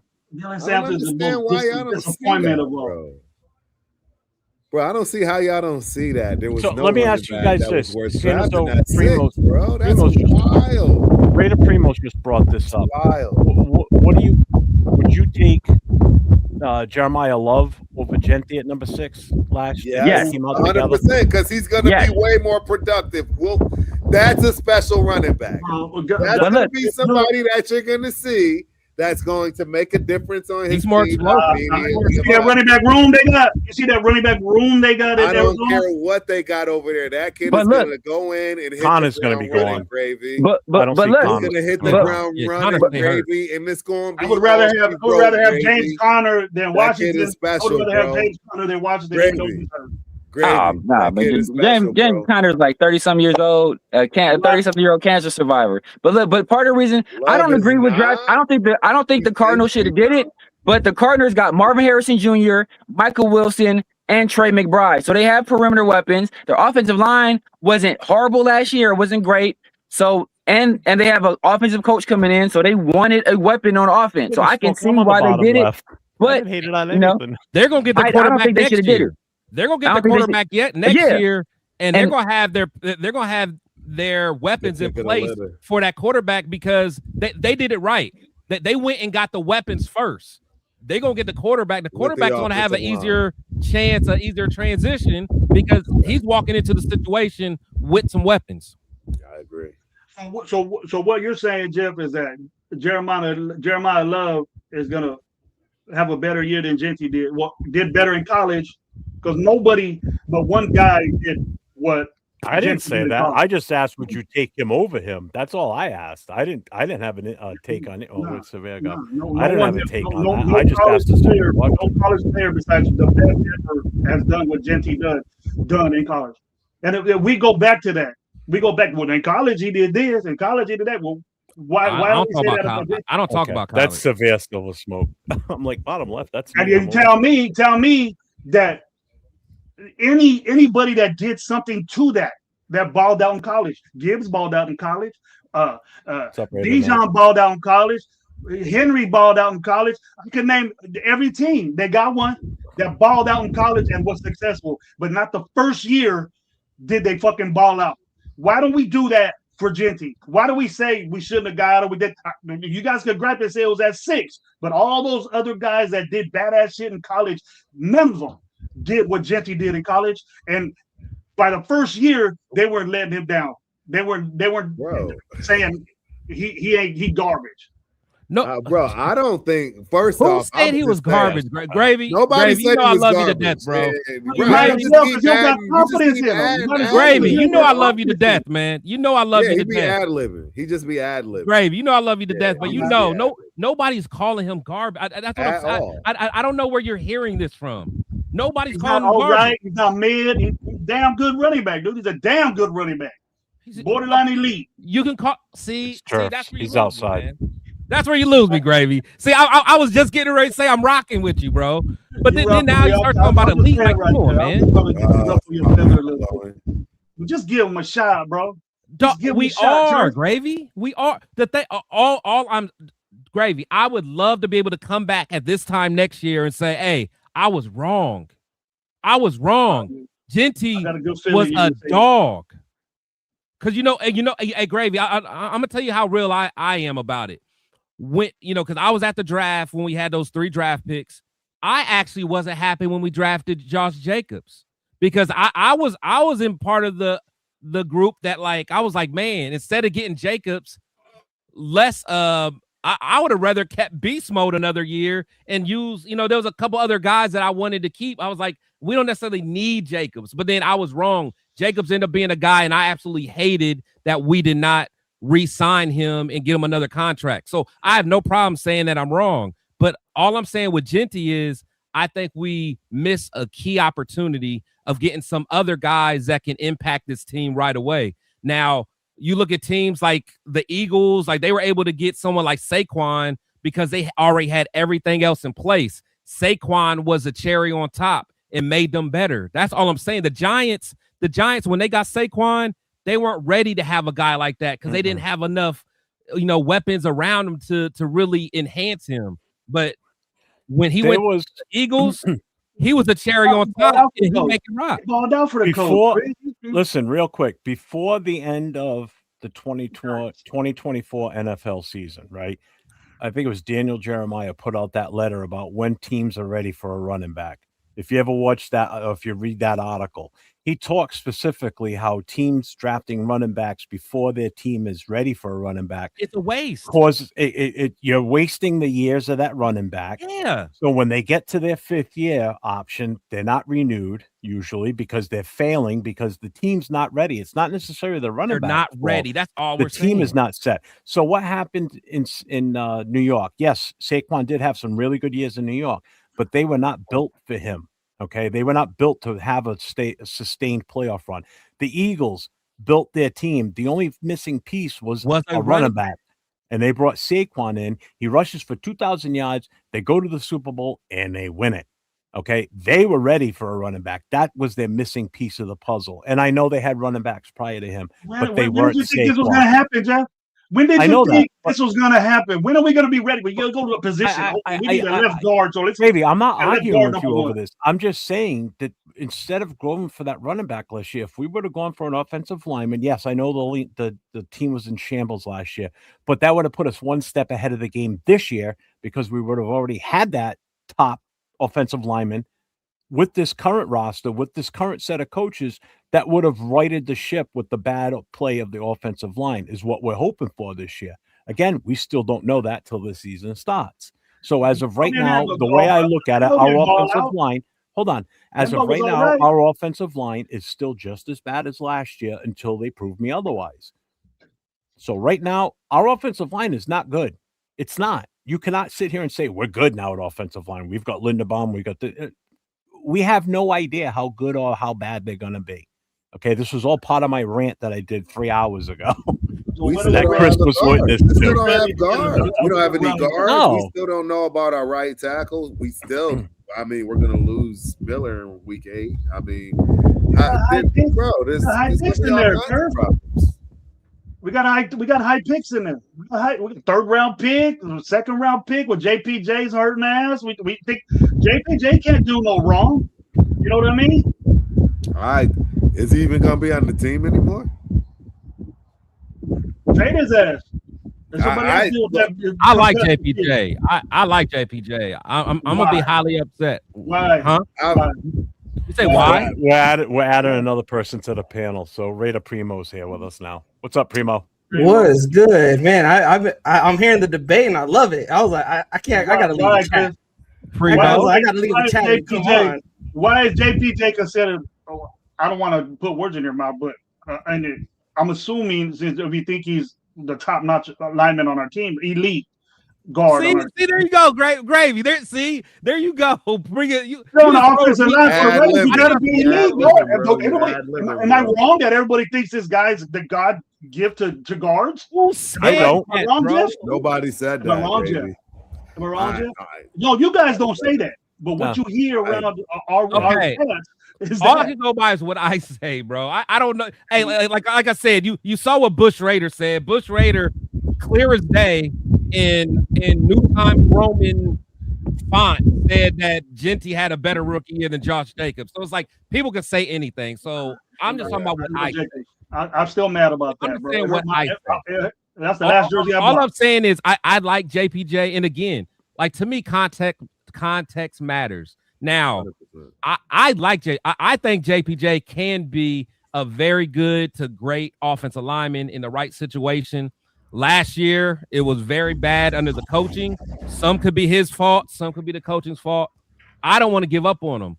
Just like I don't want to give up on no Genty. I want Genty to do well. I'm not saying Genty is a bad running back. I think Genty could be damn good. That's all I'm saying.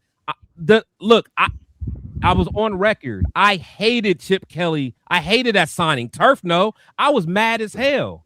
I was mad as hell about the Chip Kelly signing. I'm a Michigan fan. I remember when Michigan played Ohio State.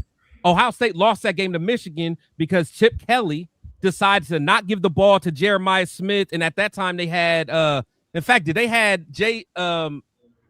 I forgot who the other receiver is, but they ran right up the middle against Mason Graham and Kenneth Grant instead of spreading the ball out. I just never liked Chip Kelly. So trust me, I'm not even tripping on Genty. I just don't think he was worth the 6th round or the 6th overall pick. Do I want him to do well? Absolutely. Do I think he worth can? the 6th round pick? Yeah. Yeah.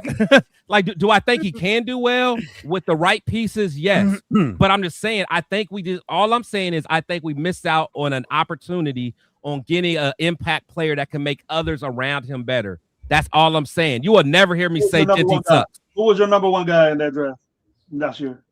You say who's the number one guy in the draft or who I wanted us to get? You. Yeah. You who I wanted us to get? Actually, the funny thing is I wanted us to get my boy Will Johnson. That's who I wanted. Mr. Guy, I loved Will Johnson. Oh, I would have been fine with that one too. Yeah, no, I loved Will Johnson. Real quick, shout out to Aflakasi with the $5 super chat. Yeah, no, Will Johnson was my guy, and honestly, I liked Mason Graham too. And honestly, that's why I like what the Browns did. I love what the Browns did. They traded back, got Mason Graham, got Junkins, who was just as productive as Genty in the 2nd round. And it's just like that's all I'm saying, man. I care about value. That's all I'm saying. I care about value. See, my problem with JPJ is his ability to stay healthy. And again, what's the number one thing with ability? Availability. If you're not available, you're no good to me. All right. So is he in danger of possibly getting replaced this year? Who knows? Nobody. Again, this is a situation where nobody knows what's going to happen. But again, if he can't stay healthy, he's in jeopardy of possibly losing his starting spot, and he's going to have to earn it back. For sure. You know, I want him to be out there because I love the kid. I think he's got that fire in his gut to do well. But he's got concussion issues. So, well, we know you guys don't like the pick, so here you go, man. There you got that. All 4 of you guys said it. All 4 of you guys said it. I can't wait to get you on my show, Gravy, man. I love this though. I don't mind it. I don't like it. Gravy be hearing stuff, man. I mean, Gravy be hearing stuff. I swear he do, man. He hears stuff. Well, I didn't say that, Gravy. Nobody but my view, bro. He gonna ball out next year. I hope he does, Gravy. Bro, that's what we all want. I hope he does. I got his jersey. I'm gonna start wearing it too as long as he does. Wear that shit. Wear that stuff. Appreciate it. I got his jersey. If not, you can wear my merchandise. 401 Raider Jeff. It's on my merch. Hey, Jeff, let me get a shirt from you, Jeff. You gotta remember, Gravy. You know how there's very few that Will Johnson got exposed in the Super Bowl. Got treated like a little. He got treated like a little boy in the Super Bowl. It was that Will Johnson when he was in New England. See what I'm saying, Gravy? You don't even know what you're talking about, man. What are you talking about? Will Johnson's on the Cardinals. Oh, he was a corner, huh? He was a corner. My bad. Yeah, man, calm down. Yeah, Will Johnson's Gravy just be hearing stuff, bro. I thought you was on this offensive lineman stuff. I had too many Heineken zeros, dude. Exactly. Yeah, stay off the Heineken zeros, man. There's the link for everybody in the score. Let's go. Who wants? Gravy. Stay with me, Chris. Stay with me, Chris. Take another drink. Let's go. For you guys in the chat on the show with me, you know I'm slowing down. My cup's empty. I'm slowing down, man. We still got a couple more players to go. I've been hearing you saying. Who else you been hearing me saying? Yeah, see, you be hearing stuff, Gravy, man. Gravy want to do. He just want to pick a fight. He just want to pick a fight. Bro. He do. He like his guy. He not doing the gym. Bo Jackson. He not doing the gym. He want to fight everybody. You should have heard this conversation me and Turf had with JD one day. Yes. Ooh, that was a good one. About what? Oh, I heard about that. He told me about that. Because I got the phone call who? from Turf too, but then it disconnected right away. So I'm like, oh, and then he says, yeah. No, we stayed on the line and we talked for about who was it about? I gotta get you on that chat. It's a fantasy chat, Chris. What players were y'all debating? JT and who else? I don't know. It was a It should be Mendoza, all of it. First thing, everything. I know Turf was dragging you. I know Turf was dragging you, Gravy. I already know. No, it wasn't up. It wasn't me. It was Turf is battle tested, bro.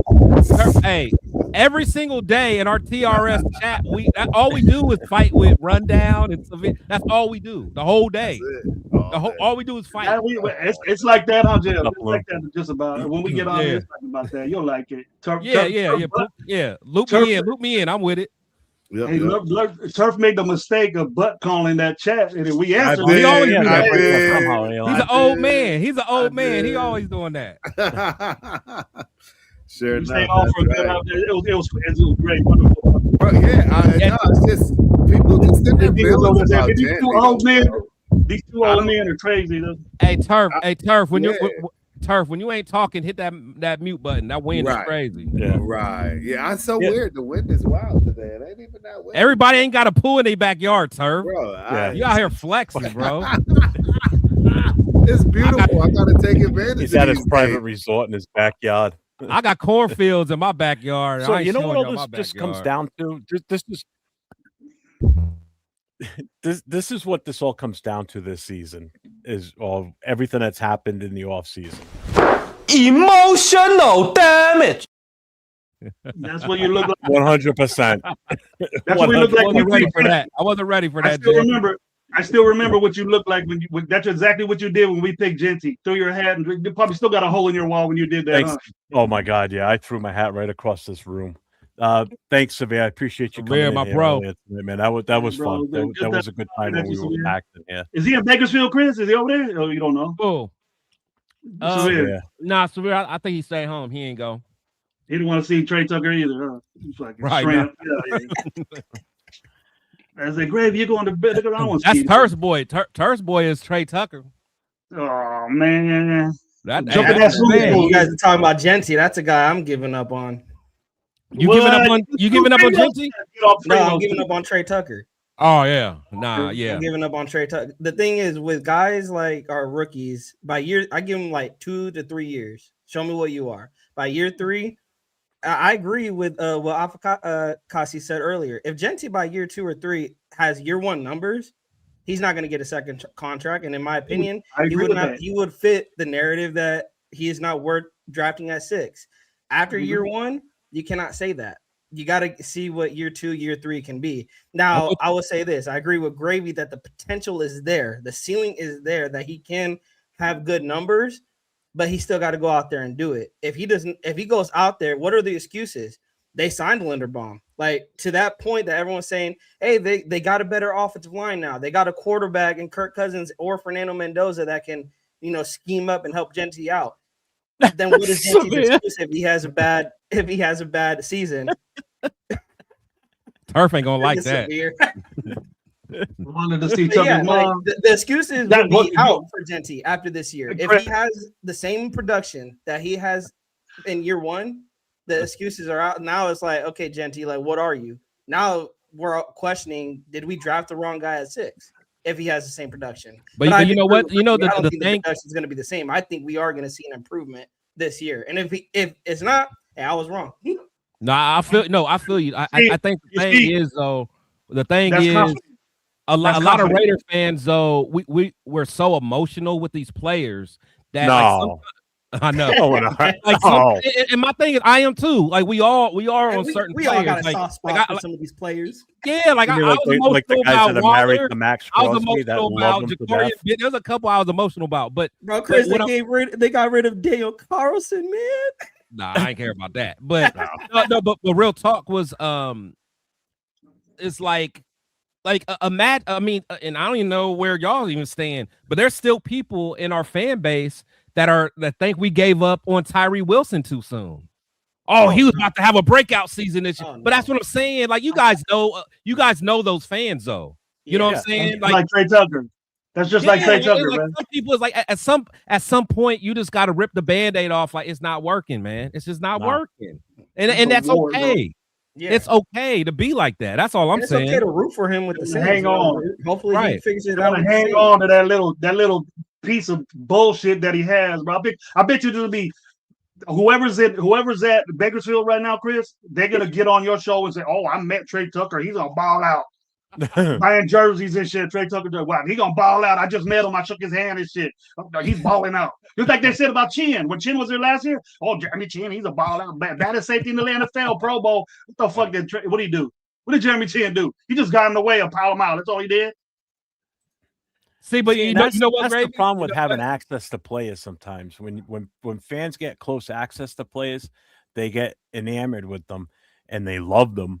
That's true. And for the wrong reasons. They love them because they met them, they shook their hand. And yeah, they're nice guys. It's the same curse with watching Hard Knocks. Every team that's on it, everybody looks start loving those guys. You start liking those guys. Yeah, you root for them. Yeah. And then they win like 3 games the entire season. It's like, are you shitting me?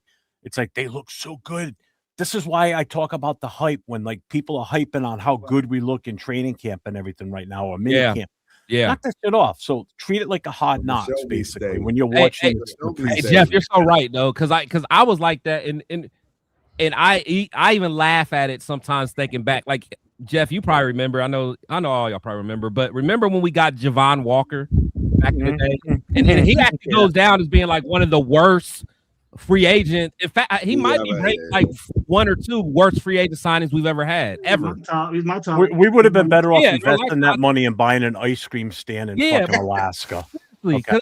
I don't know if you guys remember, he wanted to retire and give Al Davis his money back, and Al Davis convinced him to keep playing. And like I forgot what the numbers were. It's like for every catch we gave him like so many millions for every catch he had. He only had like a few catches or a few touchdowns. But anyway. Oh, it was horrible. Oh, yeah. But the thing Dale Davis. I met him, I think it was in Cleveland. It was like the night before the game or whatever.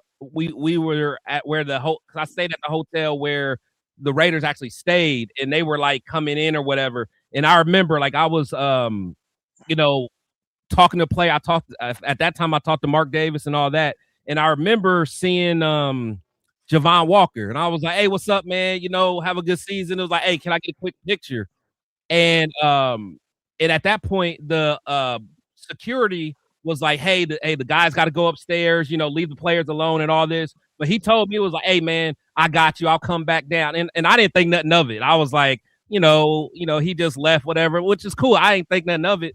The fact is, probably like 30 minutes later, he came back down. Everyone was asking pictures or autographs and all that. Lord, what's up, boy? It was like, "Hey, man, I wanted to keep my word. Gave you a picture." You know what I'm saying? And I just thought that was so solid. He didn't have to do that. But the thing is, the whole season, he sucked. He was trash. I was still like, "Nah, Javon, that's my dog. He cool, man. You chill out, man." Hey, he good. You did it too. I did. That's what I'm saying. I did it too. So I get it, bro. We get emotional when we meet these players. But yeah, it was like, he played trash that year, but I gave him a pass because he was cool with me, man. He used to wear that big ass belt buckle. Remember that? He had that big ass belt buckle that go. He used to get on my nerves, dude. So this comment right here, he goes, it was Hard Knocks that I knew Crosby was going to be a beast. I'm still waiting for him to perform like we saw him in Hard Knocks. So I don't know when it's going to happen, but yeah. I'm sorry, Crosby's not as elite as everybody says. He's playing with a chip on his shoulder this year, though. Remember that. Watch out. Another 10-sack season. You're getting paid $100 million. What's up? Who does that? Who gets paid $100 million to get 10 sacks a season? What's up, What Will? defensive end does that? Your expectations should be like this for Genty and like this for Max Crosby. It should be like this. Yeah. I can't believe what I'm hearing. I'm sorry when people still say that he's elite. He's not elite. I'm sorry. Max Crosby is not that elite guy that everybody. You want to know elite? And I already said it earlier. Myles Garrett, that's fucking elite. TJ Watt, that's elite. Myles Garrett is an elite by himself. Several defensive ends that are better. Several defensive ends that are better. I don't have Max in my top. Max barely makes the top 10 as far as I'm concerned. Come on. Come on, Jeff. Yep. No, I get where you're coming from. The amount of years that he's been in the league. You get a little bit carried away. Come on. He's averaging 10 sacks a season. Top 10, bro. Okay. Nah, you're getting a little bit carried away. I mean, come on, Jeff. He's in the top 10, but Well, now you got to think about it realistically. Now you got to think about it realistic now. I mean, he's like 6 to 8. Defense. He's 6 to 8. He's 6 to 8. There's no way he's out of the top 10 though.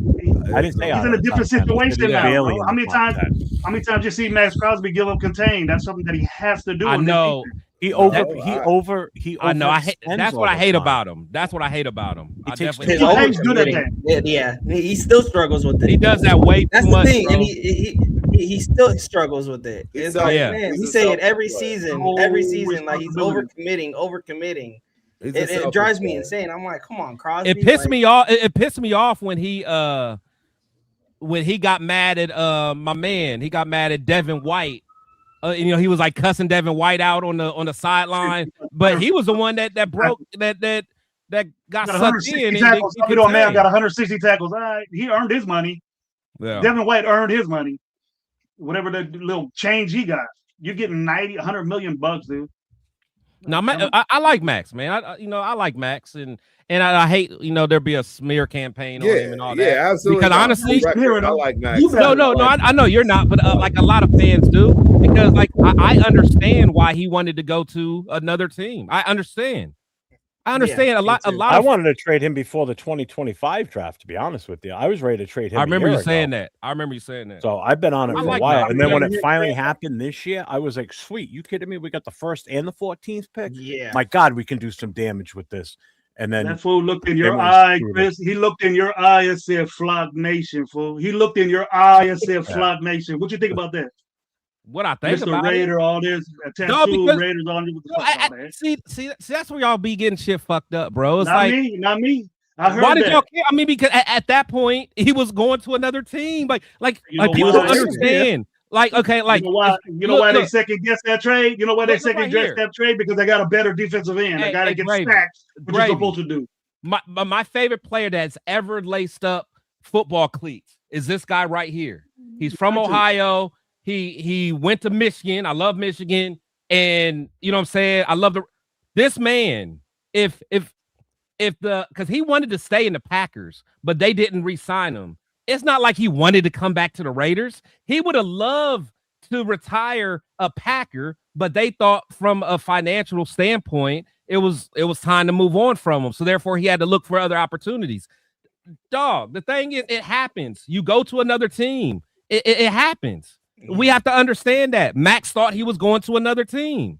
Nnamdi Asomugha, we love Nnamdi, but Nnamdi told Al, I'm not coming back because you're not going to, I'm not taking a pay cut for you. So it's like, it's a business. Max thought he was on another team, so he was getting excited to go to another team. He said, Flock Nation. Why would I feel bad about that? Why would I feel bad about that? He's going to another team. That's bullshit. Why? I still look at that miss. The same reason why you think Genty's elite.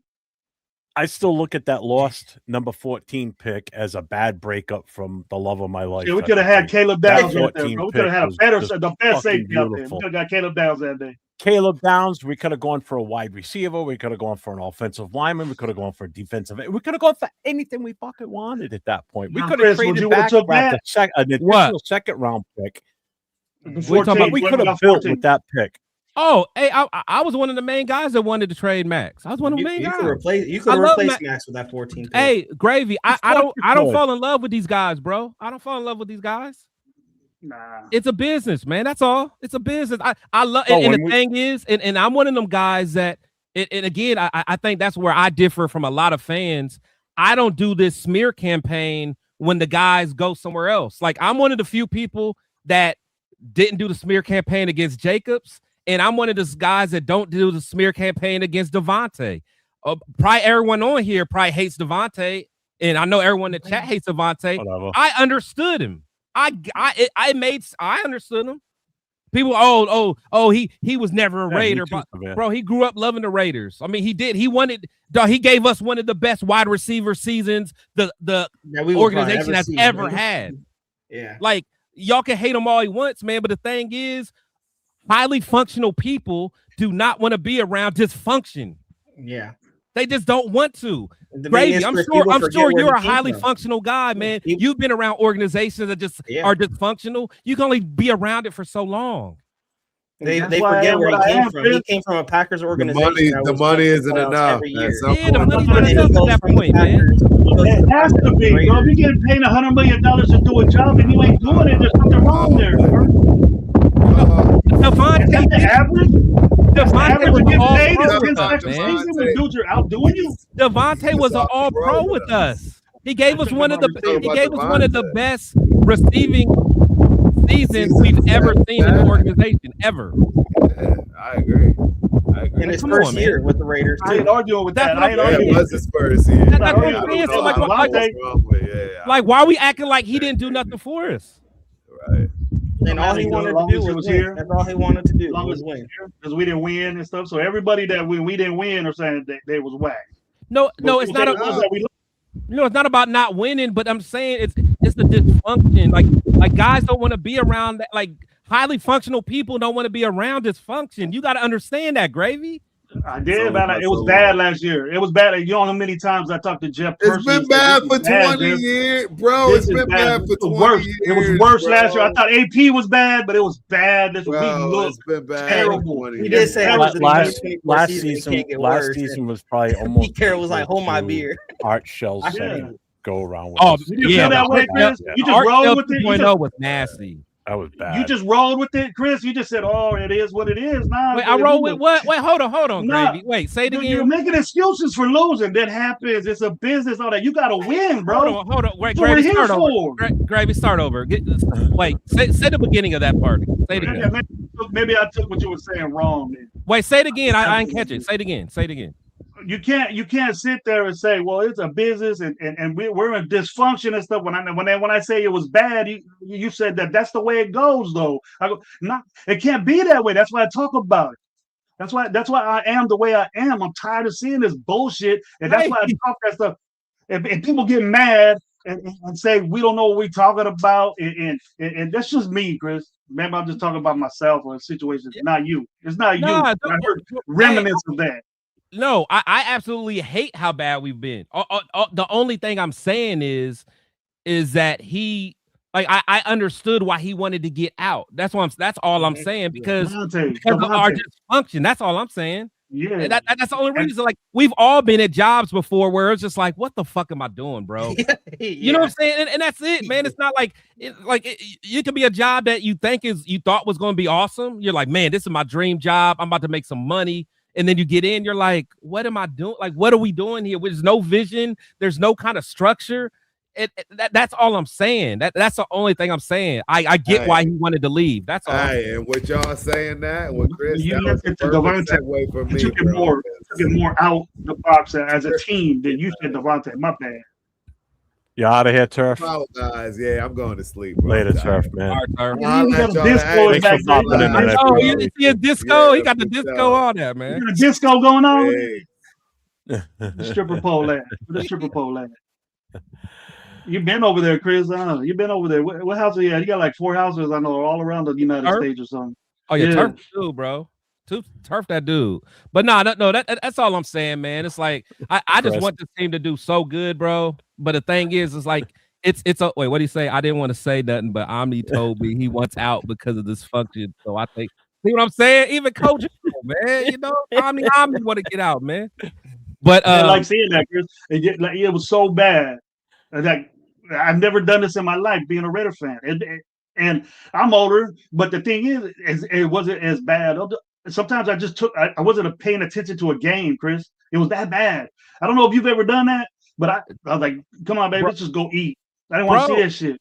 Bro, it was bad last year. Bro, ask everybody that's in my crew. Last year was the first year where, like, I literally and shit. Jeff probably remember like how many shows I missed because I just went on cruises. I went on like 5 cruises last year because I was like out for a while last year. Yeah, like I didn't even want to go to the game. I ain't watching the games. I was like my well-being and my mental state is more important than this game. And the thing is, and I love this team. I go to games every year. You know what I'm saying? But the thing is, at a certain point, as a fan base, we got to stop just like you were saying, Gravy, we got to stop accepting this. At some point, we got to be like, if as an organization, you're not going to put something that's on the field that is worth watching, then why should I watch? Hey, be like the Oakland A's fans, don't show up. Yeah. And if you question it, if you question anything that's of importance that's wrong with this team, you get bashed for it, Chris. You get told things. You get told you're whack. Ray, You don't know I'm football. the poster child of that, bro. Honestly, I was like the most hated until Severe came. Once Severe came, even I look like a choir boy when I'm on there, because everyone hated me at first, and then once Severe came, they hate him. So it is what it is. Severe always being Severe almost exactly agreed just about on everything except Genty, because I know all y'all didn't want Genty, but I'm the one that did. So I got to back that up. And I'll give up when he doesn't do good. But I thought he did very well last year. For what he had, he did. For what he had, he did, in my opinion. For what he was dealt with, he did. For me, what really sold me over with Genty was the Houston Texans game. Like, he could have won that game by himself. He could have do that. He could do that. You see that, Chris? We went game by game with Genty, and his 4 point was 1 point something. 4 point something. I will point this out. You're gonna get in trouble now, Gravy. Now look, you and Raider Primo. Like, the thing is, if you want to point out that game, that's fine.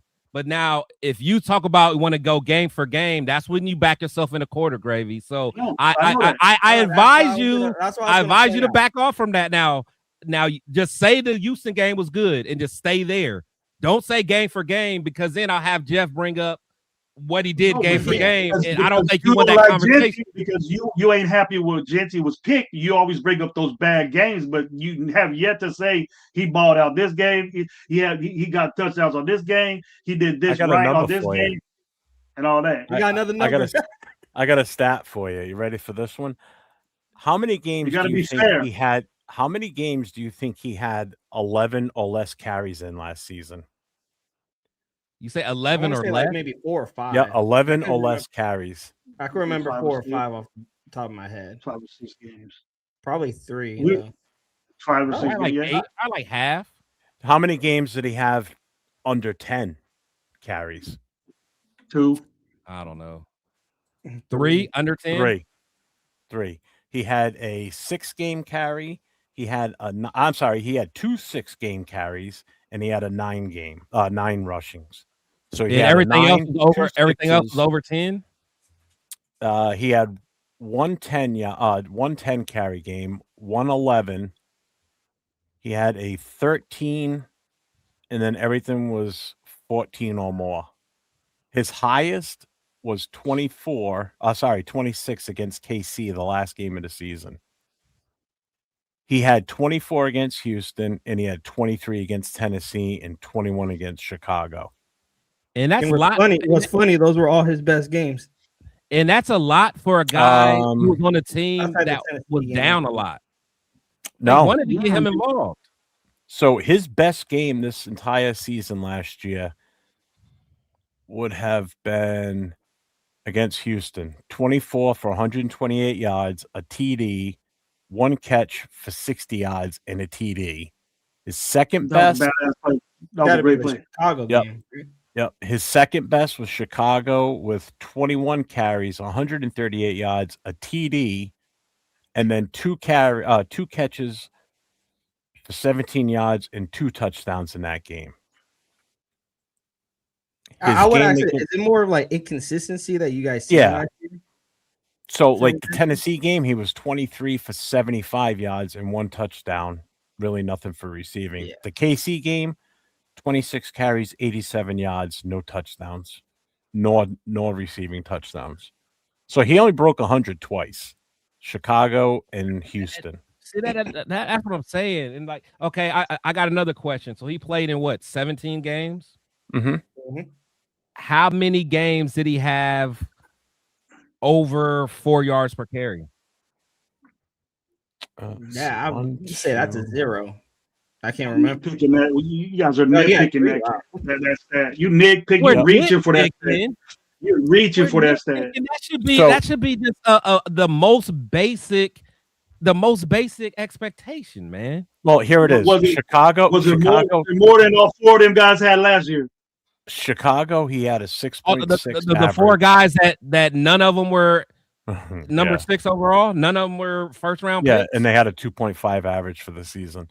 So Chicago, he was 6.6 average. Indianapolis 4.8, and then Houston 5.3.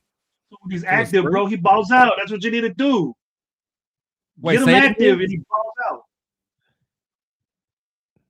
What was that, All right. Chris?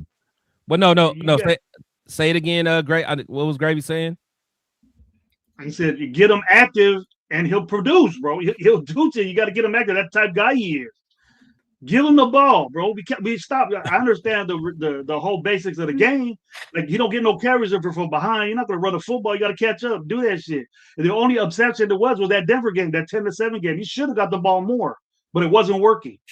Okay, It wasn't working. Okay, but do you think that they stopped giving him the ball when he was productive? And if so, which game was it? Just for an example. I think obviously it was a Denver game. That they stopped giving him the ball and he was productive? Obviously. The Denver. Okay, which Denver game? Because the 10-7 game was a game that he should have been active. he had At least 19. 20. He had 19. He had 19 carries for 60 yards. He should have been more active. You think 19 carries is enough for a guy like Genty? He's a 25, 30 guy. He's a bell cow guy. He's a banging 25. dude. Yeah. Okay. That's what he needs to get. He didn't need no help. You don't need no help. I would disagree on that statement, considering the offensive line. How do you see that? You just assuming that right now. Nah, 25. Okay, but the thing is, he averages 3.7 yards per carry for the season. So why are you just going to just keep feeding him if he's not really productive? That's the game. The game wise is what you're pertaining to. So obviously he's successful when he gets over 20 carries, right? You say he's successful? Yeah, his games are over 20 carries. Yeah, I mean, yeah, there were. That's what I'm saying. Why that? Obviously, he got less carries because we were probably down. Yeah, we were probably down on games, and then we weren't successful. Severe, I'm looking that information up for you right now. But that's what I'm saying. When he is being productive, they feed him. Yeah, that's all I'm saying. That they feed him when he gets up, like when he got over like 23 and all that. When he got all those carries. Yeah, that's when you see that he got the. Don't you see the sign there? Use the dude. But you can't run the football when you're down 30-0.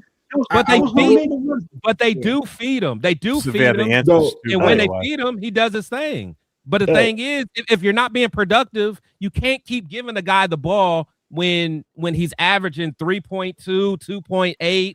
2.7 yards per carry. At some point, you got to do what's best for the offense to try to get them going. Just abandon it. Just abandon it, right? Don't you put a most start in and try to establish some speed on the outside, anything like that. Just abandon your running game. That's the way it rolls in the NFL? No. Or you can keep giving the guy the ball that's averaging 2.7 yards a carry, Gravy. Whatever one you want to do. I agree with you. They stopped doing it. They stopped giving him the football. That's the reason why his percentage was that low, and it ain't overall better. Obviously, the 3 games, you know what you need to do with Genty. So Rebel, he had 2 games over 100 yards, both 140. Obviously, you got a problem with this guy getting the ball a lot. You don't think he should get the ball a lot? When he's successful at it, though. When he gets the ball a lot. No, my thing is feed the beast when he's balling. Feed him. Feed the beast real when he's quick. balling. Shout out to You agree with me on that, right? Obviously, it tells you if you feed him, he's successful. So do it. Let's go. Give him the fucking football. That's what I expect this year. Him to get the ball. Just like the Denver game that you were talking. Just like the Denver game you were saying. You know, he got the ball 19 times and he averaged 3.2, and you wanted him to get the ball more. Keep pounding. What's wrong with the best defenses in the league? I was just about to say last year they gave up on the running game. They abandoned from the start of the game. Most games they would abandon. It wasn't him. It wasn't him. 3-4 times and give up on him and let Gino throw interceptions left and right, and still start passing the football. They were the Bears game, for example. We're talking about feeding the beast. I guarantee Chris can agree on this. you needed to take the ball out of Geno's hands in that Chicago game because Genty was going off in that game, and Geno threw 3 costly interceptions and clearly was not having a great game.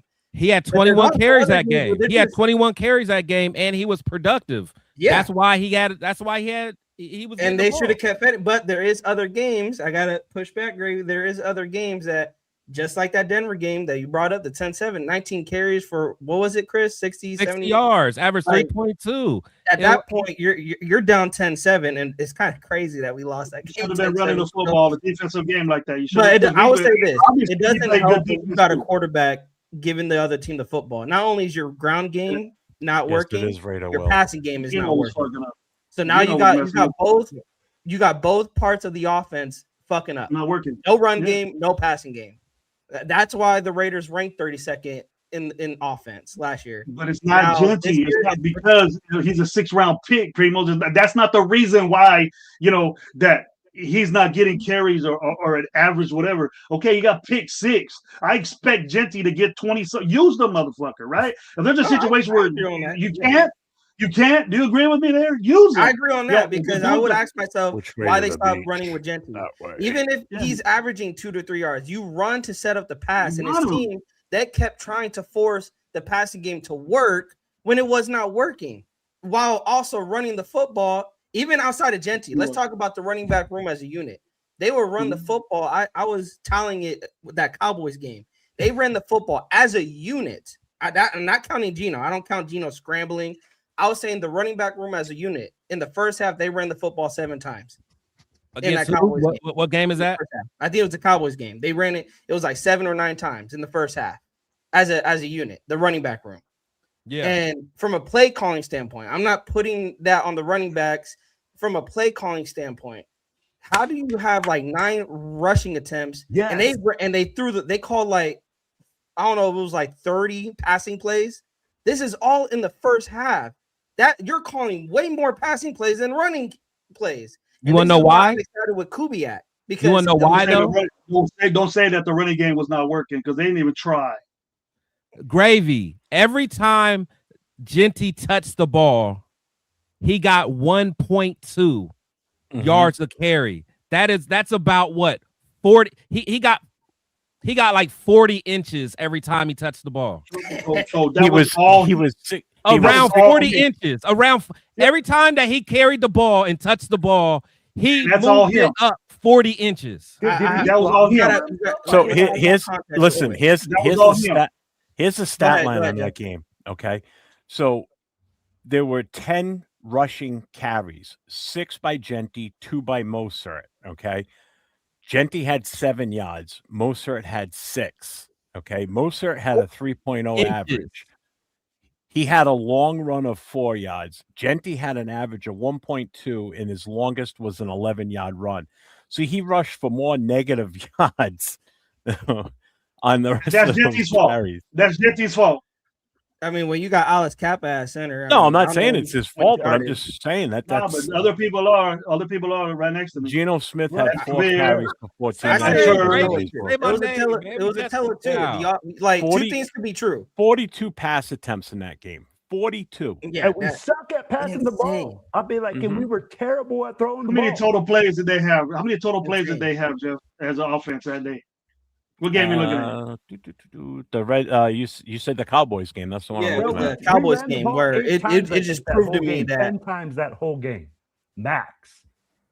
That's 55 plays. You have 55 plays on offense. You should win the football game. See, 40, 50, 56, 54 plays in total in that game for us. We lost, huh? We lost Dallas. I will say the Cowboys had 64.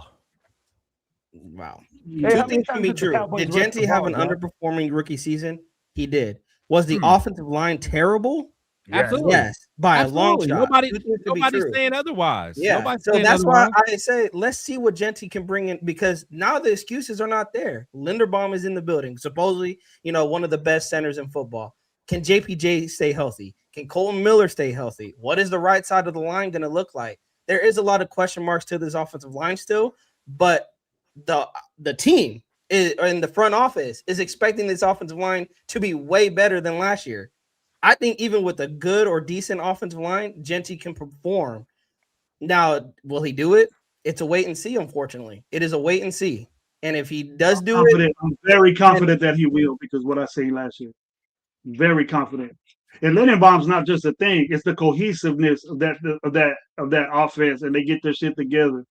I don't have a problem with who's there, not anymore.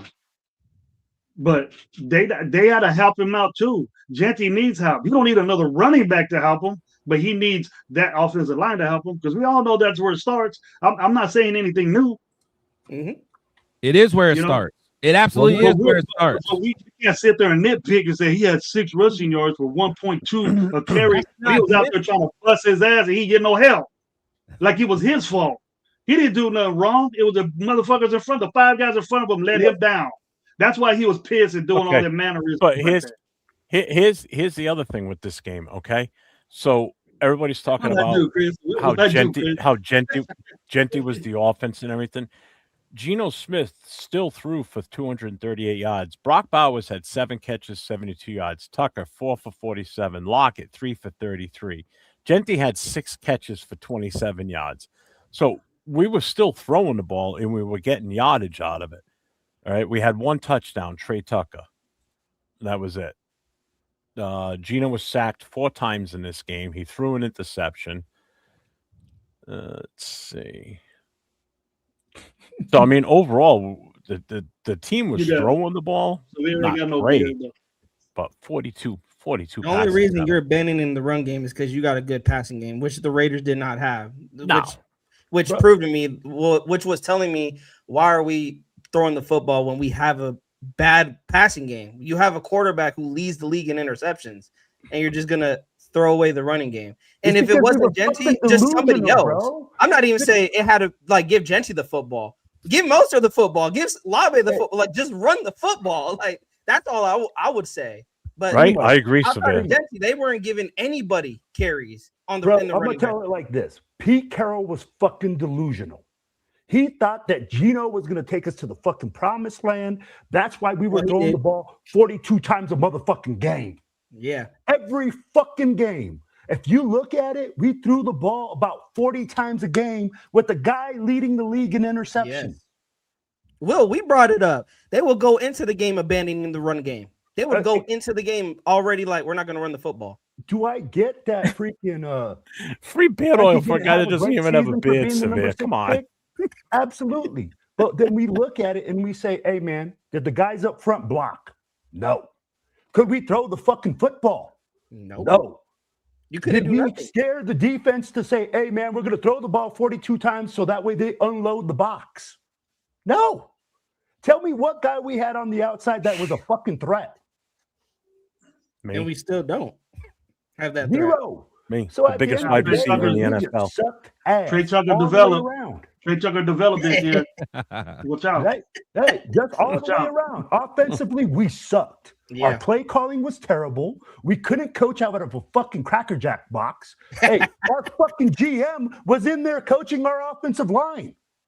That's how bad this dysfunction was. And I love that Chris was talking about how nobody wants to be on a dysfunctional team. I don't give a fuck who you are. You could be the biggest superstar. Ain't nobody going to sit here and be like, oh, fucking, I'm a loser. Who the fuck wants to be a loser? And I don't give a damn. Like, at the end of the day, if you are getting paid $100 million, if you want to be fucking Myles Garrett and be in Cleveland and be on a team that sucks, that's what you're going to do. Thank you. Yep. Hey, Will, that's true. Because look, that is so true. Because look, the way I see it is, anybody who is content with being on a losing team, they're just there for the paycheck, and that's what Raider players have done for decades. I want a player to be like, you know what? If y'all ain't gonna get your shit together, I'm out. Because if not, you're just collecting a check. Yeah, Will is absolutely right, man. No, he is, because also Will, think about what Devontae and Max don't have. They don't have a Super Bowl ring. What have Devontae and Max preached about what they want? They want to win. They want to win championships. And Raiders are clearly not doing that for them. So why are people upset that they want to leave? That's why when people were saying, man, we need to trade Max, I was thinking the same thing. Not because I didn't want Max, just because our timelines are different. The value you could get for him And yes, the timeline. He Our can go timeline to is that's all. That's the only reason. 14th pick, Jeff, when the Ravens backed out of the trade, I was like, no. I was pissed. I'm happy pissed. Max is back. I'm happy Max is pissed back, too. but I'm pissed because we're losing the 14th pick. Yeah, I That was pissed too. really could have set us up. We could you have know why? replaced Max, Because going or we could have forward- went anywhere else. Offensive and lineman, going forward, the a value wide is going to receiver, drop now. getting a wide receiver. Oh one. yeah. Like you could have went anywhere with that 14th pick. But it is what Hey, it is. real quick, Primo, I got a question for you. Are you playing? Are you streaming from a cafe, a web cafe or something? Because somebody's playing video games or something behind you. Like, what are you at the local fucking Starbucks or something? It's all I can see. I just spotted it now. Somebody's sitting behind you doing Oh something. yeah, I'm no, like, that's Hey, my man. girl. That's my Why is Will so mad, bro? You so No, mad, I was gonna bring her up because I'm like, I'm just Chris's keeping it a point. spade right now. Here's the thing, man. And I love what you're saying, Gravy, because we do need to feed the rock to a running back in order to see what he does. And that's the fact. You can't give a guy 6 carries and expect him to have 100 fucking yards. Yeah. It's just Why not not? fucking there. Especially why not? when He's it's a rookie. superstar, 6 Right? overall pick. He Hey, should, but right? we also talked about it, and I think everybody talked about it, how bad our offensive line was this You year. should have a Where we 10.0 saw Will rushing Fuller average. getting freaking bench pressed 5 yards deep. 5 yards fucking deep for a guy that's supposed to be holding down the center spot. We saw guys getting blown off the line like some fucking bitches. Like straight up. Getting Yeah, bench Genty would pressed off the get line. Genty would get the handoff, and the D line's already in his face. So Oh, at the end of the day, can we expect But this young man to go we out want to there and make expect people we win? expect them to get 3.8 yards a carry when shit like that's happening to him every time he touches the ball. No, I expect You know what? We did 5.3. abandon the run game. Let's keep it real. We talked about it, but then He might do that. He might be doing that, Jeff. What? He might be doing it. That's fine with me. Every 2 carries is a first down. I'm taking it. There you Better go. be. I don't see It's him coming. averaging 5, but I'll tell you like this: I think he will improve this year. He might be at 3.5. You see, Chris? But at the It same happens. You time, hope he It improves. happens. but You here's the hope he thing, improves. right? What matters most right now is the coaching that we're getting. Are these guys going to be able to do the job? Because last year, bro, I don't give a fuck who we had. I'll be right back. We I gotta had take a tinkle. every freaking guy being Hey, all-pro. hey, Chris. I'm But sorry, at the Will. same time, Okay. with that coaching, bro, all those all pros would have looked like freaking bench warmers. Can we all agree that that our coaching was so bad that it didn't matter who we had? I don't think a Pete Carroll like that. I got too much respect for Freaks. I don't care about. Hey, you know what? Let's look at it for what it is, Gravy. Look at it for what it is. What was I look at that who we had, What bro. did he Who we accomplish had out out there was who we had out there from the get. If you watched me before that, and I was with Chris Mo, I didn't agree with free agency from the get last year. Very disappointed in that. Yeah, He chose free agency. terrible He brought The only Gino. thing I liked He was brought Genty Gino. pick. That was it. He brought his coaching staff. He put his son in charge of the assistant quarterbacks coach. He put his son in charge of the offensive line. Gravy, where were the biggest I remember mistakes hearing that saying, he made? "Oh, he was a good offensive lineman at fucking USC and all this shit." Everybody clapping for that. What happened? Who was clapping for that? Who said that? He was Not a you, good not you, offensive but lineman? people were saying that. You remember hearing that shit? About who? Like, Who? about Brandon Carroll. Oh, he was No, at no, USC no, no. doing that. Ain't Because nobody he was talking shit coaching on at Brandon Carroll when we Washington. first Everybody started. said it that I he never was heard that. underqualified to Yeah, be well, an yeah. offensive Washington lineman in the fans were NFL. I heard trying it. to warn us. Yeah, he was They at were. Washington, USC, doing all this shit. There was a Pete Carroll son. You got to know football. What's up? No, Yeah. bro. I would don't know also what you say were that- That shit in front of But I you. did You're not so see confident in your anybody son that you got a say that 6th round Brandon pick. Carroll was a Look stud. like a fool. Everybody talking about him. Everybody talking bad about Genty because his son was a coach I in would the say line. it was also they were not Whack creative ass with- players, bro. Who was Whack not ass creative players. with- Hey, when These you're the dudes coach, ain't who's putting babies, them bro. there? They're not babies. They're not little kids. They don't need to. They're not babies. They're not peewees, bro. They're professional athletes. So players don't need to be Coaching only goes coached so up? far. So you're saying Coaching professional only goes players so don't need far, to be bro. coached up?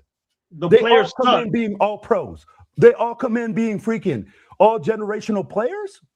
Come on, And I bet you Grady. they ain't thinking, Yeah, I'm even all pro NFL because of players my wanna be coach. coached up. Tell me what They said I'm NFL all pro player because does of not my want to get coach. better. They're not saying all pro. I'm all pro because of my coach. They're not So saying that. Sam Darnold didn't benefit from good coaching.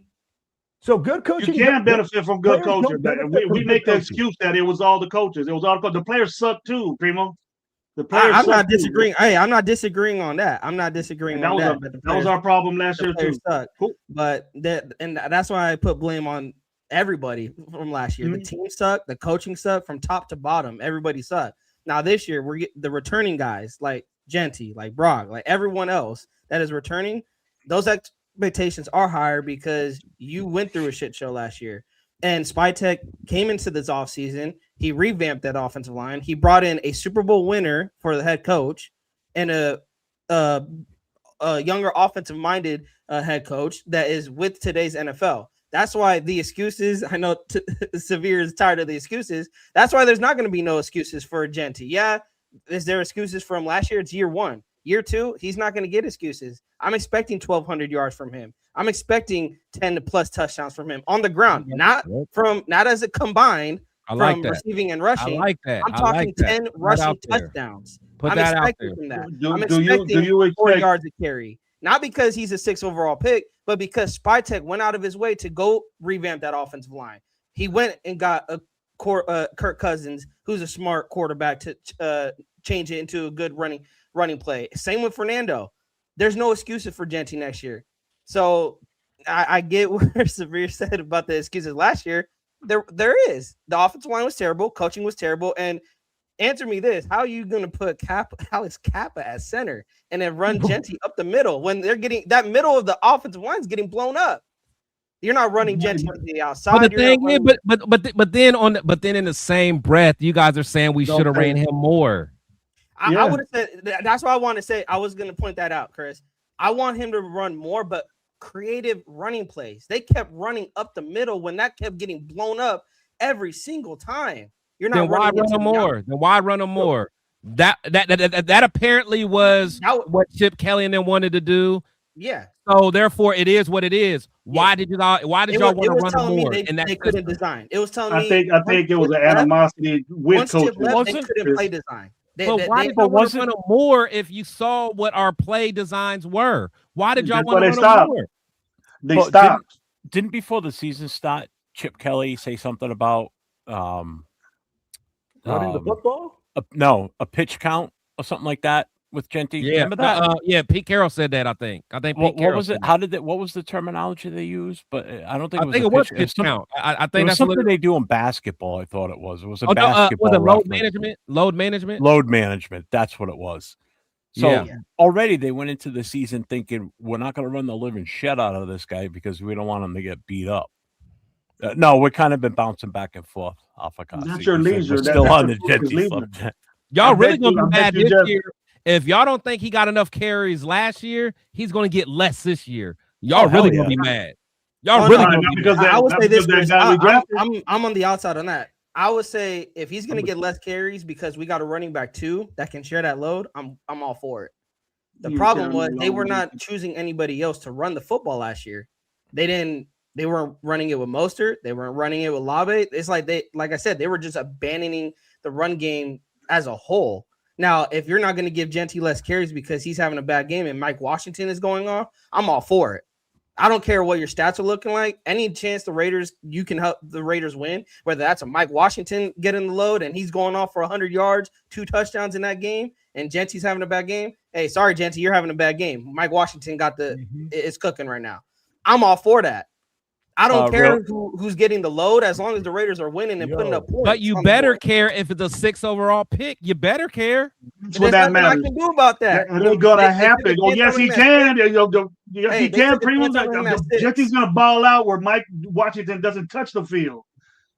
That's what's gonna happen. That's what needs to happen. If you're That's okay. You're right there. That's what needs to happen. You're right. If you're the 6th-round pick, you don't need Mike Washington. You can have Mike Washington as a run back too, because we suck. You're right. Our backup You're right. Yes. Hey, real quick, shout out to keep them going. Real quick, shout out to Dixon Sider with the $1.99 super chat. You all still alive? That's a handsome guy on that. Hey, his profile picture is a handsome guy. Good looking man. dude. Good looking shitty shirt, but good looking dude. Hey, what's going on there?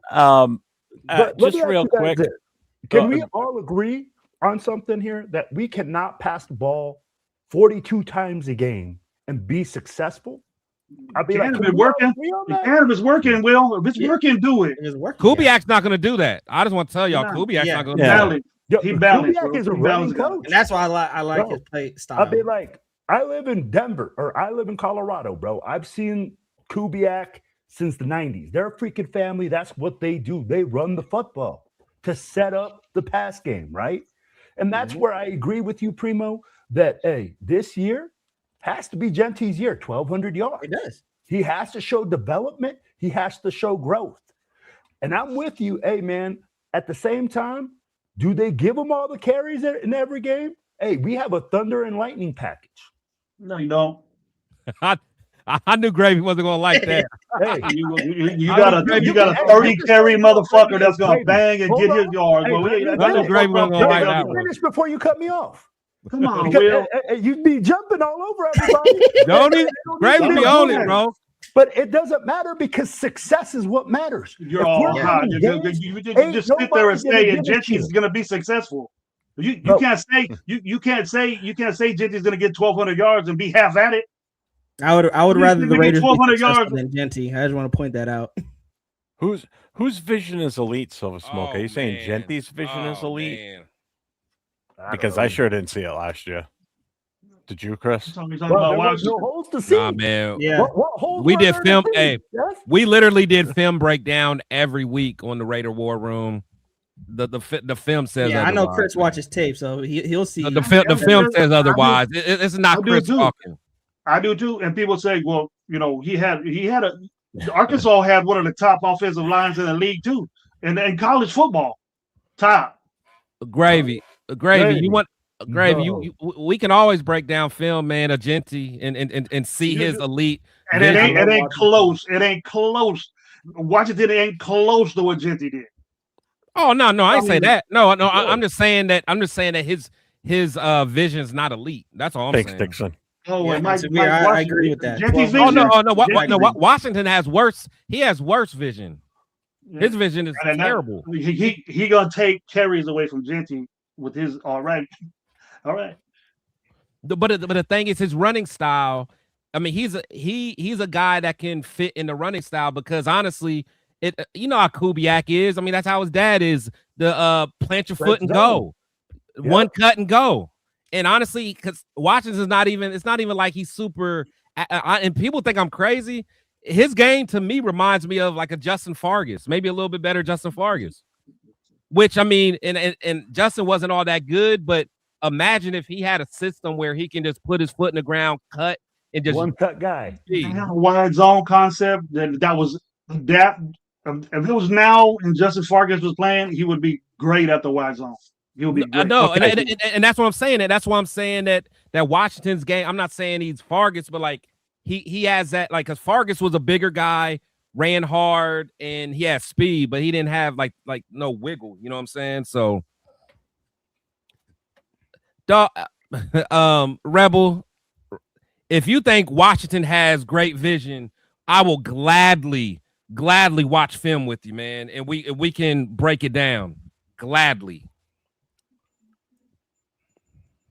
You let me know when you're free. Washington fumbles a lot too.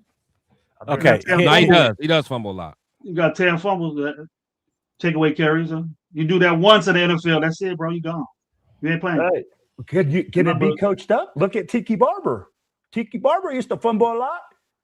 It got coached up, but that's what good coaching does for you, Gravy. Yeah. In the NFL. No, it makes you he got told you're about to get fucking cut if you keep doing that. That's what he got told. He got told that. He said that. Will, he said that.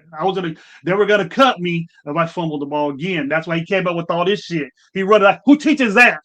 Who teaches running the football like that? I'm a running back coach. I don't teach my guys that. I teach them the proper way to hold the fucking football. So somebody said You see him running. You see him running like this. Remember, Chris? Washington you see him running fumbles with the a lot. football like that. He did. He fumbled twice. He fumbled three He times did. last year. He Genty did. fumbled twice. So that's not a lot compared to Genty in one season. Genty was in the NFL. Genty was in the NFL. Yeah, It still doesn't matter. They were comparing. No, you're it don't matter? comparing. No, listen to me. They're comparing what Mike Washington did last season versus Genty last year. Genty had 2 in the NFL. Mike Washington had 3 last year when he was playing in college. You can't say he's You can't match the fumbles up when one's playing in college and one's playing in the NFL. First of all, I don't do that. It's a problem. Choose too but many. I don't know if Choose too you many guys for saw the message in the private chat, but I need to call it. I've got a long ass day tomorrow. We've got a bunch of birthday parties tomorrow. It's already 2 a.m. here, almost 2:30. It's always fun. Always fun talking ball with y'all, man. I had a good time, man. Definitely. Chris, I love you, brother. Good seeing you, Chris. God damn. Yeah, you too, Good man. seeing Good, you, hey, man. Will, good to be on you. That's what it comes with you down again. to. Primo, it's good to be on with you, man. Had a good time, fellas. Hey, at the end of the day, all we want is the Raiders to win. That's all we want. Of course. at the end I of don't the care day. how we do it. I want to see wins, but Yeah. I'm still staying realistic. I say I can see 4 wins out of this season. Yeah, I see 5, but yeah, 4 to 5, I can see. Grady, And what what's do you crazy? see? Chris knows me. I'm an optimistic person. I'll say 10, 11 real quick, but no. See, this I'm not year, saying I'm that. like, I need to pump on my. Too many people saying that we're a playoff team. I want to hear what Gravy say. What, my record? Yeah. I don't think we'll get any better than 6. Oh, okay. I think we'll double up this year. We're a better team. We got better things. We got better. I love the center. I love what we did defensively. Our draft pick we got I'm not happy with the second round pick we got. I don't dig it. Mostly the whole draft I didn't like, but I like the corner with that. Severe, you got to grow out that peach fuzz then, because you ain't got no beard, brother. That's no more than 6 Chris for me. Okay. Hey, Gravy. Hey, so Severe say that, you know, if you wrong, he wants some of that beard oil, man. He wants some of that beard oil. Severe, I got a honey. He's so on Jenkins. Whoever has the most yards that year, Genty or Jenkins. I'm going to put a bill on that if he wants to take it. You want some of that too, Chris? They play each other. Or you want to do the game? You want to do the game, or you want to do overall season? Do what game? We play Cleveland, don't we? Yeah. We got Jenkins against Genty right there. Who has the most yards of Bill? You know what? I won't do that because he coming off an injury. I don't know how it's, but what I will do is Genty versus Travion. Oh yeah, New England. Ooh. I'll do that. Travion Hendricks. The game or all season? Right. I'll say who has a better season out of them two. You got it. And Travion should go. be more featured after last Here we season. go. Yeah. Okay. Hey, Grave, that's why you my boy, man. That's why you my boy. Too. Hey, Love Chris, seeing you, what's man. the record? Love talking to you. What's the record? What's the Huh? record? I said no more than. How many I'll wins? be happy did with we get? 6. I'll be happy with 6 wins, double up. Be very happy with that. Yeah, Chris. We got a lot to do. Will we got a lot to? We still got a lot to do. I think we do. Not in a bad way. Not in a bad way, bro. Not in a bad way. We're improving. We're gonna look better. We're gonna look better. We're not gonna look terrible like we did last year. Yeah, we're gonna look better. We're not gonna want to turn off the TV in the first 5 minutes. Yeah, I got us at 5-12. We might be able to sneak a game in Cleveland to maybe make us 6-11. But I'm thinking, you know, in between 5-12 and I'm sorry. 5-12 and 6-11. Yeah, I'm like 5 to 12 wins. What kind of fucking Jesus Christ? Why don't you just say we're gonna win anywhere from 0 to 17? But you know what though, and I know it's gonna piss people off. I do think that we're gonna go. I don't think we're gonna win the game in the division. I hate to say it. I don't. You know what's crazy, Chris? You might. I'll join you in that. Yeah, on that I don't think we will, man. Because I seen people saying we're gonna split the division. I'm like, I don't know what people seen the last few years for them to say that. KC has owned us. Denver is starting to own us, and since Jim Harbaugh has joined the Chargers, they've owned us. So I don't know what people have seen that we'll split with the division. I agree. I think we go 0-6 again. No, I hate you guys, bro. That game I go to in Denver every year, we're gonna win that one, bro. We gotta get back on that. They gotta prove it. Well, they gotta prove it. I know, man. I know. They gotta prove it. We're gonna be 1-17 in 3 years in our division. Huh? Is that what you're saying? They could be. They gotta go out there and win. They gotta prove it. You're not gonna convince me by beating backups on the Chiefs team. You're not gonna prove that to me. The Raiders got to do better. Okay, who in the division? What's Mahomes? Mahomes has only lost to the Raiders twice, I believe, in his career since becoming the starter. Like Derek beat him. It's just Justin. I think Aiden beat him. Aiden beat him twice. Aiden beat him twice. No, Zamir White in the running game did that. Real quick, shout out to Dick Actually, the Cicero with defense. another dollar. Not even just that field goal game. It was a field goal game, huh? Wasn't that a field goal game? That the 15-12, and everybody gave credit to AOC. Kansas City Chiefs killer. AOC, get the fuck out of here! Get out of here! Done with that guy too. Developmental starter for the Raiders. Watch out! Watch out! Next thing you're gonna hear pretty soon when OTA start, AOC pushing Mendoza, AOC pushing Cousins. Get out of here with that shit. No, but yeah, I think. Hold on, right how there. do you- Hold on. how do you- Hold on. Look, this dude talking about How do you say the Chiefs are donkeys weak? will take a step Chiefs back are because the weak? No. quarterback will have a sophomore slump. Yeah, bro. He's not going to be a sophomore, man. Never mind. Never Okay, mind. the Chiefs are not weak as long as 15 is still the starting One in the quarterback. And he's scheduled to return on OTAs already. So Yeah. he's going to be ready week 1, believe it or not. Hey, bro, I want to know what So you're by the time we smoking. And play the them Chargers week are the 4, chokers in the playoffs, not against the Raiders, by the way. Hey, Silver Smoke, that shit must be really good that you're smoking, bro. Because for you to say that the Queefs are weak when they've been kicking our ass for the past fucking half decade, to say that the Chargers are no good when the Chargers are on the come up with fucking Harbaugh and they fucking been kicking our ass for the past fucking 3 years. Mhm. And then fucking the Broncos just got done demolishing us, and we couldn't even win a 10-7 game. yeah. Denver And you had know their what all worst that- game that against us, results and they in still beat this. us. Emotional damage. 100%. You ask, you shall receive, Ardell. All right, Thank y'all. you Hey, for I'm the out, bell. man. Appreciate the Yeah. time, Hey, Jeff, see you, man. Hey, no Hey, problem, Gravy, man. man. I'll holler at you, man. We got to do it again, dog. Primo, Will, Jeff. Lou, Y'all brother. good, man. Appreciate it, man. Appreciate you, man. All right, y'all. Later. Good show, Jeff. Thank you for letting me Yeah, on, man. dude, I hey. was Hey, no problem, gonna man. call in, bro. I was gonna call in after when I see Chris on. Luckily, you didn't answer the phone. I left you a message though. Yeah, I shut it down. Once everybody started wanting to come on, I'm like, I can't be answering the phones with this many people on here. It's just not going to work. So just rather have you guys jump in at this point. See, when it's a show like this, this is cool. I kind of miss these days actually a little bit, but it's a more of a controlled chaos. It's when we were letting people in that don't normally do shows. That's where it gets a little more hectic because Yeah. people don't have the proper etiquette to like let someone else talk unless you're Gravy. Gravy just keeps talking. My bad. You're good. You're I had a good. lot to say. I had a lot to That's say. why we love them. I know you do. But Primo, it's good to see you, man. Nice to. I bet you. I think we've been on the show together. I don't know, but Probably. you, man, I know a I've lot been of knowledge, bro. and Will. I've been A lot of around. knowledge, bro. Good to talk I'm to trying to you. get back into it. I've been freaking busy, man. I gotta get back into it. A lot of people were questioning, where you at, Primo? Not me. I could give a fuck. I'm kidding. No, I'm more like, hey, the thing is, I like more of this. I like talking with other Raider fans, debating, and just hearing a difference of opinion. I don't like doing it. I don't like shows by myself because Yeah. I would probably have a lot of people agreeing with me, and I don't want people to agree with me. I want to hear other people's opinion. Oh no, I got it. I got it. Me and Severe on different, we got difference of opinions, but I know at the end of the day, every Raider fan wants the same thing. They want wins. They want to see this team. Yeah, it is Lombardi Severe. trophy. Kidding. That's all we want. That's all we want. But then, like I said, Silver Smoke. Do I want them to be? Do I want them to win in the division? Yes. Do I think they can do it? No. Because have they proved it? No, they have not proved it yet. No matter what team they marched out there, that division has been kicking our ass the last 2 years. We are 1-11 in the last 12 division games, and they weren't even close.